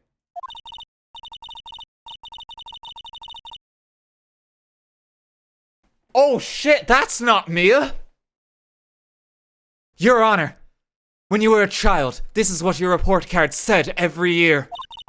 Has poor hearing, often makes mistakes as a result. How did you... Phoenix, raise your head up high. Have you forgotten what I used to tell you? You foolish fool. A lawyer is someone who smiles no matter how bad it gets. That voice. No way. Wait, no, hang, wait. I thought it was Franziska. That's embarrassing. Whoops. Was that not Franziska's objection? That totally was. That totally was.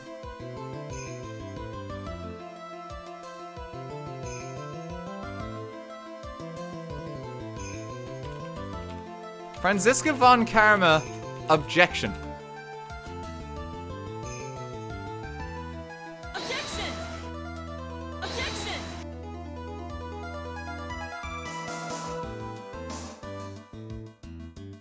They sound so... Objection! God, they're similar. Oh, I got excited. Okay, it's not quite Franziska, no.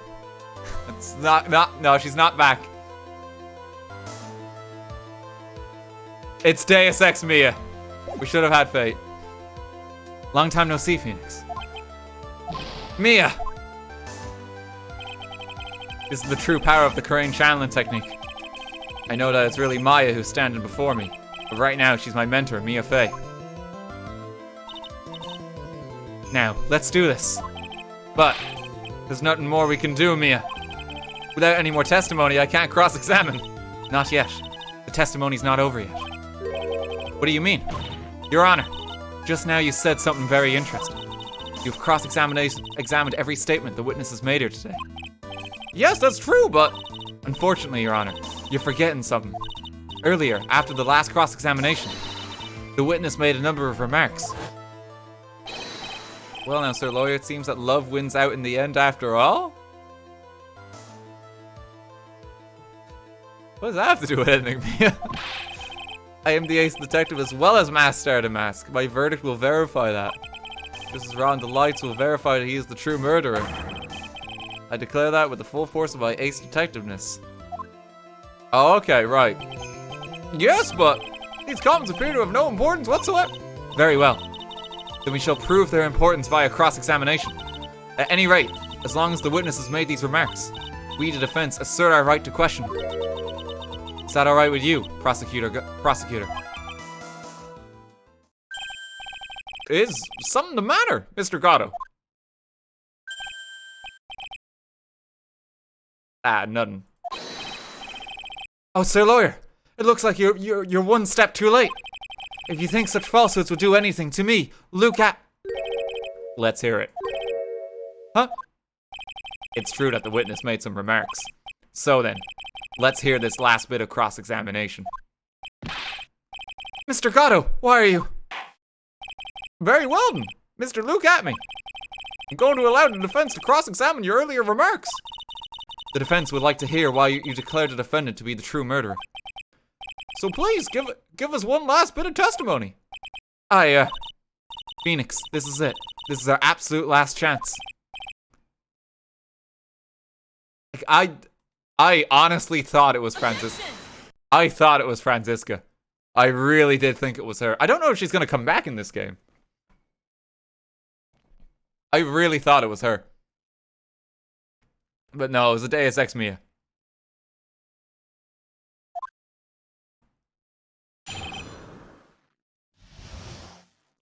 Okay. Indeed, it was true I was not a lordly tailor. I had to leave to see about another vitally important job request. I had known about the date beforehand, so I had this photograph ready. My brilliant deduction was what informed me that the true culprit was Ron Delight. And thanks to the keycard and wallet, it was abundantly clear that he was there. I was also able to make a deduction from the buzzer, which only sounded once. The button did not have any fingerprints on it. Why? The victim would have left prints if he sounded it, which means the killer sounded it. Mr. Delight was wearing his mask outfit, which is why he left no prints. And the blackmail letter. The victim likely just mistook the color of the jewel. Zvari. Therefore, all the evidence points to that poor boy. Okay, how do you know all that, though? This testimony actually seems to hold it pretty well. The witness's earlier remarks do not appear to have been hastily prepared. All of his points have been explained, and none of them seem to contradict anything. But of course. But how did you know about the emergency buzzer? The police investigation documents went directly through me, and I always look over all the documents. It's elementary, Sir Lawyer. Are you going to make even more trouble for us now, Sir Lawyer? I would not allow any of your usual shenanigans, Mr. Wright. Yes, Your Honor. We cannot postpone Luke Atmey's trial any longer. This is your last chance. Hang on a sec. Just one chance. Ha. It seems that the party's about to begin. Well, Phoenix, there isn't any evidence that contradicts that testimony. So it would seem. What do you mean, so it would seem? Listen, Phoenix. Pointing out contradictions doesn't always mean you have to present evidence, does it? At any rate, this is our last chance. If you can't point out a case-breaking contradiction, you lose. That's all there is to it.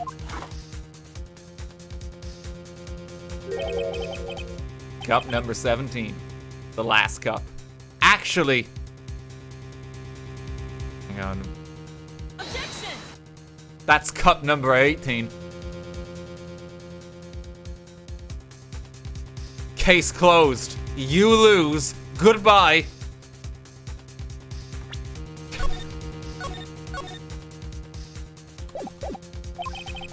Seems like the time has come to put an end to this trial. I have to find a fatal contradiction in this testimony, and I need to point it out without presenting evidence. Which means all I can do is find the contradictory remark and press it. Remember, you only get one chance. Very well, Mr. Wright. Please begin your final cross-examination. Do I only get to press one statement here? Do I have to pick the one? Oh shit, okay.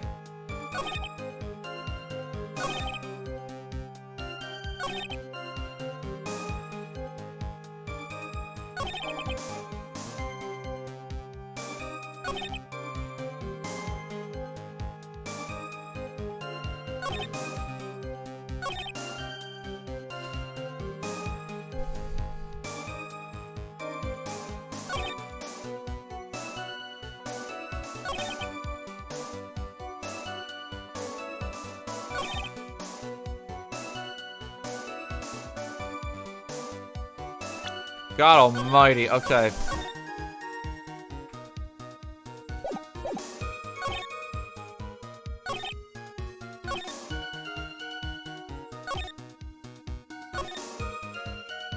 How do you know the buzzer only sounded...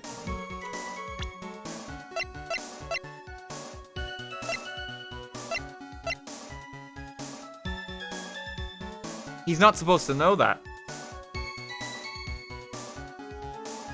The police didn't even know. But we have to press it, because the evidence isn't going to be here.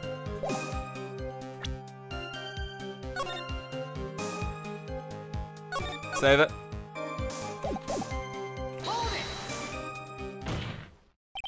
Mr. Atmey, about this last remark. Objection!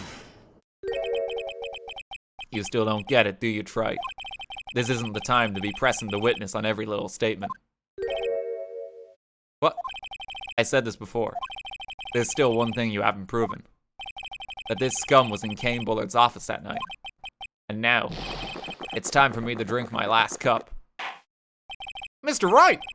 I will hold you to your end of the bargain! What? He didn't even let me say anything!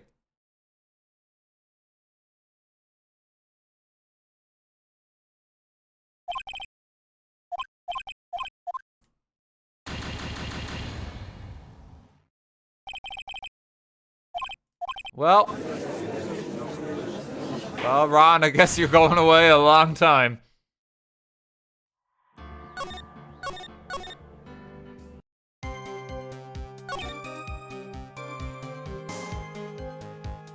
How'd you know about the key card in the wallet?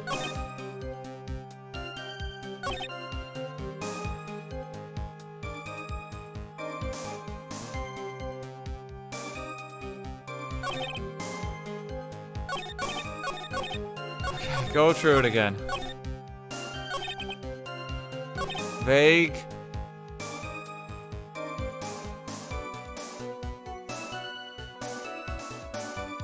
Why does he know about the date beforehand? So I had this photograph ready. He wouldn't know. Is that it? It's the date. Objection. No.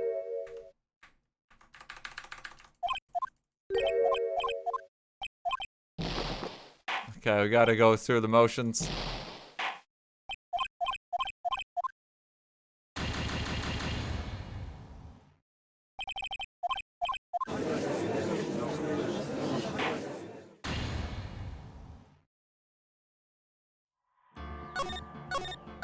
Gonna get an extra cup of coffee in.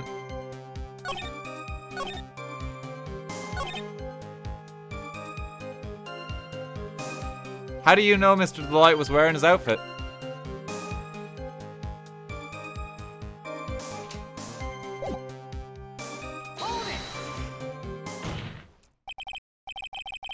Objection. Nope. Oh! I'm afraid you're the one who still doesn't get it, Mr. Gatto. What? Mr. Atme, it seems you have finally admitted that you were in the CEO's office on the night of the murder. How can you say that? Let's review your testimony, shall we, Mr. Atme? The button did not have any fingerprints on it. Why? Mr. Delight was wearing his Master Damask outfit, is that correct? Indeed! That's what I said. My deductions are absolutely foolproof. More like your deductions prove that you're a fool. I'm sorry. Whatever do you mean? For some reason, I'm starting to get really thirsty. When exactly did we learn the fact that Ron Delight was dressed as Master Damask when he went to the scene of the crime? That was, it was just a few hours ago. Back when my sixth cup was looking at me with a cold stare.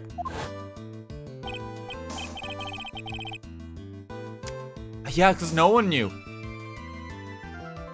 And he was in the other trial. That's it. He had no way of knowing. Even we didn't know. That's right. The defendant had yet to tell anyone else this fact before this morning. Therefore, the only people who should have known this are those who have been watching this trial. Do you understand now, Detective Atme? There is no way that you should have known about that.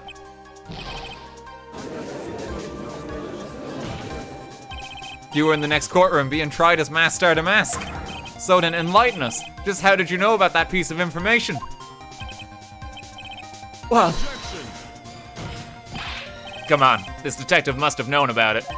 He probably had plenty of chances to find out beforehand. And it's those chances that I want to discuss next. That night, Mr. Delight was wearing his Master Damask outfit. There is one and only one way for Detective Atme to have found that out. Only one? One way, you say? Please recall, if you will, Mr. Delight's testimony. When I entered the office, there was a suspicious shadow there. For a second, my client witnessed the real killer. Objection. Mr. Delight never saw his attacker. So there's no way to tell whether or not the real killer was Luke Atme. It's with that statement that I'll turn this case on its head. Just what are you implying? Mr. Delight saw the real killer, correct? Now, if you turn that statement around, it stands to reason that the real killer had also seen Ron Delight. Impossible.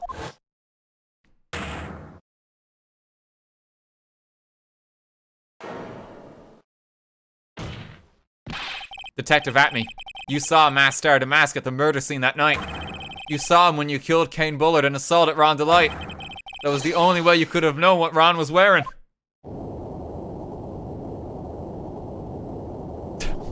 Good God. Yeah!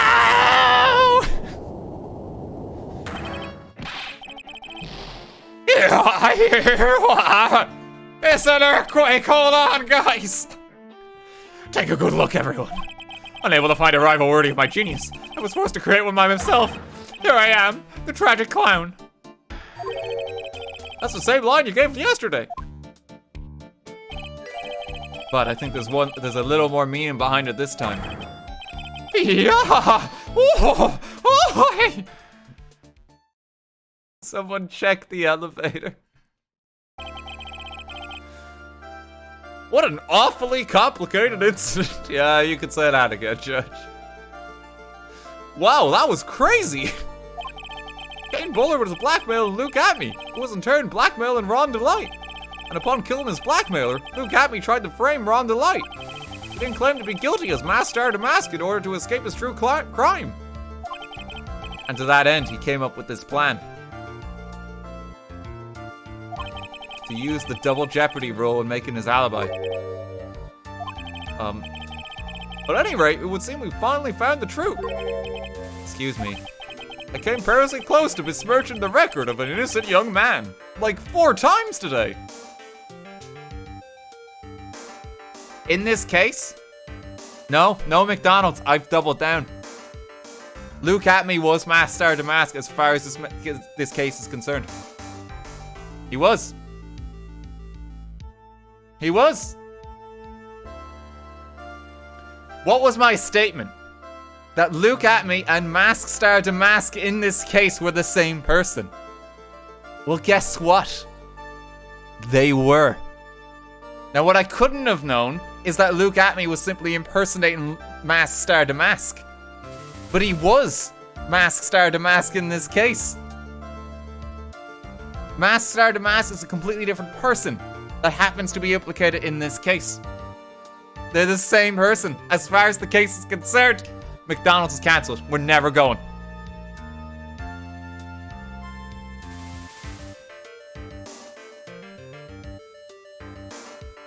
Play the clip? Yep, the clip confirms it. You're wrong.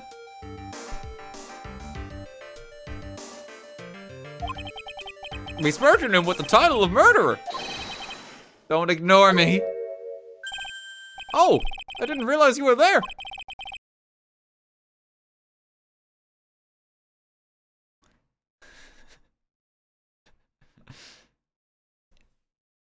Yes, for you see, chat. It was I that have taken your McDonald's away.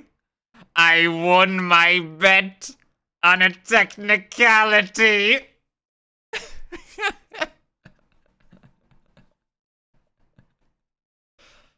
Case closed. Von Karma, yes. About the verdict. I know. You never committed any murder. That's right. I'm so glad you understand that. But I really am Masked Star Damask. Not in this case. Huh?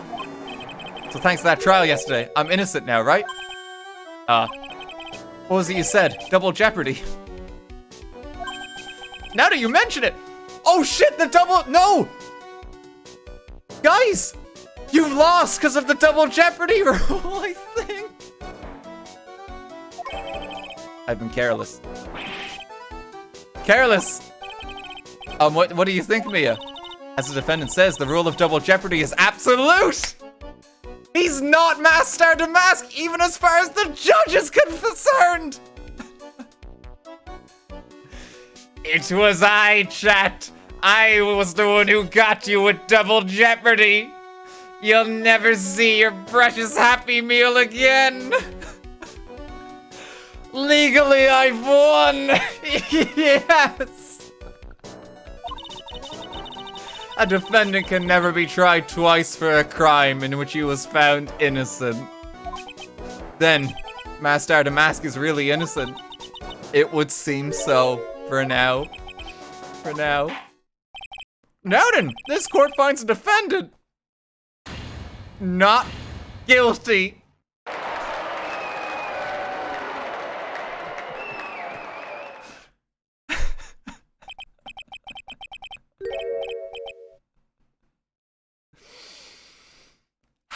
One on a technicality. Boy, this is really lucky. Wait, This isn't so good after all. You see, the thing is, I still am Master of the Mask after all, but it doesn't even matter. We proved him innocent. It doesn't even matter.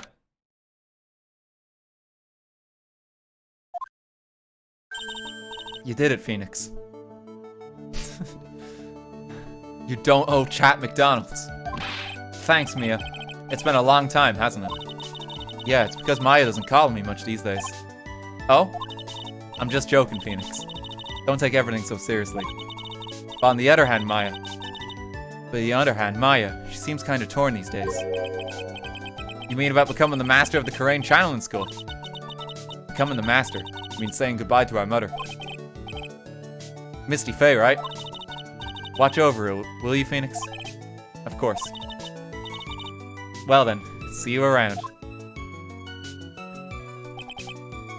Mia. Ah, Mr. Wright. I don't know what to say. Congratulations, Mr. Delight. Thank you so much. No, wait.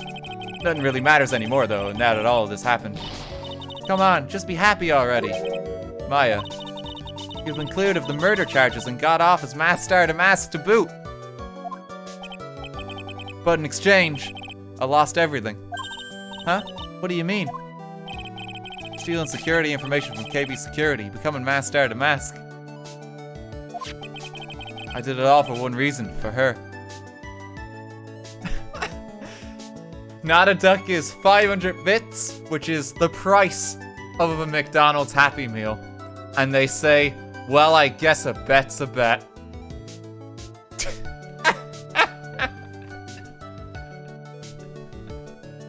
I gotcha! It doesn't matter anymore! You mean your wife, Desiree? She hates criminals more than anything. Come to think of it, she was once held hostage by some robbers, wasn't she? She always said how she hated sneaky criminals. I knew that, but once I got fired from KV Security and lost all the money I had, she wouldn't have any reason to stay with me. I thought she would leave me for sure. So that's why you became Master of the Mask. Yes, but it's all over now. Broken bowl can never be put back together. I mean, it kinda can. Bon, thank you for the 500 bits. It was I, Von Karma, that took away Chat's nuggets. Saver, thank you for 500 bits as well. Okay, fine.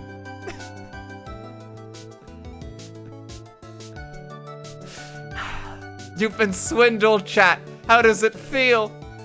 How does it feel? You've been robbed, and there's nothing you can do. The legal system's on my side. You got lucky. Oh my god. I can't believe it.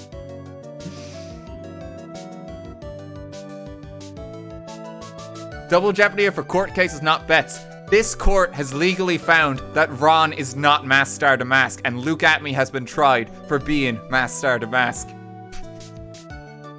You've lost.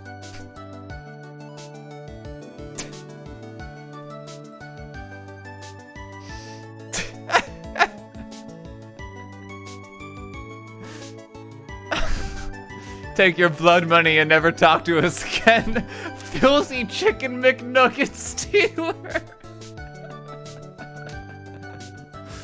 Does this mean that Chat owes you McDonald's now? Bon, thank you for 1,000 bits. Jack, thanks for 500 bits. Theo, thanks for 500 bits. Take your blood money. Matt, thanks for 500 bits. This is all a kangaroo court anyway. Take my bits and get your Happy Meal. Kill Steel, thanks for 500 as well. Your double down bet was Luke Atme was Master of the Mask in this trial, which he was not. But he was found it. No, he was found as Master of the Mask. As far as the case is concerned, he was found guilty. And this man is legally speaking not Master of the Mask.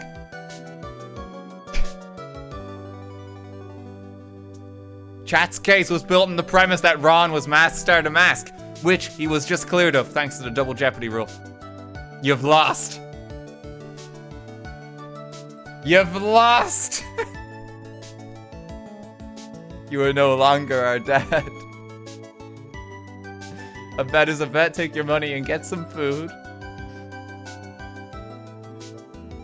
And you know what I'm gonna do after this case, chat? I don't even like McDonald's, but I'm gonna have it. No, I won't. No, that's a bold-faced lie. I'd probably actually be quite sick. Fuck you! That's not true, right, Nick? Right. Really? Can we go back to the way things were? You'll be fine, and Nick can prove it. I can. I kind of wish you would check with me first.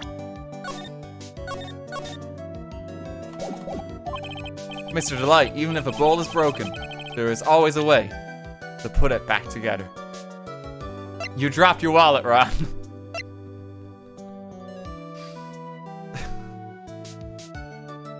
Wait, does it literally mean the urn? Take that! The sacred urn. Desi was the one who found this. Desiree, your wife. She's always believed in you, Ron. That's why you'll be fine. You don't have to worry about anything.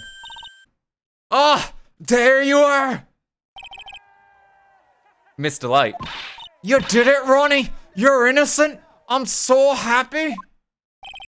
Thank you, I appreciate that, but I suppose you don't want anything more to do with me, do you? Ronnie, why didn't you talk to me about what was going on? I had no idea you'd quit KB security. I never imagined that you were really Master the Mask Eater. Miss Delight, what are you going to do now that you know? You're not going to really leave him, are you? Sammy, thank you for 1,000 bits. I hate McDonald's anyway. Kakio, thank you for 1,000 bits. I hope your fries are soggy.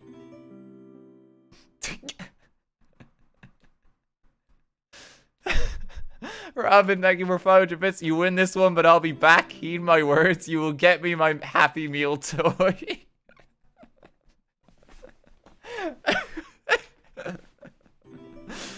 Oh, this whole premise and case is so fucking stupid.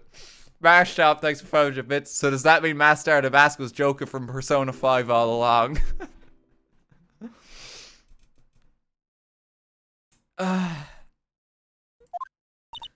Come on, it's obvious, isn't it? How could I ever let a wonderful man like him get away? After all, my bike's really fast. So fast, there's no way he could ever get away. Sounds like a healthy relationship right there. But didn't you say that you hated criminals? Huh? Oh, I only hate people who act all cowardly and sneaky. Like that detective. I see. My Ronnie went and declared his crimes before he committed them, like a man. Well, actually, that particular calling card was written by Detective Luke Atme to frame Ronnie. But I appreciate the sentiment, Desiree. I just love a man who's so chivalrous. Chivalrous? I knew I was right about you. Every day I spend with you is filled with thrills and excitement. Desi. Desiree, you really do love Ron, don't you? Nicky boy. Yes? I'm really glad I asked you to defend my Ronnie. Thank you so much. I'll never forget what you have done for us. Oh, well, take care of yourself. You too, Nicky boy. I can feel my face going red. Mr. Nick, Mystic Maya, congratulations. Talk about bad timing. Mr. Nick, how could you? With another man's wife? Oh, not this again. Pearl, please.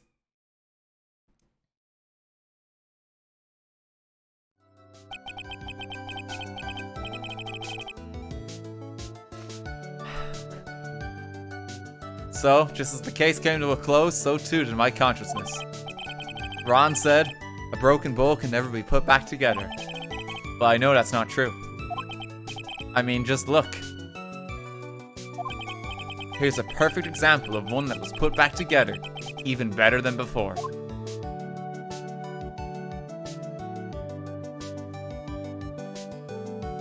Episode 2, The Stolen Turnabout. Much like your stolen McDonald's Happy Meal is at an end. A brand new episode has been at it.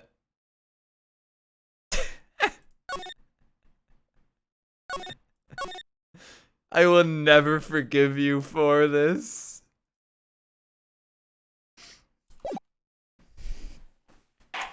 Emberlo, thanks for 500 bits.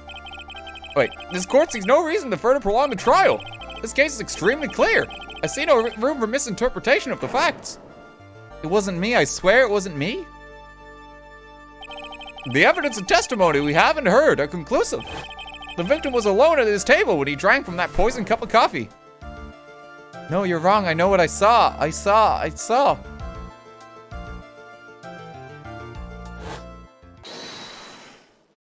What is going on? I saw someone else there? A man. He's the real killer. Was that Phoenix?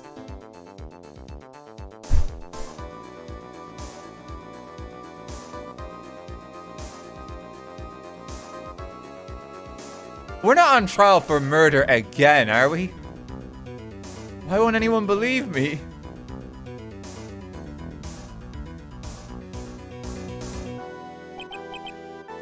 Well, I'd say that pretty much wraps this case up, wouldn't you?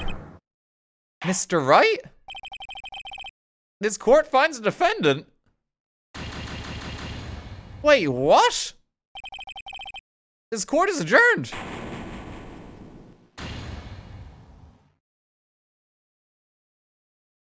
What just happened?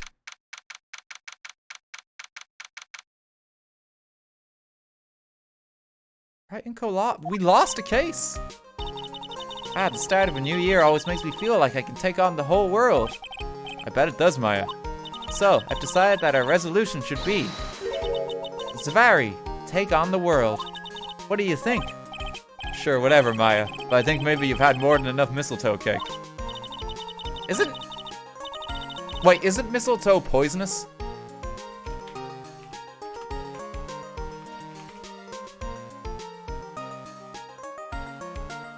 Yes, it is. Maya, I think you've had enough of the cake. Oh, God. It might not kill someone, but it is toxic. Like watching the fireworks on TV or playing a board game. Hey, pal. Detective Gumshoe. Happy New Year, Detective. Likewise. Now listen up, Wright. I wanna... Here's to another fruitful year of lawyer-police cooperation. Yeah, me too. All right, pal. You've got some explaining to... Have you got a holiday present for me, Detective? A what? Well, here, have this. It's really nothing much, but... Yay, thanks. Look, pal, we need to have a talk. Take a seat. Hey, what about Pearly? You haven't forgotten to... Maya, just stop talking for like 2 minutes, please. This is too much. No, I mean, yes, I mean, no. Are you doing this on purpose? I guess I'm busted. How'd you like my first practical joke of the year? Very funny, pal. Now, let's see how funny you think it is when I show you this. What is it? A magazine. Hey, I want to see. Deadly poisoning brings guilty verdict. Defense attorney Wright trounced? Trounced? Let me see that. The defense attorney gave an almost childishly amateur performance yesterday. What the heck is this?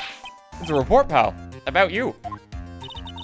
Listen to this. Mr. Wright must take full responsibility for the ruling in this case. Well, and don't tell me you don't remember anything about it. But I don't remember anything about it. When was that issue from? December of last year, which I guess makes it last month. Which makes it old news, you mean? But I wasn't involved in a poisoning case in December.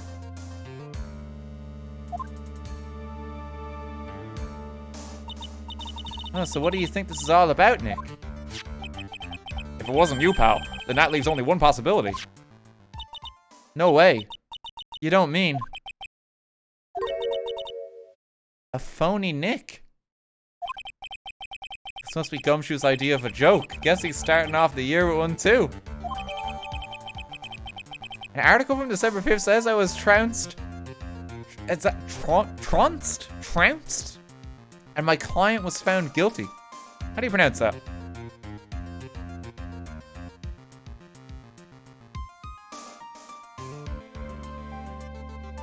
Trounced. Is it? Like pounced. Trounced. No, ounce. Trounced. I'm saying it right. I'm saying it right. People are making me doubt myself. Trounced.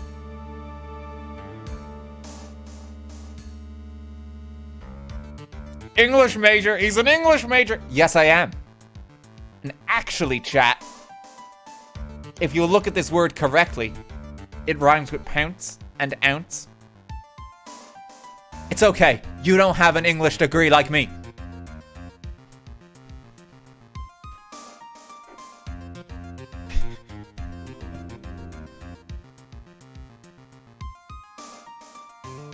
Thank you everyone who has given me 500 bits.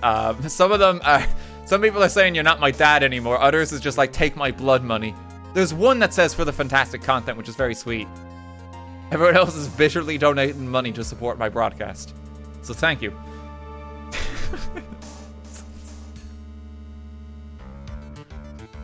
I'm gonna buy so many McDonald's Happy Meals.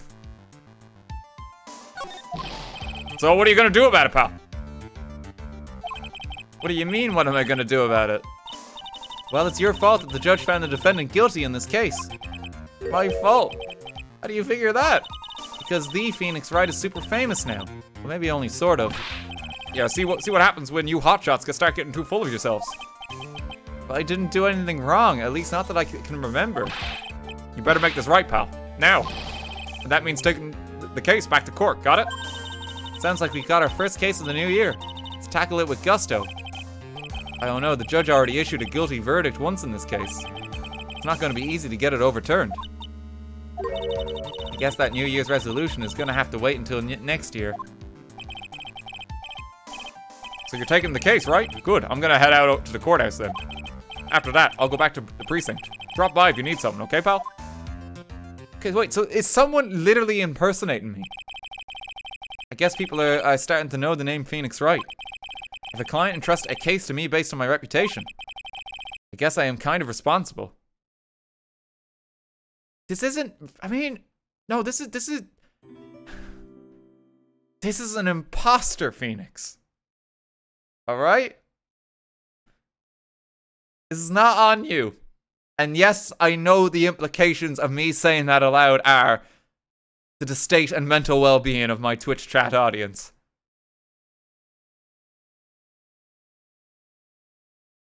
Some of you are like slamming your bottles of Mountain Dew to one side and like all you Doritos clearing the keyboard.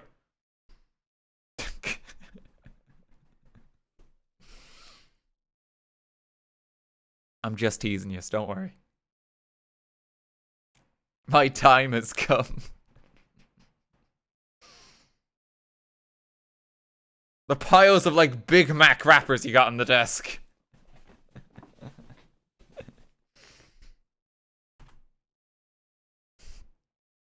We found Phoenix Wright.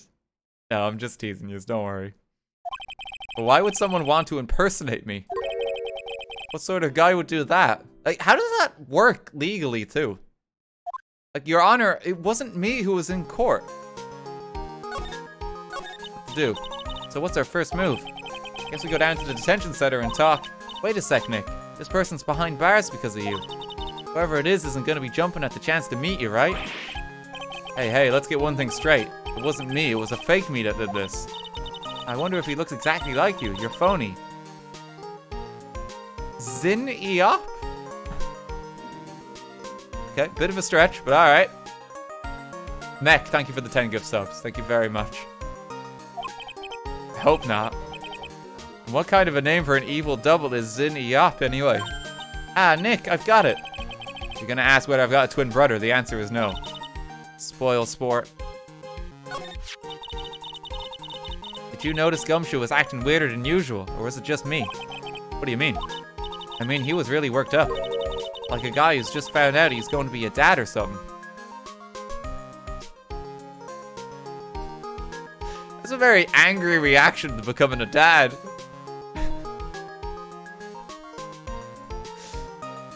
Like, he's like freaking out. Pal, what have you done? I'm gonna be a father, pal. How could you let this happen? Dad shoe. Yeah, I guess he was acting kind of strange. Maybe he realized he's got strong feelings for you, Nick. Considering how we interact, I seriously doubt that, Maya.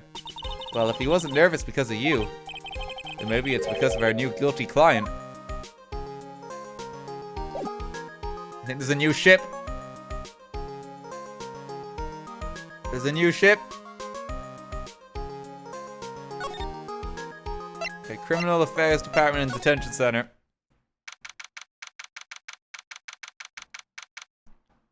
Maya is writing her fan fictions as she speaks.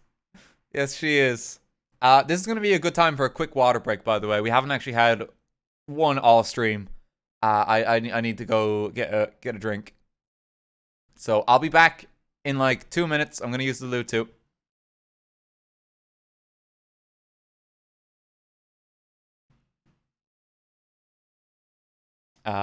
Do you want me to... Here, while I'm away... Hang on, can I...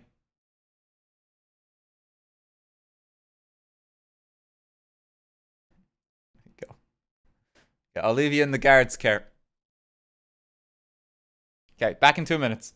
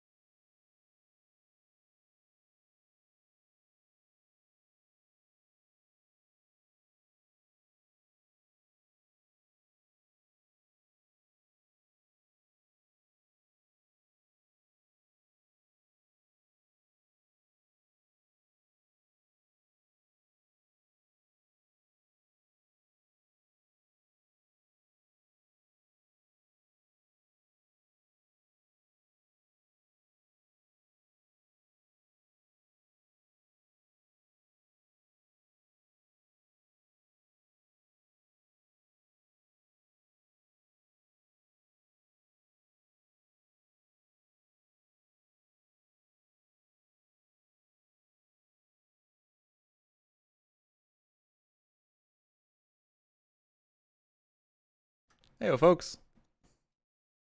Let's get, hang on. Let's get the screen back.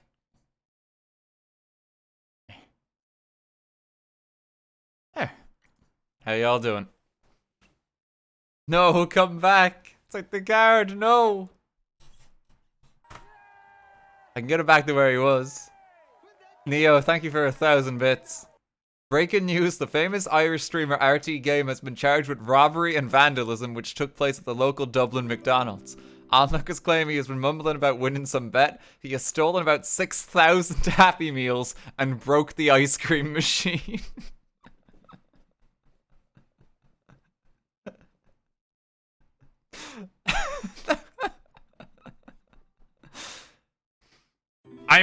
It was I that broke the McFlurry machine. My order was the last one in the establishment. Von McCarm.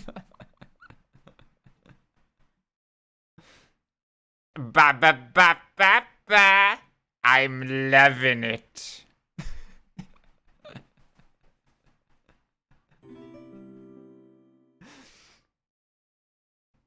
2000, thank you for 300 bits. I'm vegetarian, so I don't eat McDonald's anyway, but I'm still mad. Ado, thank you for 500 bits as well. Sean Conway, thank you for 500 as well. Thank you very much.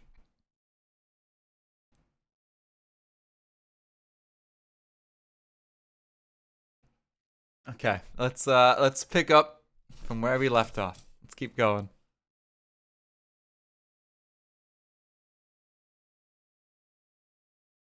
Okay. Let's see our next client. This is so nerve-wracking waiting to meet our new client. I wonder just what kind of person you tricked and got found guilty. Keep it down, Maya. That kind of talk could ruin me. Ah! Oh. How could you, Mr. Wright? How could you do this to me? They put me in solitary. I haven't been able to stop crying. Aren't you? Yes, I am. I am the totally and utterly let down. Ah, are you? Wait, is that? That's Maggie Bird. Oh, she was like the peppy voice, wasn't she? Don't pretend you don't know me. It's me, Maggie, remember? Maggie Bird. Maggie Bird, ah.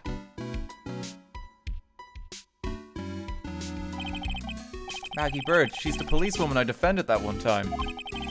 She was accused of murdering her lover. He was a cop, too. What are you doing in here? Didn't I get you a quit? Oh, sure, very funny. After that fifth rate defense job, you come in here and start making jokes? Better hurry up and tell her what happened, Nick. Oh, I see. So that's where we stand right now. I'm sorry you've been caught up in another murder. My whole life has been nothing but a whirlwind of bad luck and failures.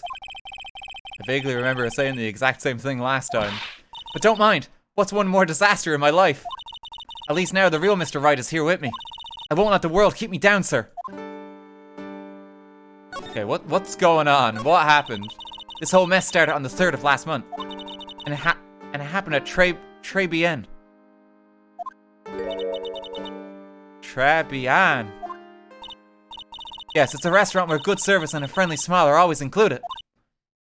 Oh. There were 2 men at the table, both drinking coffee. And then...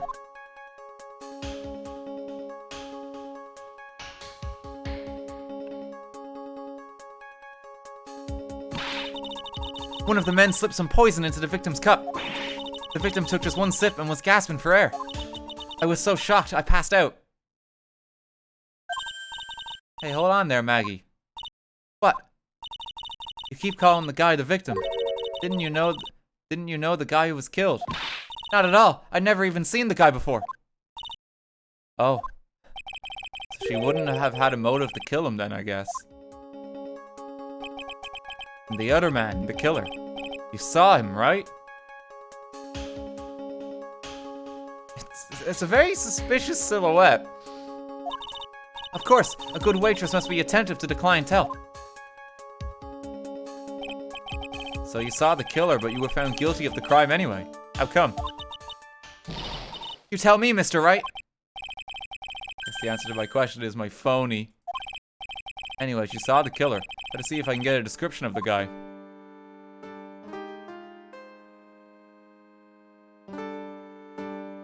Commander, thank you for the bits. Sean, thanks again there. Thanks to everyone who has given bits and subs. You're all very kind. Jokes aside. Okay, guilty verdict. So if you saw the murderer, why are you still convicted? Because no one else saw. Saw what? The other man. The one who put the poison in the victim's coffee. We've had a lot of poison with coffee this game, haven't we? It was poison coffee that did the person in the first case in. This is another poison coffee. Gato is all about his coffee. You think he's killed someone? We don't know. There does seem to be it's very coffee heavy. It's definitely a theme. Everyone testified that way. Mr. Armstrong, the customer, everyone. The victim was sitting alone at his table the whole time. How's that possible? I don't know, but nobody, not one person, would believe me, sir. Even Phoenix Wright, my one last hope for a fair trial, failed me. What a pathetic defense. My granny could have done a better job. Look, that wasn't me, okay? And then, they found something a bit incriminating in my apron pocket. What? A small bottle of poison. Okay, so this is so similar to the first case. This has to be related somehow. Like, there's no way. It's way too similar. A bit. Yeah, it's literally the same setup, isn't it?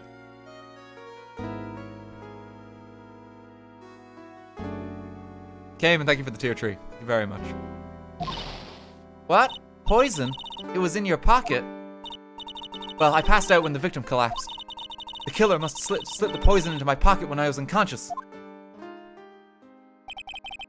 And no one else saw this other guy? No, sir. That's what everyone said. But I don't see how they could have missed him. I was the one who took the coffee to the two men. Oh? And what was your impression of them? Well, when I first saw them, I kind of thought they might be in the music industry. In music? How come? Well, one of them had some sort of earpiece and an emo musician's look about them. And there was a sample CD on the table, sir. An earpiece and a sample CD, huh?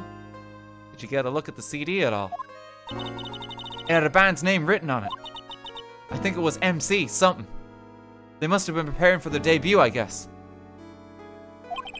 So it was a band CD, maybe a promo disc. McDonald's. Maybe it was Mick Screwdriver. Get serious, Maya. It's McDonald's. We've already established this. You could buy the CD of a group named that. What was the name of that group again? McHacksaw. No, Mick. What about the killer? What did he look like? Well, I don't really remember. Only that he was a young man. Well built like the victim, really. So how come you dress like that, Maggie? Last year you looked so sharp in that police uniform. I was fired after that incident last year. Oh, I'm sorry. It's okay. I don't mind one bit. I enjoyed being on the force, but I think it was time for me to move on. So what do you do now? In the second act of The Life of Maggie Bird, I'm playing the role of a waitress. A waitress? Yes, in a French restaurant. It's a small place, but it's quite fashionable. My charming smile and shapely figure came through for me. And the owner, Mr. Armstrong, hired me straight away, sir. And then you got into this mess straight away, right? Yeah, you could put it that way. It's a maid cafe. I mean, unfortunately with the outfit, it does seem to be going that way. McCafe. Everything's just gonna be McDonald's theme for the rest of the playthrough. We shouldn't have started this bet. Like, oh wow, RT's playing Trials and Tribulations. That's my favorite Phoenix Wright game. I wonder how he's getting on. Fuck you, chat. You're not getting your Happy Meal. Like, wait, what's happening?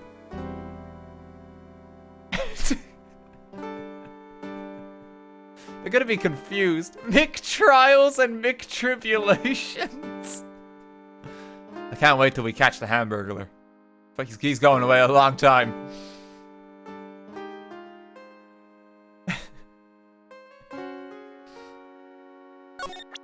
Okay, present this. Oh yeah, I need to ask you about this. Hey, this article is about my case. Can you tell me anything about the guy who was pretending to be me? Yes, sir. It was the morning after I'd been arrested. I met you in the visitor's room here. You were wearing one of your super sharp suits. Me? Yes, you, Mr. Wright. Hey, Maggie. Was my evil double AM there, too?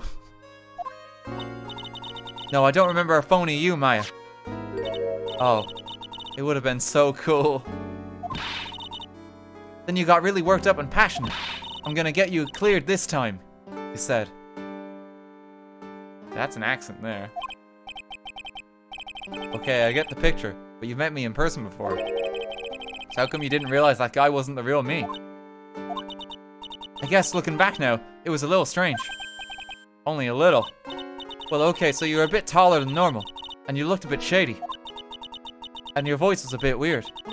Oh, and you had this kind of funny accent, and... So the guy was nothing like me then.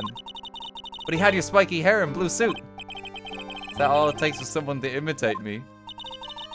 How about everyone else in the courtroom, like the judge and the observers? Didn't they realize this was an imposter? Oh, she said it! She said it! You wanna know how I feel right now?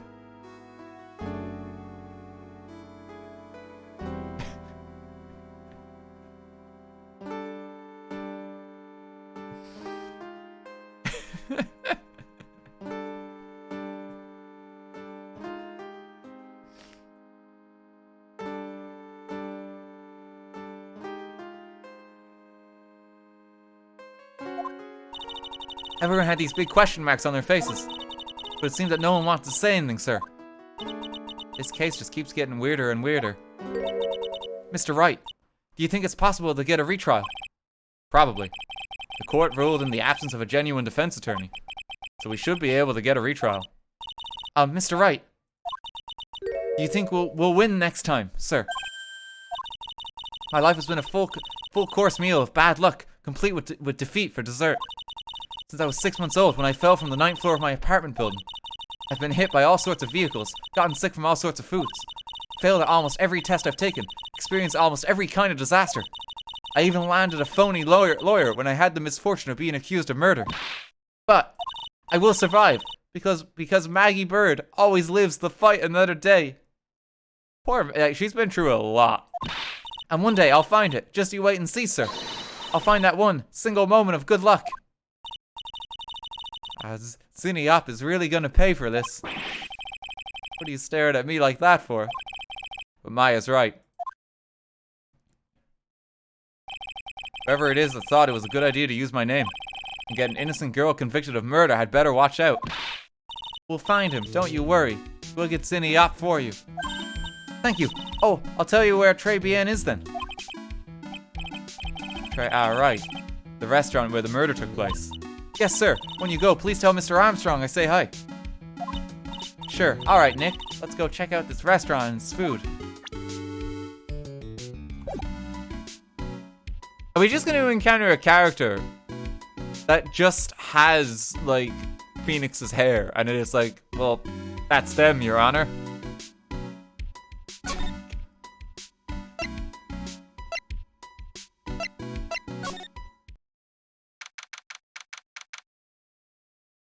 Okay, January 6th, Tribulations. Oh, good God.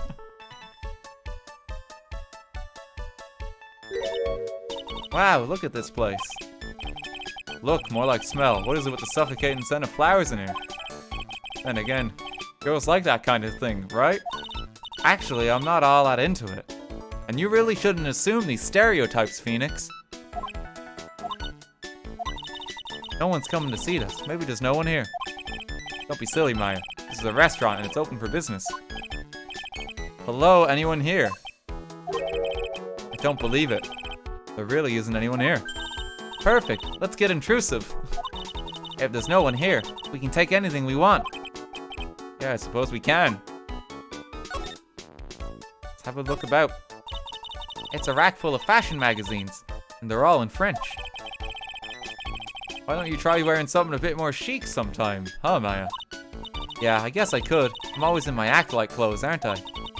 It'd be fun to wear normal clothes every now and then. Huh? There's something stuffed in behind the rack. Looks like a sports paper to me. Hey, and look at this. Someone scribbled a little doodle on one of the pages.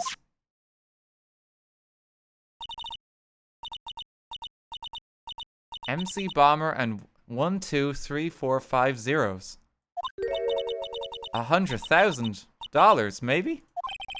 I wonder what MC Bomber is supposed to be. The Mick Bomber. Is there any point in even trying to say it as MC? People are just gonna say the Mick Bomber. 500K is crossed out here. This paper, it's from December 3rd. This paper is from the day of the poisoning. What? Sports paper adds to the court record. Okay, dates from December 3rd, the day of the incident found at Tribulations. Paper from the day of the murder. This has got to be a clue. I should see if I can find out some more about this paper. Okay. It's the restaurant's front entrance. There's a sign hanging on the door written in French. It probably says open or closed. It must be one or the other, but I don't know which, since I don't know Jacques about French.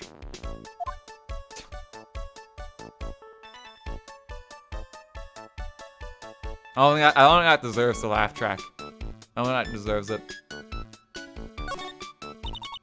Look at all the little trinkets tucked away in here. I bet Mr. Armstrong collected all of these personally. Let's see. A bouquet of flowers. Some potpourri. And look, fine bone china cups. I never knew you were so cultured. Come on, Maya. This is common knowledge. Any Joe Schmo knows this much. Look, it's one of those magical boxes that spits out money. You know, you're the only person who would ever describe a cash register in that way. Okay, I think that's everything over here. Wow, it's a beautiful winter wonderland out there. Really cool, I love snow. Let me see. Huh? It's not white. It's not even snowing. Got you. I was only kidding, Maya. Nick, there are lies that are okay to tell, and lies that definitely aren't. All I did was tell an itty-bitty white lie about non-existent white snow. She's very upset. This table's set nicely. It just needs a customer. What do you think this flower is, Nick? Let's see. Well, it doesn't look like a tulip, and it's not a sunflower. I don't think. Even I could have told you that. Well, those are the only kinds of flowers I know. Dag nabbit. I'm a lawyer, not a botanist. There's a lot of interesting vocabulary and expressions that Phoenix is just like cracking today. Dag nabbit.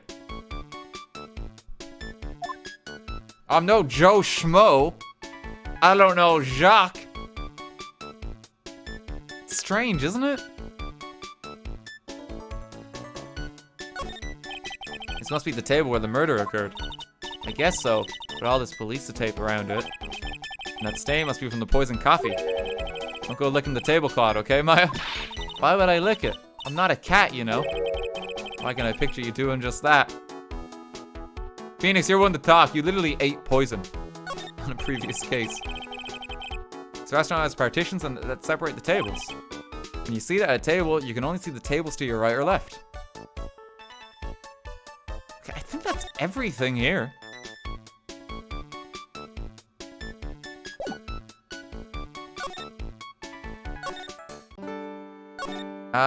We can go to criminal affairs. Oh no, they finally arrested the mascot. They got him. He's been taken away. The blue badger. He's got a friend now. He just got married. It's been ages since we came down to the precinct, huh, Nick? Looks like Gumshoe isn't around. He's got it so easy, leaving everyone else to do the work. Oh, he's out there somewhere. My bet is on the courthouse. He's probably trying to arrange the retrial of this case. Guess that means we should go to the detention center and chat with our killer, huh? After being convicted without a fair trial, I'm not sure killer is the right label.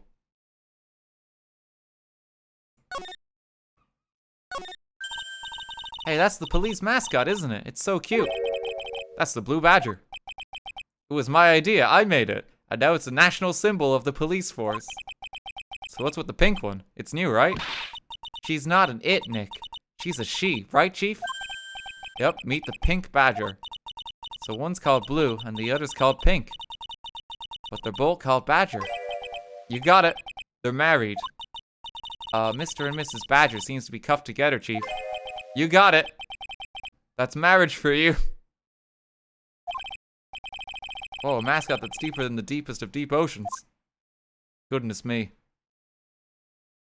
Is there anything else we can examine here?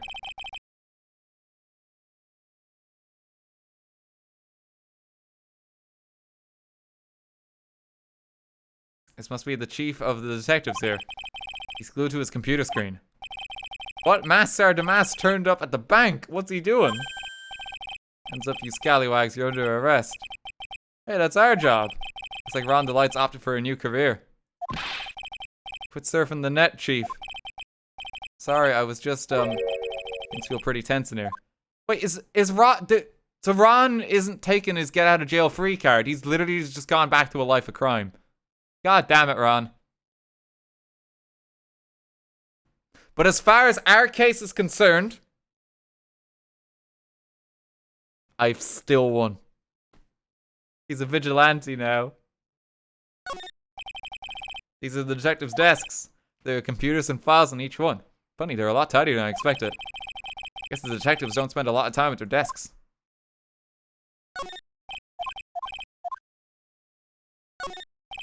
It must be one of the detectives. He's mumbling something to himself.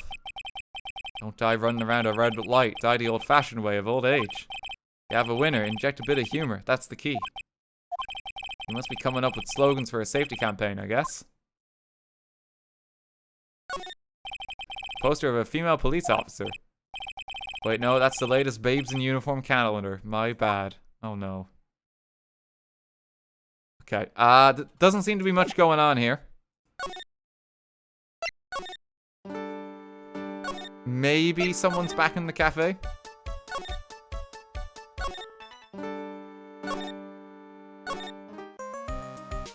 I'm actually not sure where we're supposed to go here. Oh wait, no, we do have a piece of evidence. Oh, a sports paper. Let's see. The Guts and Braun managed to defend his heavyweight title. Sorry, Maggie, that paper is actually a month old. It's from the day of the murder. And Gutson got knocked out yesterday, I'm afraid. It's bad news all around. Oh no. I found this paper in the magazine rack at Tribulations. Really? That's strange. Tribulations doesn't get newspapers. Mr. Armstrong says he's not really fond of them. And maybe one of the customers left it behind. Anyway, what I want you to take a look at is this scribble here. Ah, that's it, sir. MC Bomber. That was the name that was written on the CD. Just as I thought. I guess it wasn't MC Screwdriver after all, huh? So that $100,000 must be a down payment for a record deal, right? If someone gave me $100,000, I'd sing for sure. The Master of Karain, or the Spirit Song, or even Maya's theme. Okay, Maya. So the sample CD was on the victim's table. That means this newspaper may have belonged to the victim. You're right. So the victim left this behind on the day of the murder, huh? I think we better step up the investigation, don't you, Nick? Okay. Back to the cafe.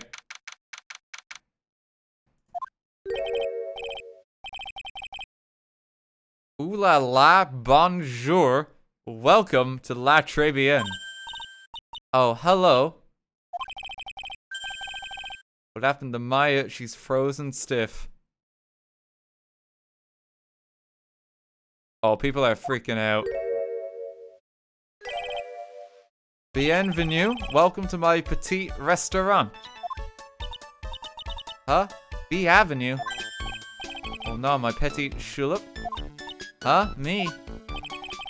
Look at this face. Like a kitten rejected by its own mother. You were fatigued, no? Alors, you need this. An aromatic bat oil melange of la neroli and la rose. My personal recommendation. Oh no, it's impossible to not do French. Just because of some of the vocabulary that's being thrown in there. You think I need what? Oui, oui. Just add a couple of drops of the mixture to la bat water and voila. Oui, oui. Just add a couple of drops of the mixture to la bat water and voila.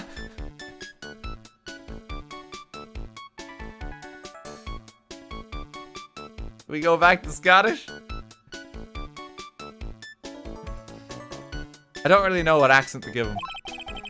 It will soothe your body and your mind. It's simply fantastique. Really? And for la monsieur? Who, me? Look at that face. Like la puppy rejected by life itself. You are fatigued, no? For you, monsieur, I recommend this. Oil of bergamot, and maybe a hint of oui oui.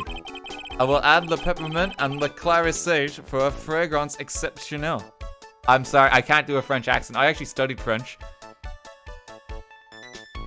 Je parle un peu français, mais je suis très mal.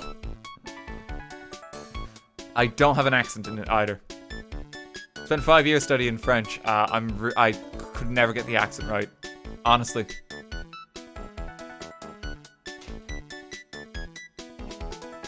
Très mal. Let's go, c'est mon streamer. Such an invigorating recipe will bring out your delicious beauty, monsieur. My beauty? Alors, if you will be seated, I will bring you to la special menu of the day. Actually, we're not here to eat. We're lawyers. Mais bien sûr. I know this already, monsieur. You are the Phoenix Wright, no? Yes, you know me. Mais oui, oui. I'll never forget a man who flirts with me, especially in court. I guess he was cross-examined by a mysterious Zinnia. It looks like everyone to do with this case knows who I am already. I wonder what sort of impression Zinniop's been leaving on people, don't you? Allow me to introduce myself to you again. I am Jean Armstrong. Enchanté. Jean? Is it Jean or John? I'm never really sure.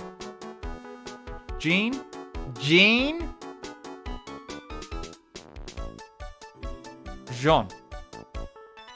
We're going with the French route. Jean.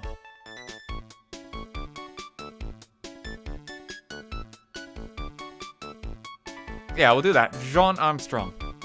Enchanté. Très bien. So what does très bien mean? I know très. That means 3, right? No, no, no. Très bien is français. In English, you would say very good. Oh, very good.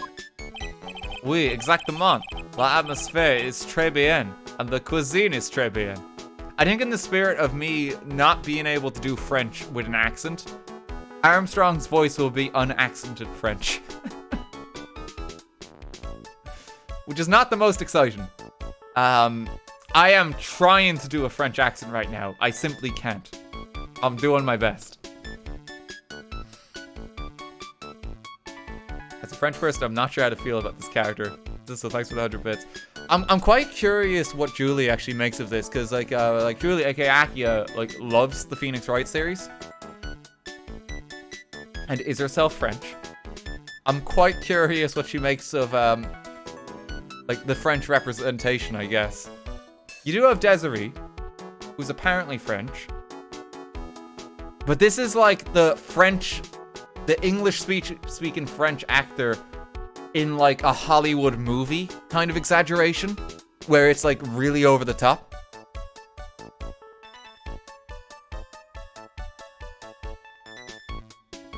Like, I feel like a lot of like Hollywood and that kind of just portrays it this way.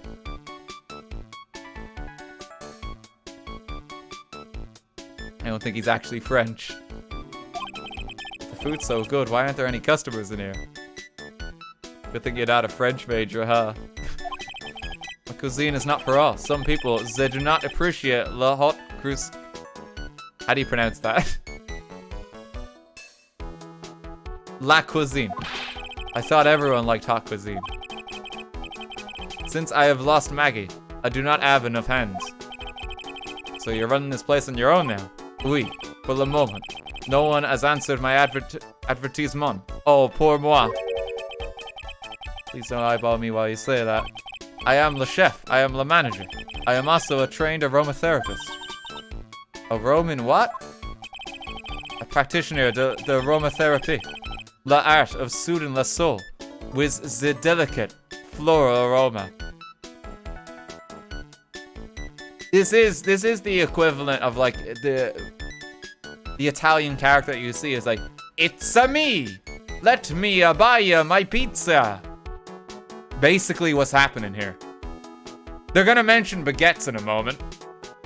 Just wait. It's gonna croissant will be said. Croissant will be said before this stream is out. Delicate. The smell coming from that bottle earlier was anything but.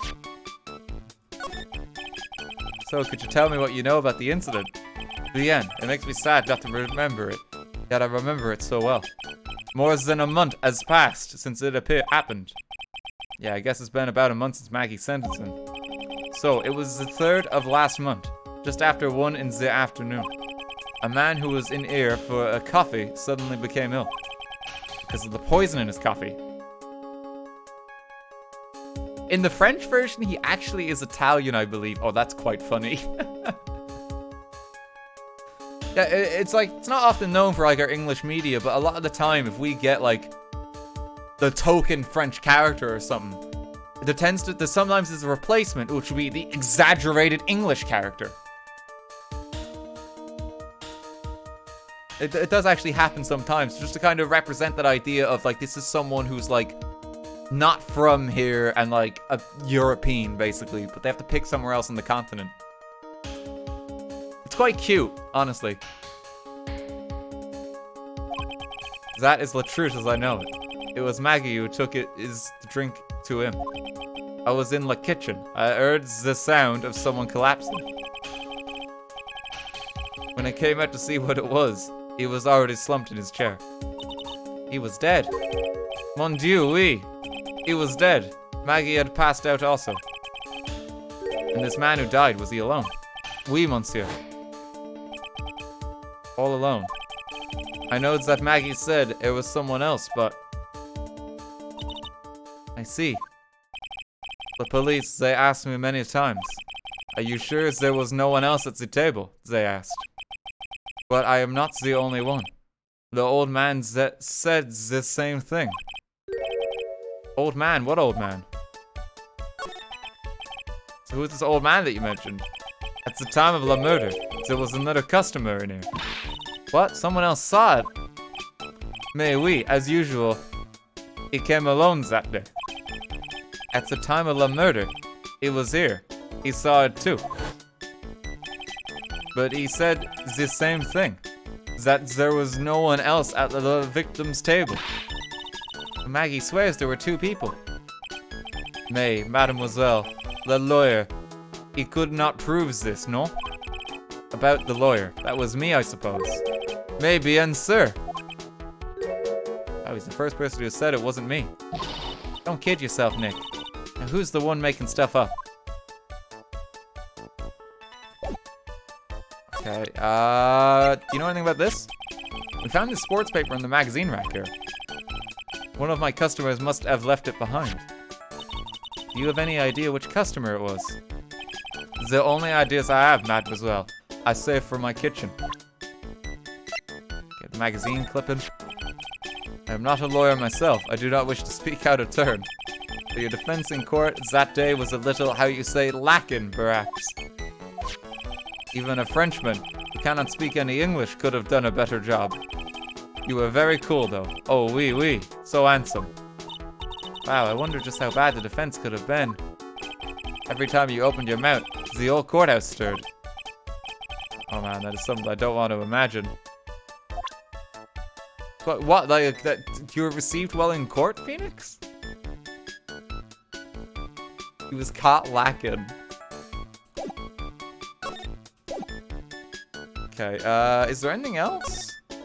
There's nothing new, is there?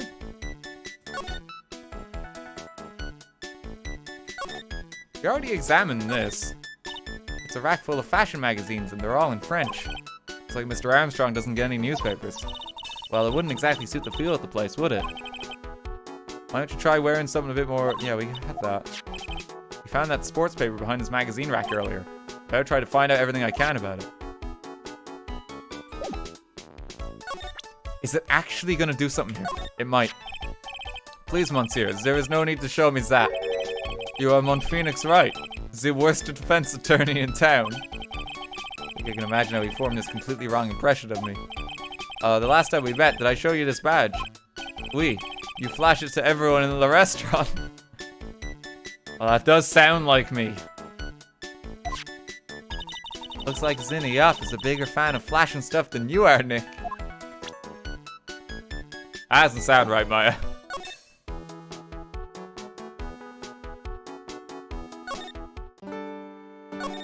Okay, we've already presented these.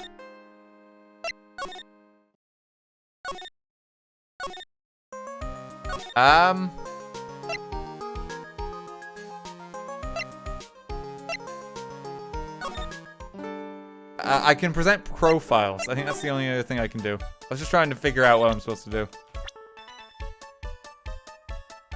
I mean, it's whoever was there. I don't think it's this guy.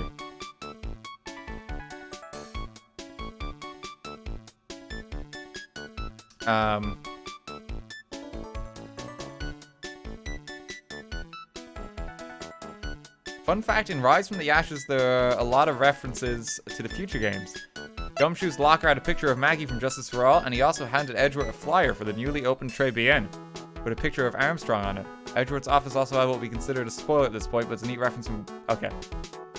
Yeah, careful there. Careful there. That's cool, there's references. Yeah, because that last case was new to the trilogy, wasn't it? At the end of the first game.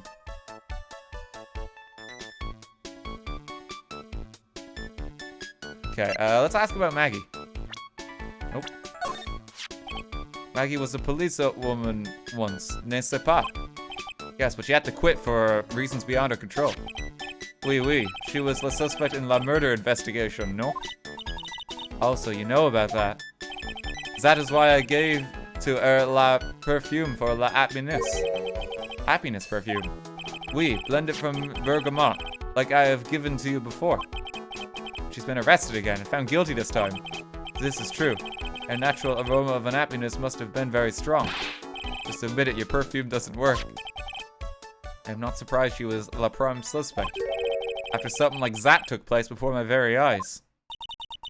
Something like what? What's this guy talking about? Does this mean Maggie did have a motive? Got to ask this guy for more info, stat. The Cyclock. When Maggie took the coffee over to the victim, did anything happen? Oui, I suppose you could say so. So what happened? No, it was nothing. Look, Maggie says she didn't even know the guy. But she's still been indicted for murder. The prosecution must have come up with some kind of motive. Oui, it is true. If there was anything at all between Maggie and the victim, it could be relevant. So please, tell us anything you know. Oh no, it actually is a Cyclops. Jesus Christ! You've got more than anyone else in the game so far. No way, what are we gonna do, Nick? Just have to remove What the? What's wrong? The Magatama, it's gone? Huh? I had it in my pocket, but it's vanished into thin air. Oh shit, I was wondering why it wasn't there. What? But I could see the Cyclops. Maybe that means the Magatama is nearby. Mr. Armstrong, can I just confirm something with you again? The table where the victim was sitting. Was anyone else sitting there? Such is the question you will have to ask him yourselves. Huh? Him? The old man spends all of his time down to the park. The park? Oh, a park. What park's that? Behind the restaurant. It is called Vitamin Square. Thank you. Je vous en prie, ma dear. Let's go check out this Vitamin Square right now, Nick. Okay, I don't have the Magatama. Vitamin Square.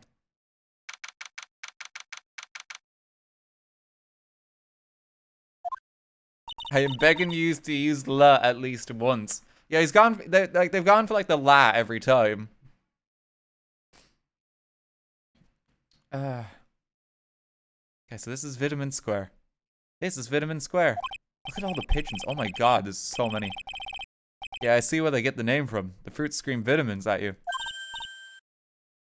Hey, Nick. That's the guy, right? Isn't that the old man Mr. Armstrong was talking about? That grouchy-looking grandpa. He's throwing seeds out for the pigeons. He's not throwing seeds for them. He's throwing seeds at them.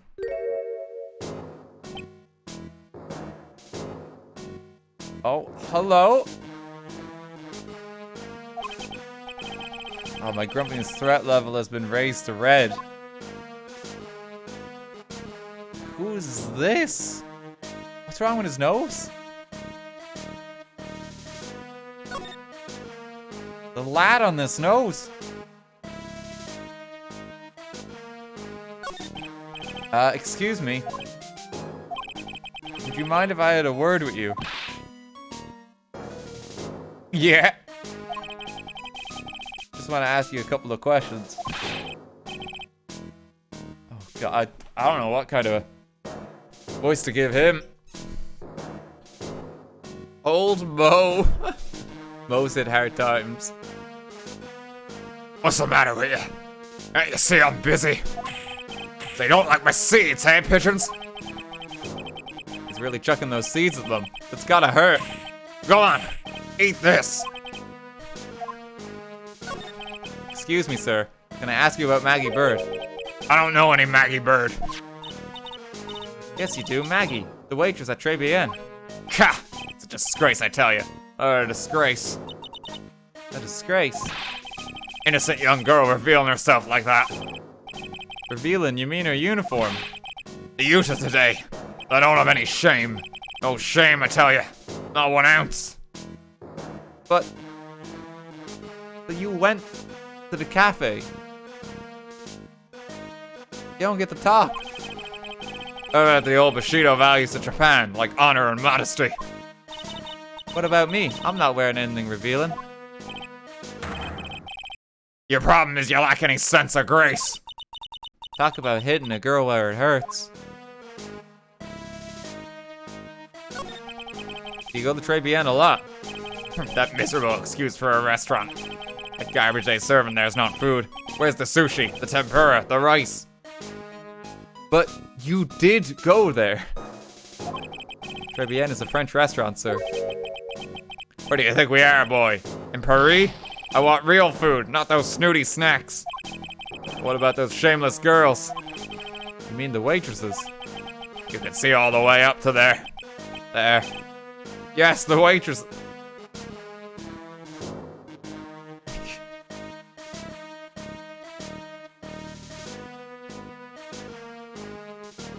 He's a boomer. He's a hypocrite. He's a pervert. He's gonna be wanted by the police soon. Practically naked. It's a disgrace, isn't it? Well, isn't it? Listen, it's not my restaurant. Yeah, it's a miserable excuse for a restaurant, that place. Miserable. He certainly knows the place. He must be a regular. Yes, he absolutely is. But if he hates it so much, why does he keep going? Trivia and regular. Are you a regular at that restaurant, sir? It's just, if you dislike it so much, why would you keep going there? Sir? There you are, you filthy pigeons. You want food? Take that. He must be hiding something, right? If he is, I should be able to see a cyclock or two. Oh wait, I don't exactly have the Magatama right now, huh? Remember, Nick, that Magatama is only on loan. You better find it or else. If Pearls ever gets wind of this, I'm gonna be in a world of pain. Okay. You know anything about the sports system? Did I ask you about this? No. I mean, he's definitely making the case for the most unlikable character. He'll never get it because Mo exists. And that entire case. But he's making a claim for it. This wasn't exactly what I was hoping to get out of this guy.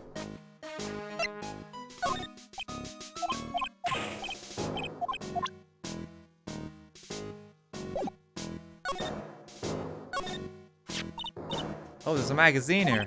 It's a magazine full of job listings. You disgusting rogue, picking up something someone else threw away. Threw away? Did you throw this away? Are you looking for a job? That's none of your business. Sorry, I guess I'll just take the magazine with me then. I don't want anyone else having it. Give it back. Too bad. Now that you don't want it so bad, I don't want to give it up. We're just stealing his magazine now. Sure. Hey, that's mine. Hey, look, pigeons. Yeah, and heaps of them too. Did you know that pigeons are a symbol of peace? That's a dove, not a pigeon. Poor things. So they can't be symbols of peace and harmony just because they're grey, is that it? You're overthinking this one by just a smidge, Maya. I fucking love pigeons. Pigeons are like a friendly bird. I know people like would consider them like kind of vermin and that, and like in the streets, but I just think they're so chill. Like I really love them. Like seagulls are bastards. Oh my god, I fucking hate seagulls. But pigeons, they're just kind of calm. And like a lot of the time when you're just walking about the city, like if you're eating a sandwich or something, they'll be like, cool. Excuse me, sir, do you have any crumbs? No, that's okay, I'll come back. You know, like, they're just so relaxed. I don't understand people who hate pigeons. Some people like to find them disgusting. But I think they're really cute. Yeah, they're so chill. Pigeons and ducks. I love ducks as well. We've had this conversation. Yeah, I think we have. Hatto is Japanese for pigeon, so yeah, it's safe to assume I love them, says Hatto Hard. Fair point. Thank you for the 100 bits. Jen, thank you for 500 bits. Have some McBits, and thank you for the fun stream today. Thank you. I used to love sandboxes like you wouldn't believe. Really, you? Sure, finding iron filings in the sand with a magnet was my favorite thing to do. Iron filings? Wow, that's too exciting for words. It was my ambition to collect every single shred of iron in the sandbox. I was such a kid back then. So, did you manage to get all the iron? No, I never did. I think I came close, though. Come to think of it, I still have all the iron filings I found way back then. You want them? No. Just shutting her down, Phoenix. Jesus. This place is so fruity. It's not a bad thing. Besides, I love apples. They're among my favorites. And that apple slide is perfect for you. What is so perfect about it? Oh, come on. Don't be a stick in the mud. Slide down it a few times. Go on. Woo. No way. I'd get covered in sand if I slid down that slide. Anyone can see that. Yeah, you're right. Otherwise, I'd give it a try, too.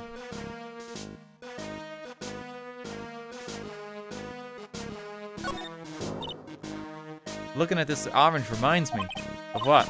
That you're supposed to eat a lot of them to ward off colds in the winter. You can't have fun during the holidays if you're sick in bed, you know. You don't have to tell me twice.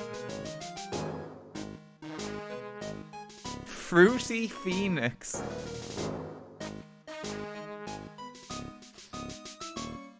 Is fruity a slang here that I'm not familiar with?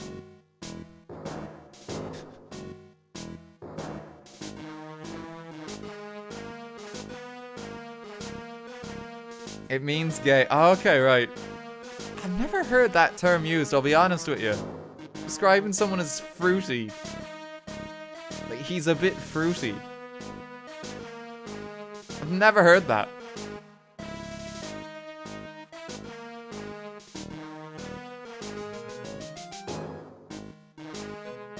Pretty sure it's derogatory, so... Oh, okay, is it? Oh, right. So people could use that as an insult. But is it... I mean, judging by the reaction from chat here, I imagine this is one of those terms that's been kind of reclaimed. Maybe? Yeah, I think it might be reclaimed. Just based on judging the reaction here. One of those terms like calling someone like a nerd or something, you know?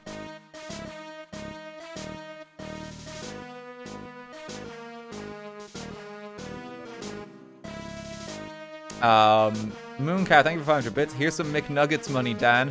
Also, why are the oranges and banana laid out like that?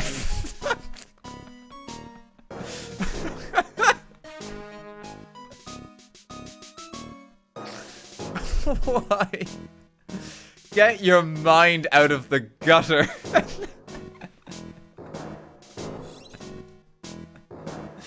Some of you need the...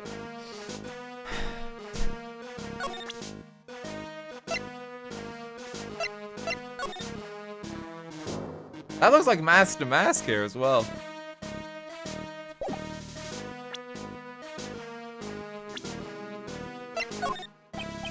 Oh, excuse me. Sir? No. Maggie? Okay, I don't think we have anything we can get through to him with at the mo. Maybe the lawyer's badge?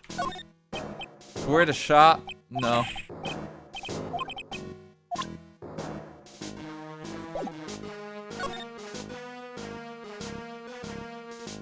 I can show him his magazine. No. Okay, well, we've acquired the magazine. So now in like old point-and-click adventure logic, we must now show the magazine to everyone. Mademoiselle. Yes? Are you looking for a job? Well, no, I was just... Let me see. Your style is un peu différent, but you have a good face. Different? Félicitations, you have passed. I will hire you. Bien, come with me. I will teach you everything I know. Nick, help! Oh, Maya's been kidnapped again. I don't know why to laugh and feel bad for Maya. Maybe I should do both. There she goes.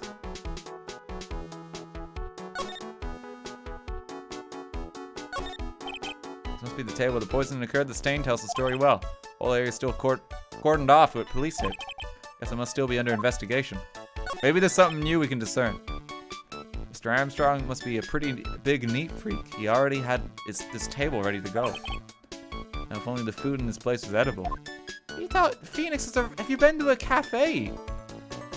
It's like a little boutique cafe. Like, it's really cute. Like, they set the table. Have you been in a restaurant, Phoenix? It's pretty cold out there on the streets. Peaceful, though. It's nice that people can take it easy after the holiday rush. Phoenix is poor. It's really tight behind the cash register counter. Could Mr. Armstrong even get in there? And if he got in, could he get out again? There's a bunch of little trinkets on the shelf by the door. I bet Mr. Armstrong collected all these personally. It's a rack full of magazine fashions, and they're all in French. All of the clothes in these are absolutely atrocious. Some of them have been circled in red. I really hope Mr. Armstrong is not thinking of buying those. Phoenix does not approve. He's doing a lot of judgment for a man who wears a blue suit every single day. Oh, sorry. And a jumper with a P on it. And a love heart. Can we just abandon Maya?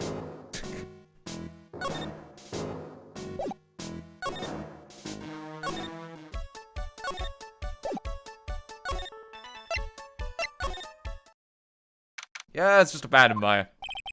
Looks like they have Maggie in questioning. Guess I've asked her pretty much everything. Come back if there's anything else I need to ask her later. Criminal affairs?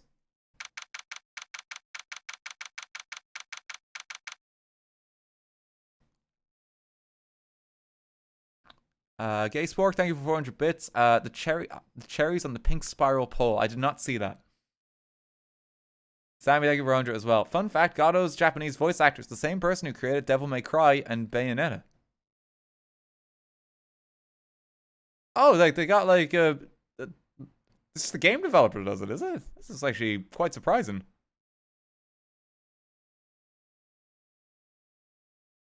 Can't think of many like voice actor game devs.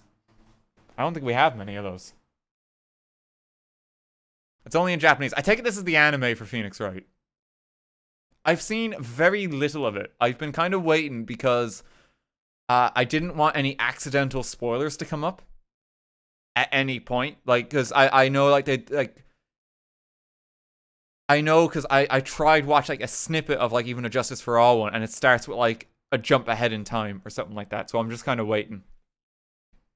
It like jumped ahead to like later in what would be the game in terms of plot. Not the anime, in the game. Oh, okay, you mean in the game. They didn't have a big budget, so the game devs voiced themselves. Right, okay. So, like, the objection, that's them. Gotcha. Hey, voice acting's voice acting. Well, pal, have you found the evidence yet? The ones that's gonna find her innocent? No, not yet. Only just started an investigation. Whatever you need to know, I'll give you the dirt on it. I'm putting off all my other cases for now, pal. Gumshoe's really fired up about this. Oh yeah, one more thing. The retrial's been approved. Court's sitting at 10 a.m. tomorrow. And Gado's gonna be the prosecutor. Oh, him. Now listen up, pal. If Maggie's found guilty again. Yes? I'll make sure you get locked up for good for it. Got it? So the guilty party was Maggie Bird, huh? Yeah. Back when she was on the police force. You were a mentor when she was a rookie, right? Yeah, I kept a close eye on her. I mean, not too close, you know. Hey, what's with the funny looks, pal? I was just her. It wasn't anything like... Look, sure, I was her boss when she was doing her training. But that was it. Nothing happened. Gumshoe sure is sweating up a storm over nothing. What's going on in that brain, Gumshoe? Ah, so that's it. A big old Gumshoe is a little old crush on Maggie. It's not like I like her or anything, Baka. I was... Ah! Note to self. Gossip with Maya about this later. Look, pal, don't tell anyone, okay? You gotta keep it a secret, got it? Sure. And would you mind not guessing what I'm thinking all the time? Hey, tell your face, pal, not me. You have to be blind not to see what's on your mind. So I was wondering, did you fill me in on the victim? Glenn L., he was a computer programmer. I see. Programmer. You can tell he's like a computer guy because of like the augmented computer lens that's over his face. How do we represent this in anime logic?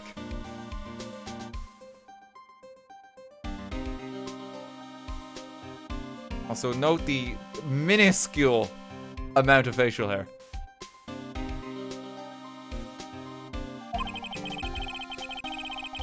He was just a regular Joe working for a small-time computer firm. Maggie never had any contact with the guy before that day. No, it's not Markiplier. It's not always Markiplier, guys. And all she did was take him his coffee. And all she did was take him his coffee on the day of the murder, pal.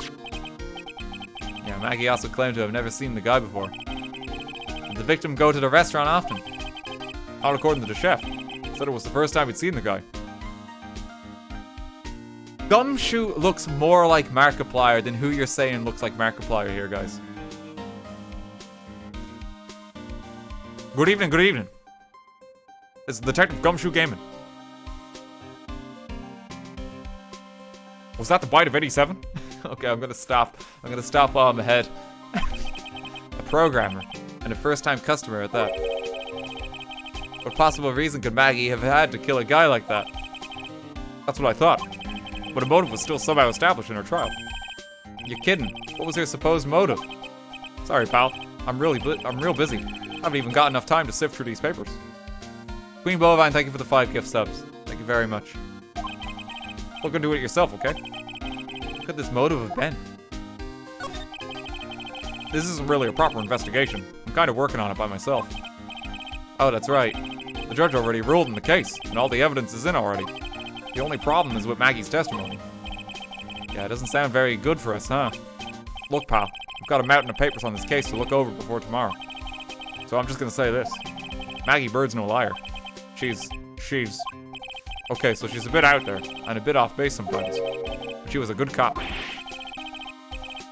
It's not exactly complimentary, you know. Yeah, he didn't have much to say about her. But someone who has, like, a crush on her, I'm, like... He seems really struggling to find the words. So what do you think happened? Just how contradictory is her testimony? The biggest problem with Maggie's testimony is the number of people at the table. Yeah, my thoughts exactly. Maggie still insists there was another guy sitting with the victim. Right, but get this. Everyone else in the place says the guy was alone, even the chef. And then there's that CD. CD. Oh yeah, she did mention something about a CD. There was a sample CD on the table, sir. But our guys turned that place upside down. There was no CD. What? Not on the table. Not anywhere in the whole restaurant, pal. But didn't Maggie say the victim was wearing an earpiece, too? Yeah, but that was for the portable radio in the front pocket of his hoodie. The radio? He didn't have a CD player. You got it. Your phony never explained that contradiction at all. Come to think of it, the owner of Tribulations didn't mention that CD either. I don't know why, but I get the feeling Mr. Armstrong's got something to hide.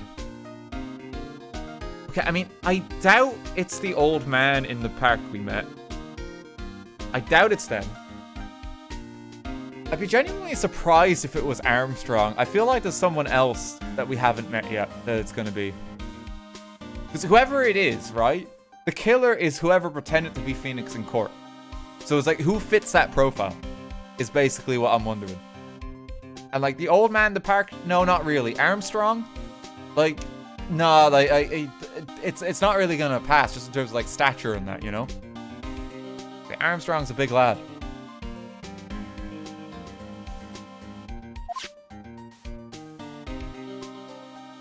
Yeah, I feel like it's someone that we haven't met yet.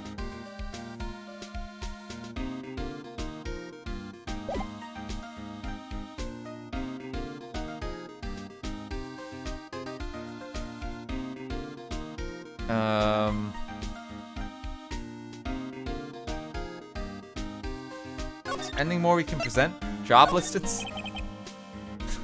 Hey, Gumshoe, you might need these soon. No, there's nothing there. No, I didn't mean it like that. I meant... You don't have to explain. What's that? A sports paper? Yeah, I found it in the magazine rack at Tribulations. It's out the same day as the murder. You may be onto something. Take a look at this. See this writing here. MC Bomber. Hey, what is it? I've heard that name somewhere before. Yeah, MC Bomber. Oh, he actually seems to be thinking for once. It's no good. I can't remember. And he goes back to being the Gumshoe we all know and love. Hey, pal. I'm gonna borrow this paper for a bit, okay? I want to get a handwriting analysis done in a scribble. Handwriting, huh? Be good to know more about that in any case. Thanks, pal. I bet this will turn out to be an interesting clue. Sports paper given to Detective Gumshoe, okay? I wasn't at the trial myself, but I asked this one detective I know how your defense was. And what did he say? He started off by saying, I'm at a complete loss for words. But You must have found some quick. Because he went on about how bad you were for about an hour. But he said you sucked so much, it seemed like you were trying to get Maggie found guilty. Luckily I was trying to get Maggie found guilty. Yeah, I mean, whoever was impersonating me obviously did it. My main question... was our fucking goofy judge overseeing this case? Because I swear to God if he was, and if he couldn't tell, it wasn't us. Like, I'm gonna strangle the man. Like, that's it. Like, I'm so sick of his shit. He needs a forced retirement.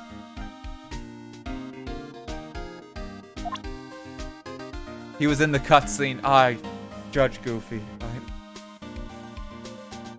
I'm gonna kill him. I'm gonna kill him. I don't care if I go to trial for this one.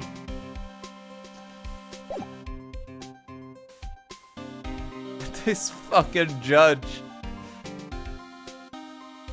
He oversees all of our cases and he couldn't tell.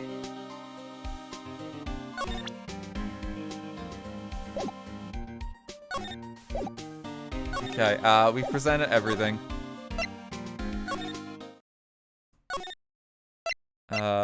Tribulations.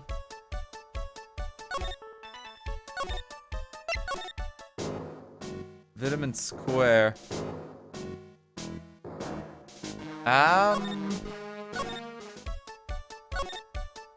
Well, actually, our only real lead at the moment, I think, is Gumshoe. Maybe present some profiles.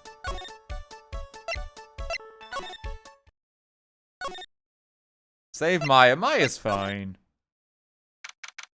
Oh. Poor Maya. Looks like Mr. Armstrong's really taken a shine to her. I suppose I'll just have to let her work at the restaurant for a while. Phoenix, that's a hostage situation. He can't just do that. I'll go pick her up from Tribulations once things have cooled off.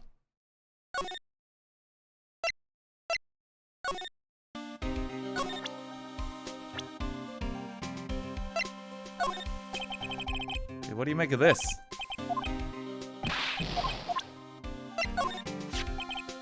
The chef of Tribulations, huh? You know what that chef said to me? Oh la la, your body is full of toxins. And then he gave me this bottle. What's in it? I don't know. The label says juniper. I'm under orders to put a few drops of it in my bath every day. Under orders? Yeah, you know, there's something about that lady. I mean, guy. It is a genuine question to bring up, because I know this game is a bit older, and I'm kind of just wondering, like, yeah, is it supposed to be, like, what pronouns are we talking? It is actually, like, a genuine concern, because, like, I know there's old games like that can be questionable. Like, I've been kind of, maybe just go for they to be safe. It is worth a mention. They do say Mr. Armstrong a lot, yeah. I think it's he, him. Okay.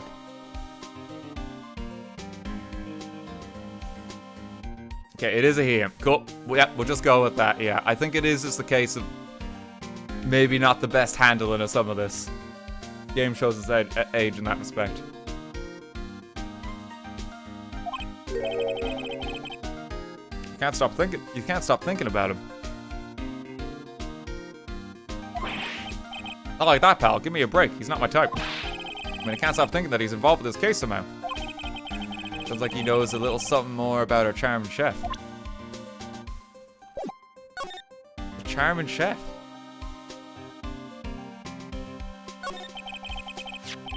So what exactly is it that caught your attention about the chef at Tribulations? It's kind of hard to say. The guy's probably not even connected with the case anyway. Hey, come on, detective. Didn't you say you'd give me the dirt on anything? Well, this sort of stuff is kinda unimportant, gossipy stuff, you know, pal? Look, how about this? You go to Tribulations and investigate the place yourself. If you find out anything suspicious about the guy, you report it back to me, okay? I don't suppose I get a choice in this, huh? Guess I better find out more about the chef at Tribulations than report back to Gumshoe.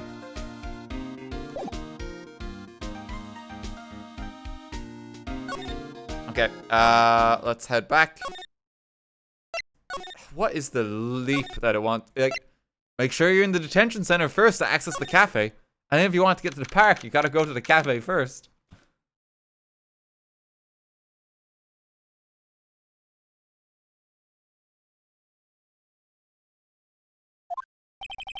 The scent of flowers sure is strong. It's almost making me dizzy.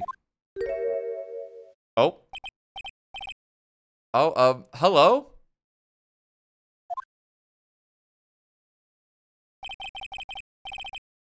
Well, goodbye. Who was that just now? A customer? She had a sort of dark aura about her. Ah, welcome, B Avenue. Wow, what a cute voice. Oh, it's just you, Nick. Maya. Well, how do I look? Maybe you should quit being a spirit medium. Phoenix, please. Maybe, but it's kind of boring being a waitress. I mean, you're my first ever customer. Look at that woman I just saw. Oh, since you're here, you might as well have something to eat. I'm kind of hungry, actually. So how do you like your new job, Maya? I never knew there was so much for a waitress to do. Take people's orders, bring them their food, make coffee, work the cash register. Maya, are you getting paid for this? Of course, we need a customer before I can do any of that. Yeah, it's a nice looking restaurant. It's a shame more people don't come. Don't forget about the ultra cute waitress. Check out my gimme a tip smile. Hey Nick, why don't you order something? The chef's preparing a tasty lunch set at the moment, or so he says. How much is it?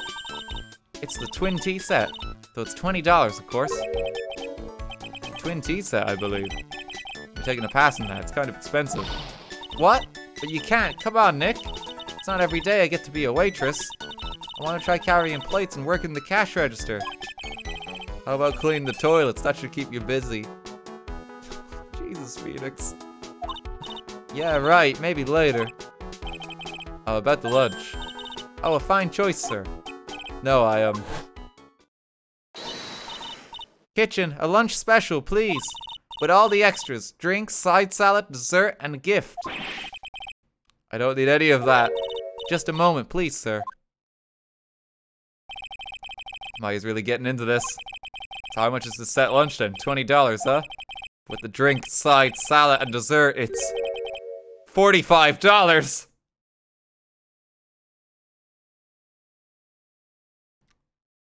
That is pretty, that's it's expensive. Hey, wait a sec, Maya. Sorry to keep you waiting, sir. Here you are. A deluxe fortified lunch set. Oh wait, no, it's straight up lobster though, right. Whoa. A dish inspired by lobster and abalone fricassee. With a balsamic vinaigrette. Bon appetit. Thanks. Come on, Nick, hurry up and try it already. Lobster, huh? Alright, down the hatch it goes. He's gonna eat it with the shell intact. Well? Are you hungry, Maya? I'm starving. Here, it's yours. Really? Remember, Maya, my wallet doesn't print money, so you better polish off that plate. I just remembered. I've got to clean the toilets. Hey! Can't be in that much of a hurry to clean the toilets. Tribulations lunch special added to the court record. This will be important for the crime later. It cost $20 despite how unbelievably bad it was. Looks fine. It's the murder weapon, of course. How does that guy manage to make good food taste so bad? Hey Nick, you want to take a peek at the kitchen? The kitchen, huh? Not a bad idea. And what was it that Maggie said again? In the kitchen, you'll get to see all the chef's greatest secrets. In the kitchen? That sounds tasty. Hey, wait up, Maya. What is it? I'm pretty busy right now. What are you going to show me around? There goes my plan to find some cool clue and show it off in your face. But I conduct a search in the kitchen myself. Okay, to the kitchen.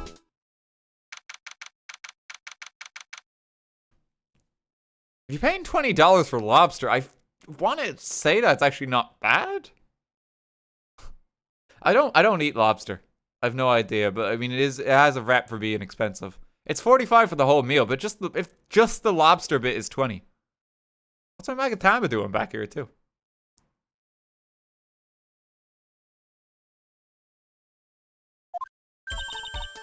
And here it is, the famous Tribulations kitchen. My first time in here too, actually. There's a weird atmosphere in here, that's for sure. Mr. Armstrong will be back soon, so we better search quickly. Chop chop. Give me that. Now I know I'm in a French restaurant. I've never heard of most of these seasonings. Hey Nick, this container has oyster sauce. What's that? Isn't that used in Chinese food? Heck, look! Right there on the counter. My Magatama. My Magatama, what's it doing there? What indeed? Okay, how was that stolen? On loan from Maya, recovered in the kitchen of Tribulations.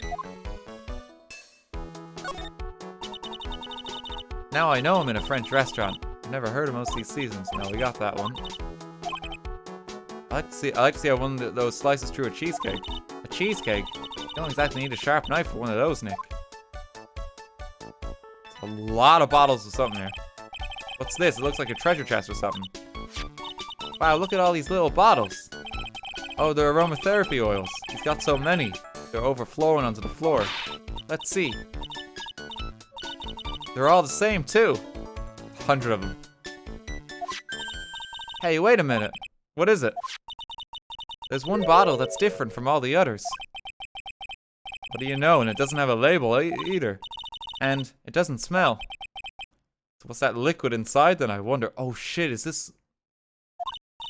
Hey Nick, we should borrow this. Is this the poison? I mean, look how many bottles he's got. He won't miss one, will he? Found in the kitchen, shape is different from the other bottles, contents unknown.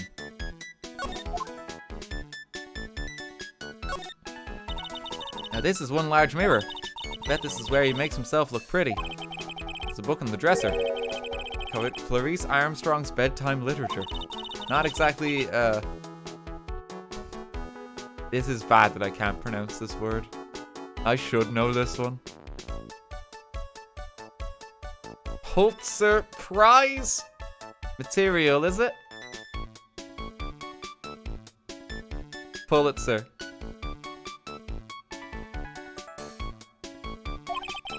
It looks like a collection of poems he's written.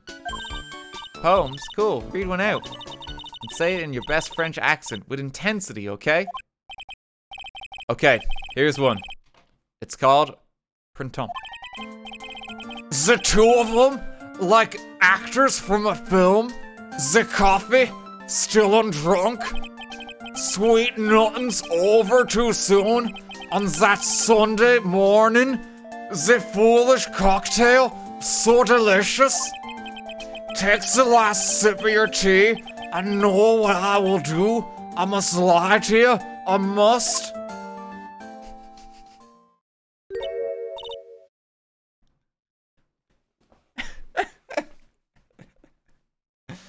Huh, that's it. Yep, that's a poem for you. Amazing French, very brave. What are these lace curtains for? That sounded Scottish. I'm glad you were able to faintly tell. I don't know, but they give the place a real homey feel, don't they?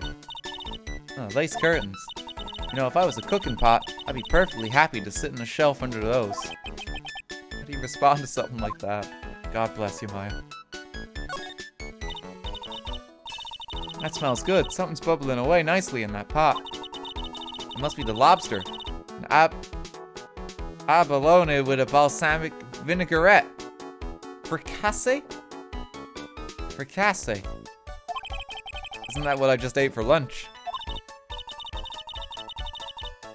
Maybe. What you ate is the only French dish I know the name of. Okay, well, we got some good evidence here. The curtains are cute, but they're probably a fire hazard. Yeah, like, especially over the stove. Like, Jesus, you've got actual flames here. That's like a gas stove, too. Yeah, that's actually really bad. Oh, shit, like, the entire place is gonna go up. These flowers should not be here, either. That seems really bad.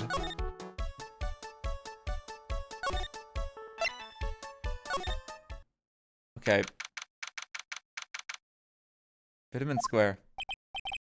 The old guy's not here anymore. Drat, and I still have some answered questions for him. Oh. A scooter, huh? You leave it right in the middle of the park like this. The wheel guard and the light are busted. Guess there must have been an accident. It's totally wrecked. Oh! Tremendous scream.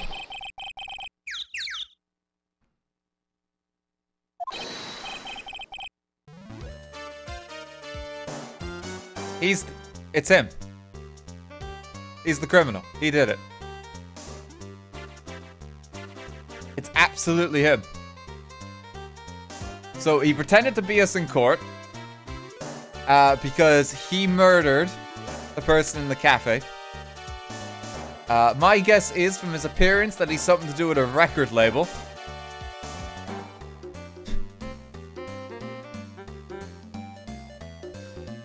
He looks like a Tekken 2 character. My question is, especially like the tan and like the facial scar, how do people think this was Phoenix? What voice do we give him? Yeah, so this is the guy who did it. Now we spend like 5 to 6 hours proving it's him. New Jersey, New York. I don't know if I can do a New York accent. Hey, I'm walking here. I'm walking here. What do you think you was doing with my bike? No, I can't. Can't do it.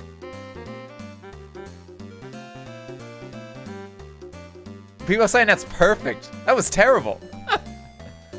What do you think you was doing with my bike? No, I was just... You was messing with my new ride. Is that what you's been doing? It's changing. Hey, I'm walking here. I'm walking. You's been messing with my new ride. Is that what you's been doing? You're right. Isn't that kind of... You was gonna pay for this. It wasn't me. I was just passing by. Hey, then who's the one that covered my saddle in crap, huh? Why, you's gonna pay. You catch my drift.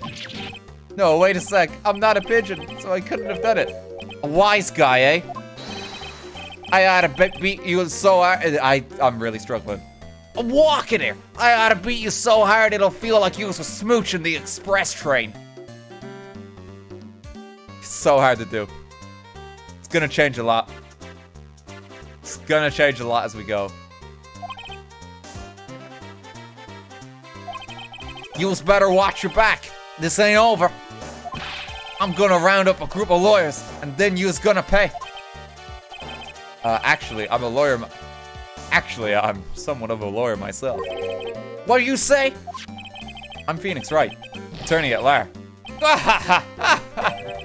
Phoenix Wright. You saying you Phoenix Wright? Yeah, I am. So you a wise guy too, huh? Cause I'm Phoenix Wright. The one and only. Like, this case is over. This is so painfully obvious that it's him. What? Out of my way, I got a cruise. He's gone. Surely that guy wasn't my phony, was he? He wasn't anything like me. Guess I better make a note of the scooter. Ridden by my phony, the wheel guard is all smashed up. How pathetic. Oh, it's you. If you dress from a little brat like that, and you look like a pigeon that's got seeds in its eyes. Have you been here the whole time then? I was in that strawberry. I had some thinking to do. Okay. Or like you had some cowering to do.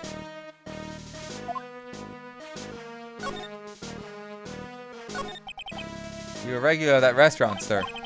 It's just that if you dislike it so much, why do you keep going there? Sir? No, he's not talking. Oh, here's the side clock. Okay. We didn't get this before. I knew it. This old guy has got something to hide, but what could it be?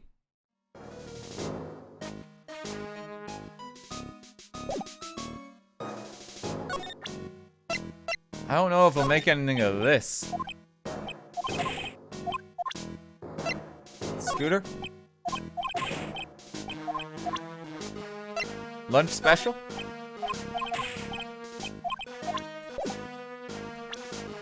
Okay.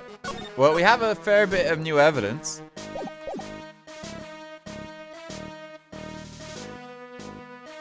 We can try press through him.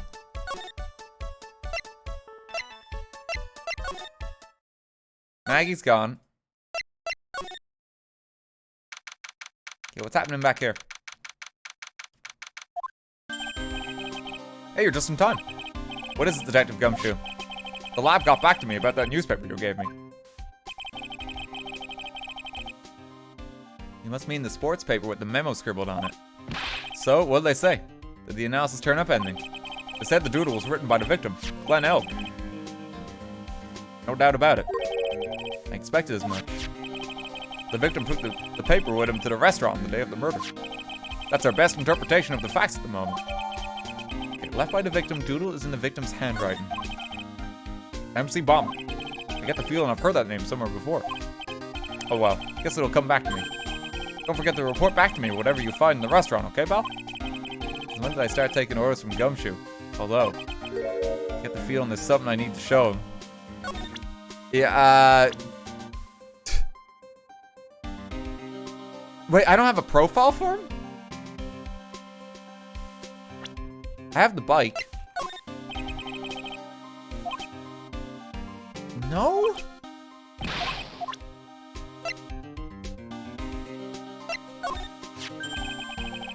You got one of those aroma bottles too, huh?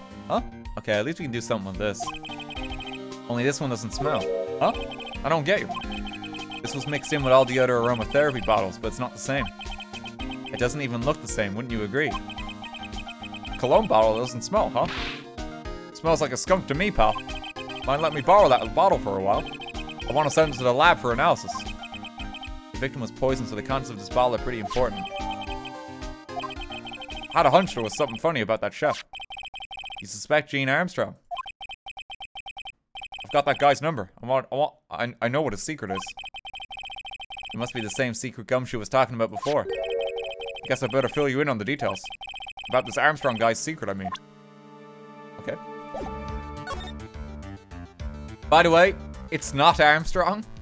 It's clearly the guy who tried to falsely represent us in court and also appears in the silhouette having poisoned the victim. I've given a lot of information away early. Maybe there's a twist yet, similar to the last case. So what's Mr. Armstrong's secret? You ever had lunch at Tribulations, pal? Yes.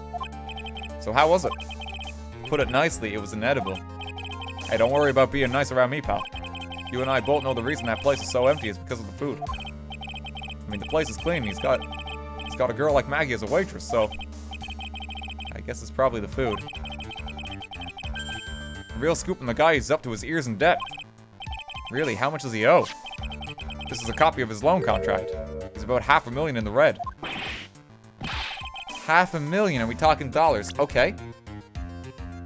Wait, so what's going on here? There is a $500,000.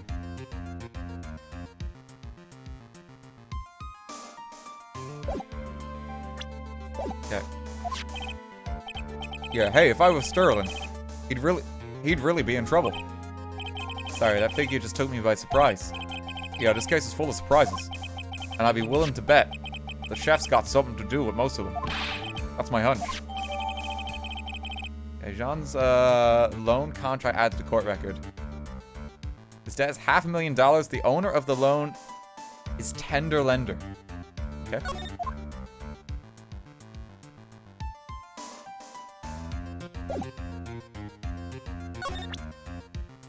Alright, we can take that with us. Maybe we can go find him.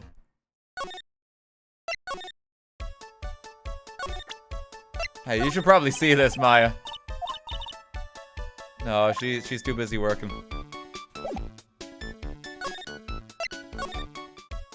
Anything happening in the kitchen? No.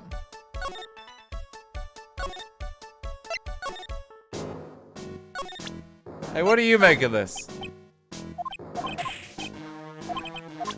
Okay, we need to get through whatever's happening here. This is the only access point we now have.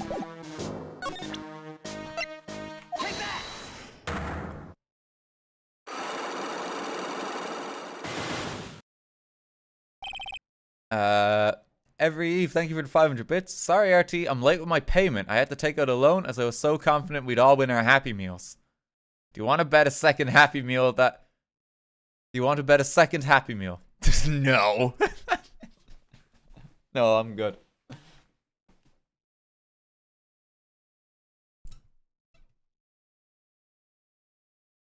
I already won and I know when to quit.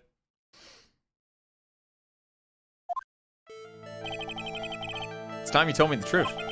Why are you a regular at the restaurant that you dislike so much? Isn't it obvious?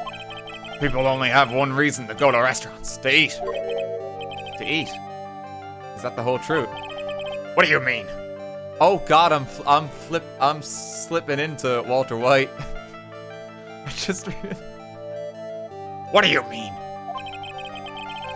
I don't think you go to that restaurant for the food at all. You insolent brat. How dare you accuse me? What proof have you got? It fits. It does fit. I can tell that not you nor anyone else in the world would go to that place for its food. Here's some of the food I had earlier. It was awful. Proof is in the pudding. Or in this case, the lunch menu. That's a twin tea set. The food at Tribulations is terrible and expensive. You're wrong. It's cheap. Huh? I'm rich. I inherited money when I was a boy. Yes, I'm stinking rich. I haven't done a jot of work since I was born, other than feeding the pigeons. What a load of crock. The taste's another story, but the price, it's nothing to me. So you're saying that you go there because you've got money to burn? Exactly. I have so much cash I go for a swim in my money vault every day. Unfortunately, that's a lie. You don't have a money swimming pool. What? You don't have money to burn. You're flat broke. Wait, what? Have we proven that he... Oh no, he's looking for a job. Yeah. I thought we were gonna associate him that, like, you're the one in debt. No, this is yours, right? Our magazine. Why would a rich retiree be looking for a job? So what? So I was looking for a job. I'm not buying a lot at the moment. I need spending money. Oh? I don't go by that restaurant for food. I just go for the cappuccino. Yeah, I think you mean a cappuccino. Anyway, how much does the cappuccino cost there? $8. It's pretty expensive. Those had better be some good golden beans. What's your problem? You think a poor man will be better off drinking dishwater, do you? Is that it? No, I wasn't thinking that. I was just wondering if the coffee there is really that great. No, it's not. But anyway, yes. That place has free newspapers to read every day. Newspapers? Exactly. They don't want me hanging around at home, so I go there. I'm sorry, sir. There are no free papers to read at Tribulations.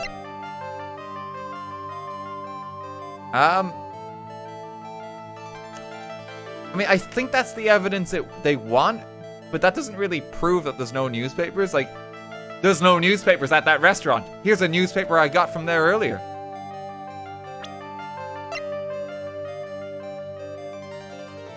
You know? It's a weird way to prove it, but that's what the game wants, I think. Take a look at this. What is it? It's a newspaper I found behind the magazine rack at Tribulations. So? What of it? This was the only paper there, and it's dated more than a month ago. Still a weird way of proving that there's no newspapers in the facility by producing a newspaper from the facility, but we'll allow it. What? You see what I'm getting at here? That restaurant doesn't get newspapers. This is just one that a customer happened to leave behind. Tell me, why are you so determined to hide the truth? I'm not hiding anything. Gonna have to put this guy out of his misery. Listen, The real reason why you go so much to Tribulations is...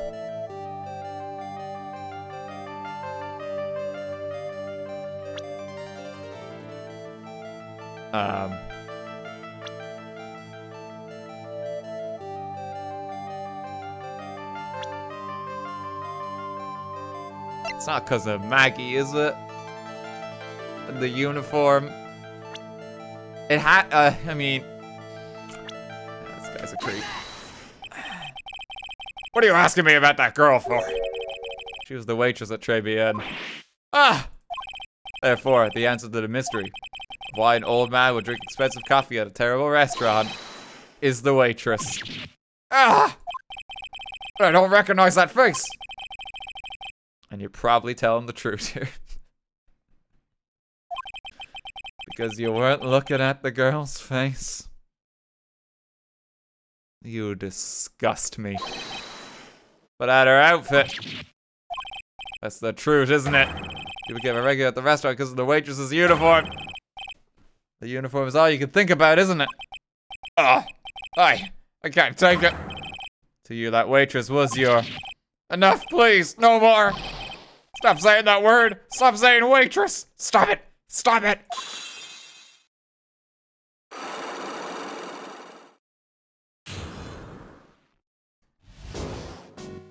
Alright.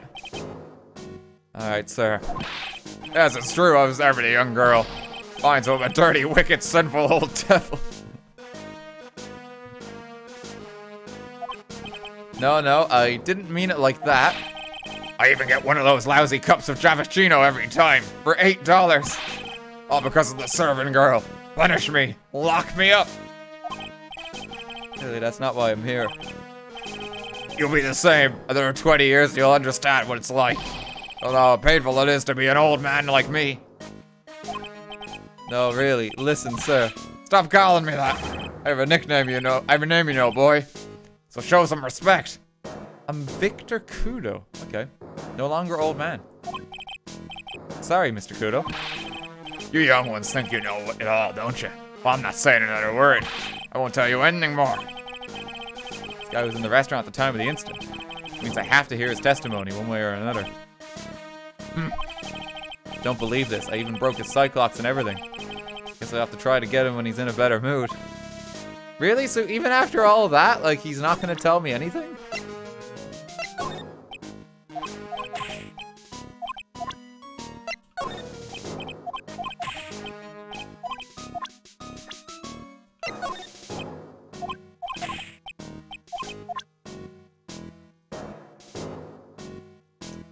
Oh no. No, okay, I didn't do it.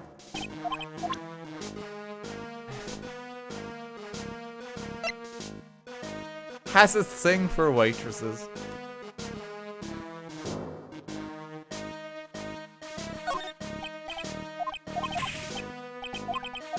You can try a lot of the profiles. Maybe he might respond to someone here. No, he's just chucking a lot of pigeon food at us.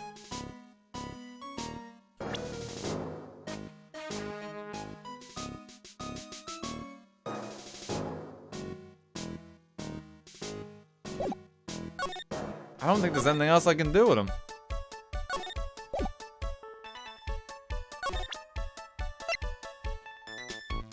Maya didn't respond to much either. Oh. Excuse me. Excuse me.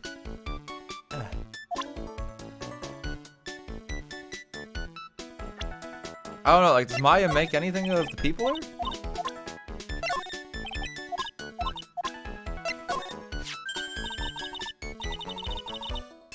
Oh, it's that old man. Is he still feeding the pigeons? Yeah, he fed me as well. I got a bunch of those seeds in my eyes. Ouch, ouch.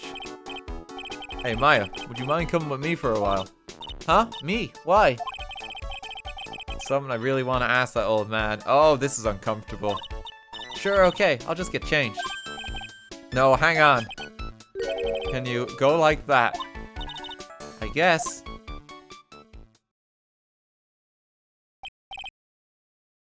Oh, no. Sir. Are you again?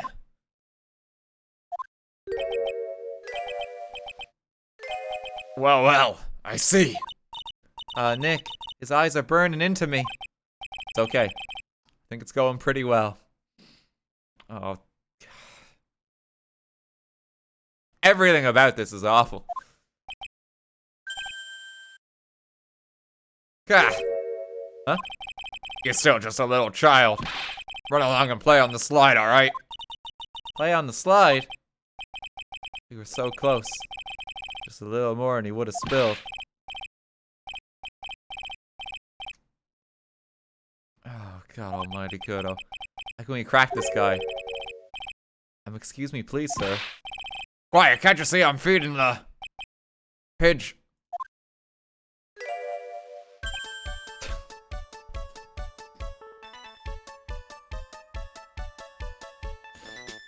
I can't believe they've done this.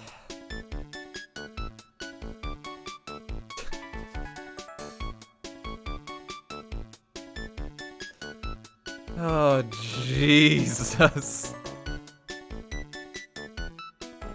Mia.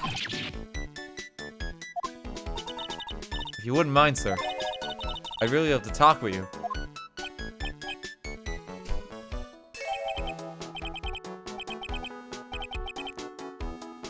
You pervy old man.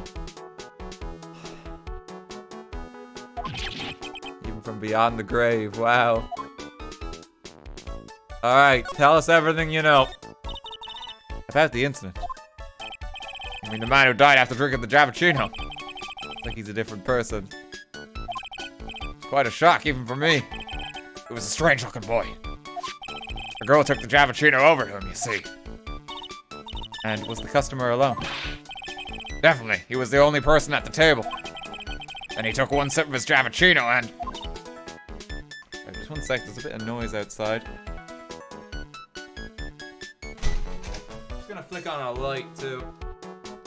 It's dark. Been going a while.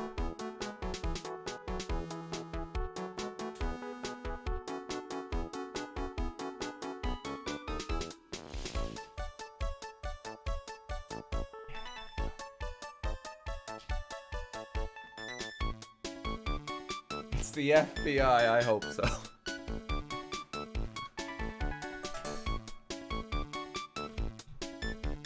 The McMob got him. Okay, and? And he says something like, yeah, and then collapse, dead. Oh, terrifying. You're so good at listening, aren't you? I'll tell you anything, whatever you want to know. He seems to be telling the truth now. It looks like Mr. Kuda didn't see this other man either. Do you like the food at Tribulations? Well, of course. I'm really quite a sophisticated man. I was a young businessman once, you know. Set up a casino in London. Really? How interesting. Eating the food at that restaurant really takes me back to my days in France. The story doesn't even make sense, Mia. I was in London. That reminds me of France. That's so funny. London's in England, not France. Oh yes, France is wonderful. I'd love to show you around the city sometime. It's too much. I can't take it. I want France. Ha ha ha. Can't believe Mia's laughing at the guy. You visit Tribulations a lot, don't you? Of course, I mean, yes. I'd like to come and see you there. Really? Oh, you flatter me so. The owner will be delighted to welcome you, I'm sure. Be careful of that chef, my dear. The chef? You mean Mr. Armstrong? That's right, the man's an ex-con. Okay, like, it's too convenient to frame him. Absolutely too convenient. It's the other guy who we know impersonated us in court, who's clearly already committed a crime of some kind. He's an ex-con. Whatever did Mr. Armstrong do? Oh no, those eyes! I can't take this! He has really got this guy eaten out of our hand. He steals things from his customers. From his customers. Gloves, handkerchiefs, little things mainly. He's a pilferer, so you be careful around him, my dear. Yeah, but clearly he was, and he's trying to, like, do things different now. I'd like to think. Are you sure about this? Of course, he was arrested for it once. I was there when it happened, having my Javachino. He really is a regular. Let me write you a little haiku about it. A haiku. Japanese poem. It'll explain all you need to know about that chef. Oh, this is going to be taken into court evidence at some point, isn't it? Convicted before a wicked man or woman repeat offender. Okay, Victor, you're really getting up there for being worst character. You're really getting up there.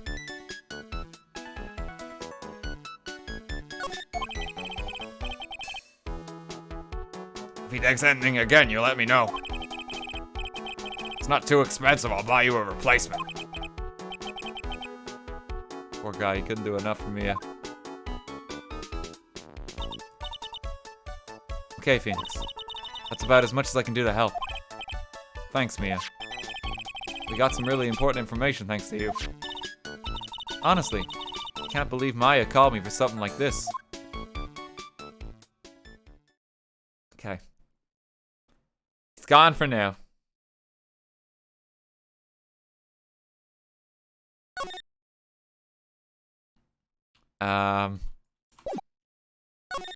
Right, I'm assuming there's nothing new there. I guess it's about time to wrap up today's investigation. Had enough of being a waitress. Yeah, plus no one came to the restaurant. Well, la, Mademoiselle Maya. None, how can you leave me like this? I'm sorry. It reminds me. Mr. Armstrong had a Cyclocker 3, didn't he? Gonna have to break those. Mr. Armstrong, hope you won't mind, but I'd like to have another word with you. Volunteers, of course.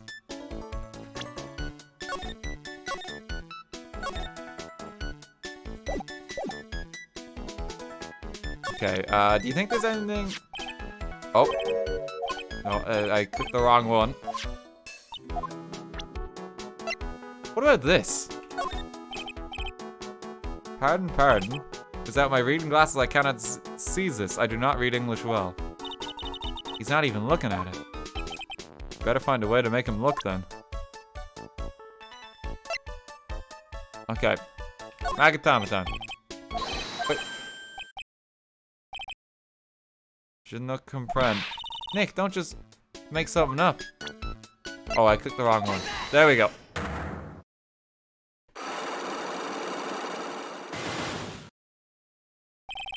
Okay, Maggie's motive. What's happening? I do not like this horrible feeling. I have to know the truth. What happened that day?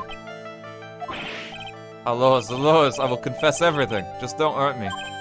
Huh? That was a new world record? It was a lottery ticket?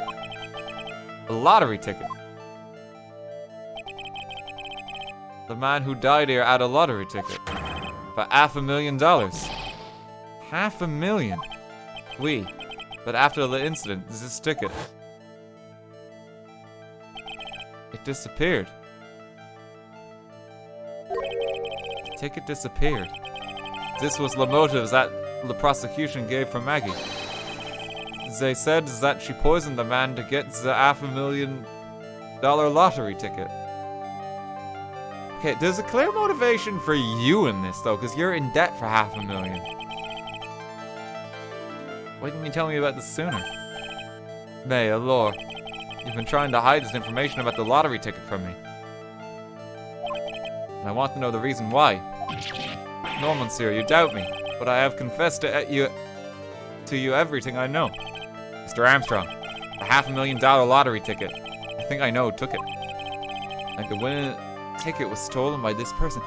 Oh shit, did he take it? Mr. Armstrong believes a very high probability that it was you. He didn't kill it. He didn't kill the guy, but he's committed a crime here. That's one piercing scream, even for a man like him. Mais pourquoi moi? Why? You have no evidence. I am not masked to start a mask. I'm not the kind of person who steals the property of others. Sorry to disappoint you, Mr. Armstrong, but I have evidence to the contrary. I present to you proof that you have stolen from others in the past. Okay, Victor's note. What is this? A poem? Oh, Monsieur, you know me so well. I adore poems. Please read it and put some feeling into it. Okay. I'm sorry to have to bring it up, Mr. Armstrong. But you've been arrested for stealing from your customers before, haven't you? Mon Dieu. La mensonge? You are the liar. You deny it. Do not make a false accusation, s'il vous plaît. So, do you have any proof? I want to see the incontestable proof that I have ever stolen from one of my customers.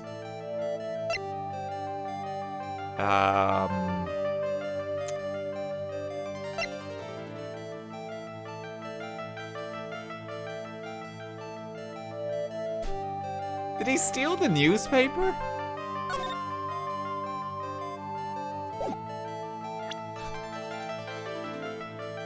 Was that really part of his crimes?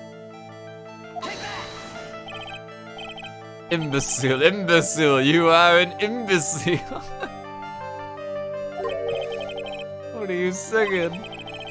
It's one of my favorite chansons. It is called Imbecile. It is French. Come on, Monsieur, sing together with me. Imbecile, imbecile, you are an imbecile. Oh, we're just getting fucking roasted. There's some new ammo for chat instead of just calling me like idiot streamer. Imbecile. Armstrong's definitely stolen from his customers before. I just need to find the right evidence to prove it.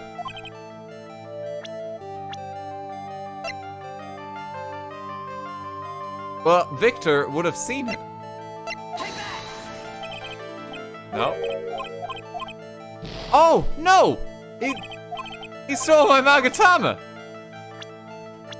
That's what it is. I'm overthinking it. It seems old habits die hard, Mr. Armstrong. What is that? This is my Magatama. And I found it in your kitchen. No! Wow, that scream just about broke some windows. Oui. I have a weakness for the little trinkets and the figurines. My hand, it just slips out. I cannot stop it. You've stolen handkerchiefs, gloves, and other things from your customers, right? Oui, it is la truth. I am just a timid little girl inside, monsieur. A timid little girl. Besides, this time, it was not the small trinket, oui? It was $500,000. Mais non, why would I steal it? I have no need for such money. Really now? Oh, monsieur, what is it? Isn't it true that you're in some pretty serious trouble? And that you're in desperate need of a large amount of cash? There we go.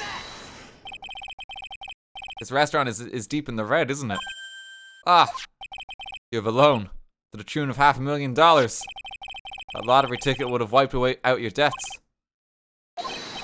Well, Mr. Armstrong, what do you have to say for yourself now? Ah.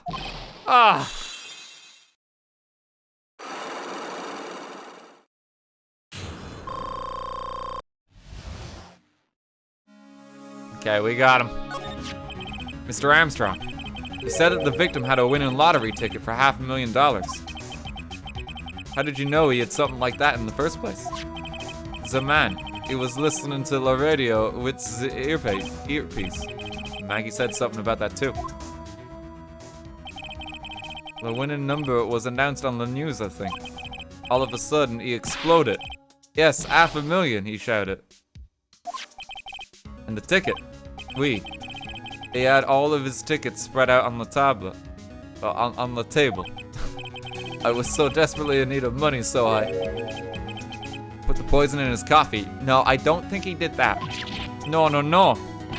Oh no, you naughty man. I simply helped myself to one of his tickets. What? The victim collapsed and Maggie passed out. I thought to myself, pourquoi pas? He had so many of them. Yeah, but only one of them was the winning ticket, right? How could you do that, Mr. Armstrong? Maggie was arrested because of you. No, this is not true.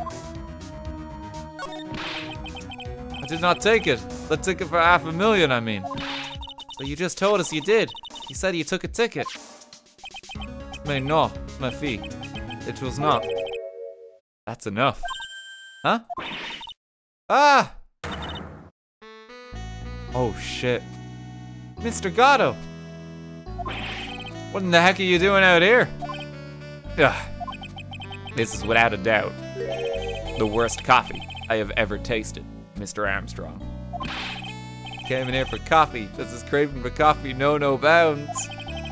Perhaps Mr. Armstrong stole one of the victim's tickets on the day in question.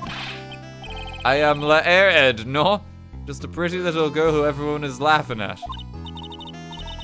But in that case, Maggie shouldn't be the only one under suspicion. He had the wrong ticket. What? Mr. Armstrong made off with the winning ticket's pretty neighbor. So, the ticket he took was worthless? Not quite. He did win something. $1. You see, I am just a pretty face. Without my looks, I have nothing. So, what happened to the winning ticket then? The one he meant to steal? Indeed, what did happen to it? I don't like spoiling myself by watching trailers, so we'll just wait and see how the movie turns out tomorrow, won't we? Oh, goddamn, he's so smooth.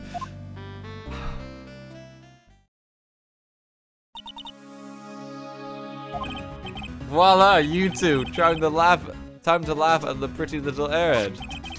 Looks like I won't be needing this note anymore. Pick this note thrown into the well, I mean, it might have been evidence. But alright. It was a testimony that he was an ex-con that might become relevant at some point in the trial, I don't know. I don't know why you would simply dispose of that. But it was a very shitty poem. That much is true.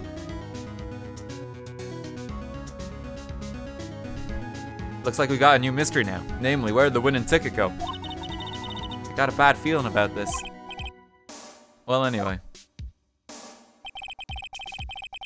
Can't let Maggie suffer any longer for this, and certainly not again. To be continued. Okay, I think that is the best point to wrap up this case for tonight. Because we've been going 7 hours. It's pretty late. We're gonna pause it there. And then next week, I believe on Saturday again. Believe it'll be Saturday again. We are going to press on from where we left off today. Let me just extra save it. I'm just going to get back to the main menu real quick. Just so we have a little bit of menu for the outro so it's not deadly silent. Yeah, next Phoenix Wright stream, it'll be Saturday. Not tomorrow, no. So tomorrow, I'm streaming something at a different time. I'm hoping to do some Skyrim multiplayer. With Lollipop, who we did power washing with, and Josh from Let's Game It Out. As Laura's doing like a massive stream on her channel, her end. And so we're just gonna play some games a while. It sounds fun. I think I'm gonna be streaming my end, but like I think like Laura's the one, like Lollipop's the one doing the big old stream. So we're gonna chill. She's kindly invited us on. Should be fun. But yeah, that's gonna be it for tonight, and then we'll pick up Phoenix Wright again next Saturday. I think doing one of these each weekend is probably best. I think if I do 2 back to back, it might be a little taxing on my voice. It might be. I'll probably make an exception to that whenever we get to the final case, because I reckon the final case is going to be a good one. Especially if this is supposed to be like the end of the trilogy.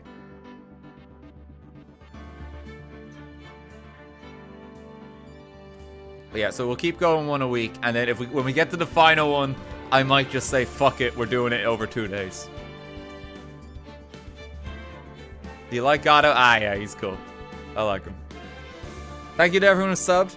Thank you to everyone who forfeit their allowance for their McDonald's Happy Meal. And thank you to the mods, as ever, for being on hand. I hope you all enjoyed the stream.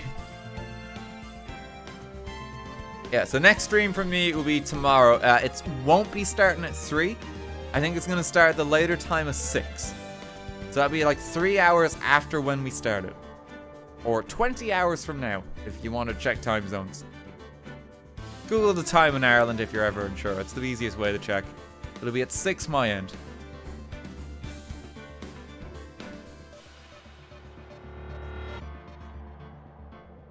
I'm excited to see how this one goes. At least the case seems kind of ridiculous. 'Cause I feel like people have mentioned this before. That there's a third case syndrome in Ace Attorney games, where the third one just is kind of like a filler arc that's kind of just wedged in between everything. At least the premise with this is quite ridiculous, and I mean, not every character seems to be like god-awful obnoxious. Like Victor, oh, he can die in a fire. But, you know, I'm hoping at least with the premise that this one might be okay. Big Top is the worst one by far, like, without question.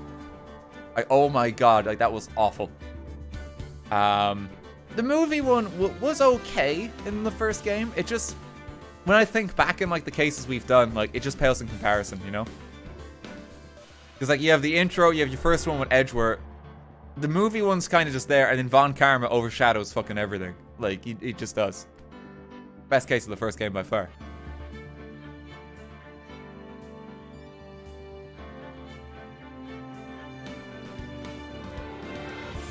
There are more terrible third cases than Epidemic. Yeah, I think it's something to do with maybe just story pacing. Because they tend to aim for about, like, 4 cases per game or something like that. And this one just kind of suffers because, like, the narrative just stoops a little before they can kind of get to more interesting shit.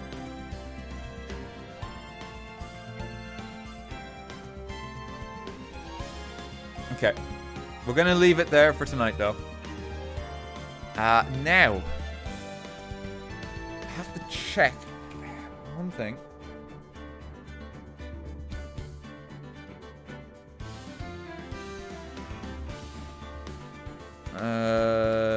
Give me 1 second. Okay, yeah, they're still going. So, I am going to be sending you over. Channel name is a bit weird here. This is Essentials TF. The reason I am sending you over here is a bunch of my old TF2 friends are doing a charity event tonight. I don't know how many people follow the TF2 scene there, but it's called the Black Bash. It's an annual charity kind of fundraising stream that they do every year. I used to organize it way back in the day, but they're still going. They still do it. I've kind of left that scene a bit behind now. But because they're still streaming, I want to send you over their way, and just so you can show them some support. They're raising money for Special Effect, which is a fantastic charity that you can ask them, and I'm sure they will be dying to tell you more about them. And they're currently playing some Jackbox. So go say hey to them. I don't know who in the gang is currently on the stream, because they tend to do like long-ish charity streams, and it's like over the weekend too. I don't know the full cast is there, but they're friends. So go say hey, okay? I'll see y'all tomorrow at 6. Have a good night, guys.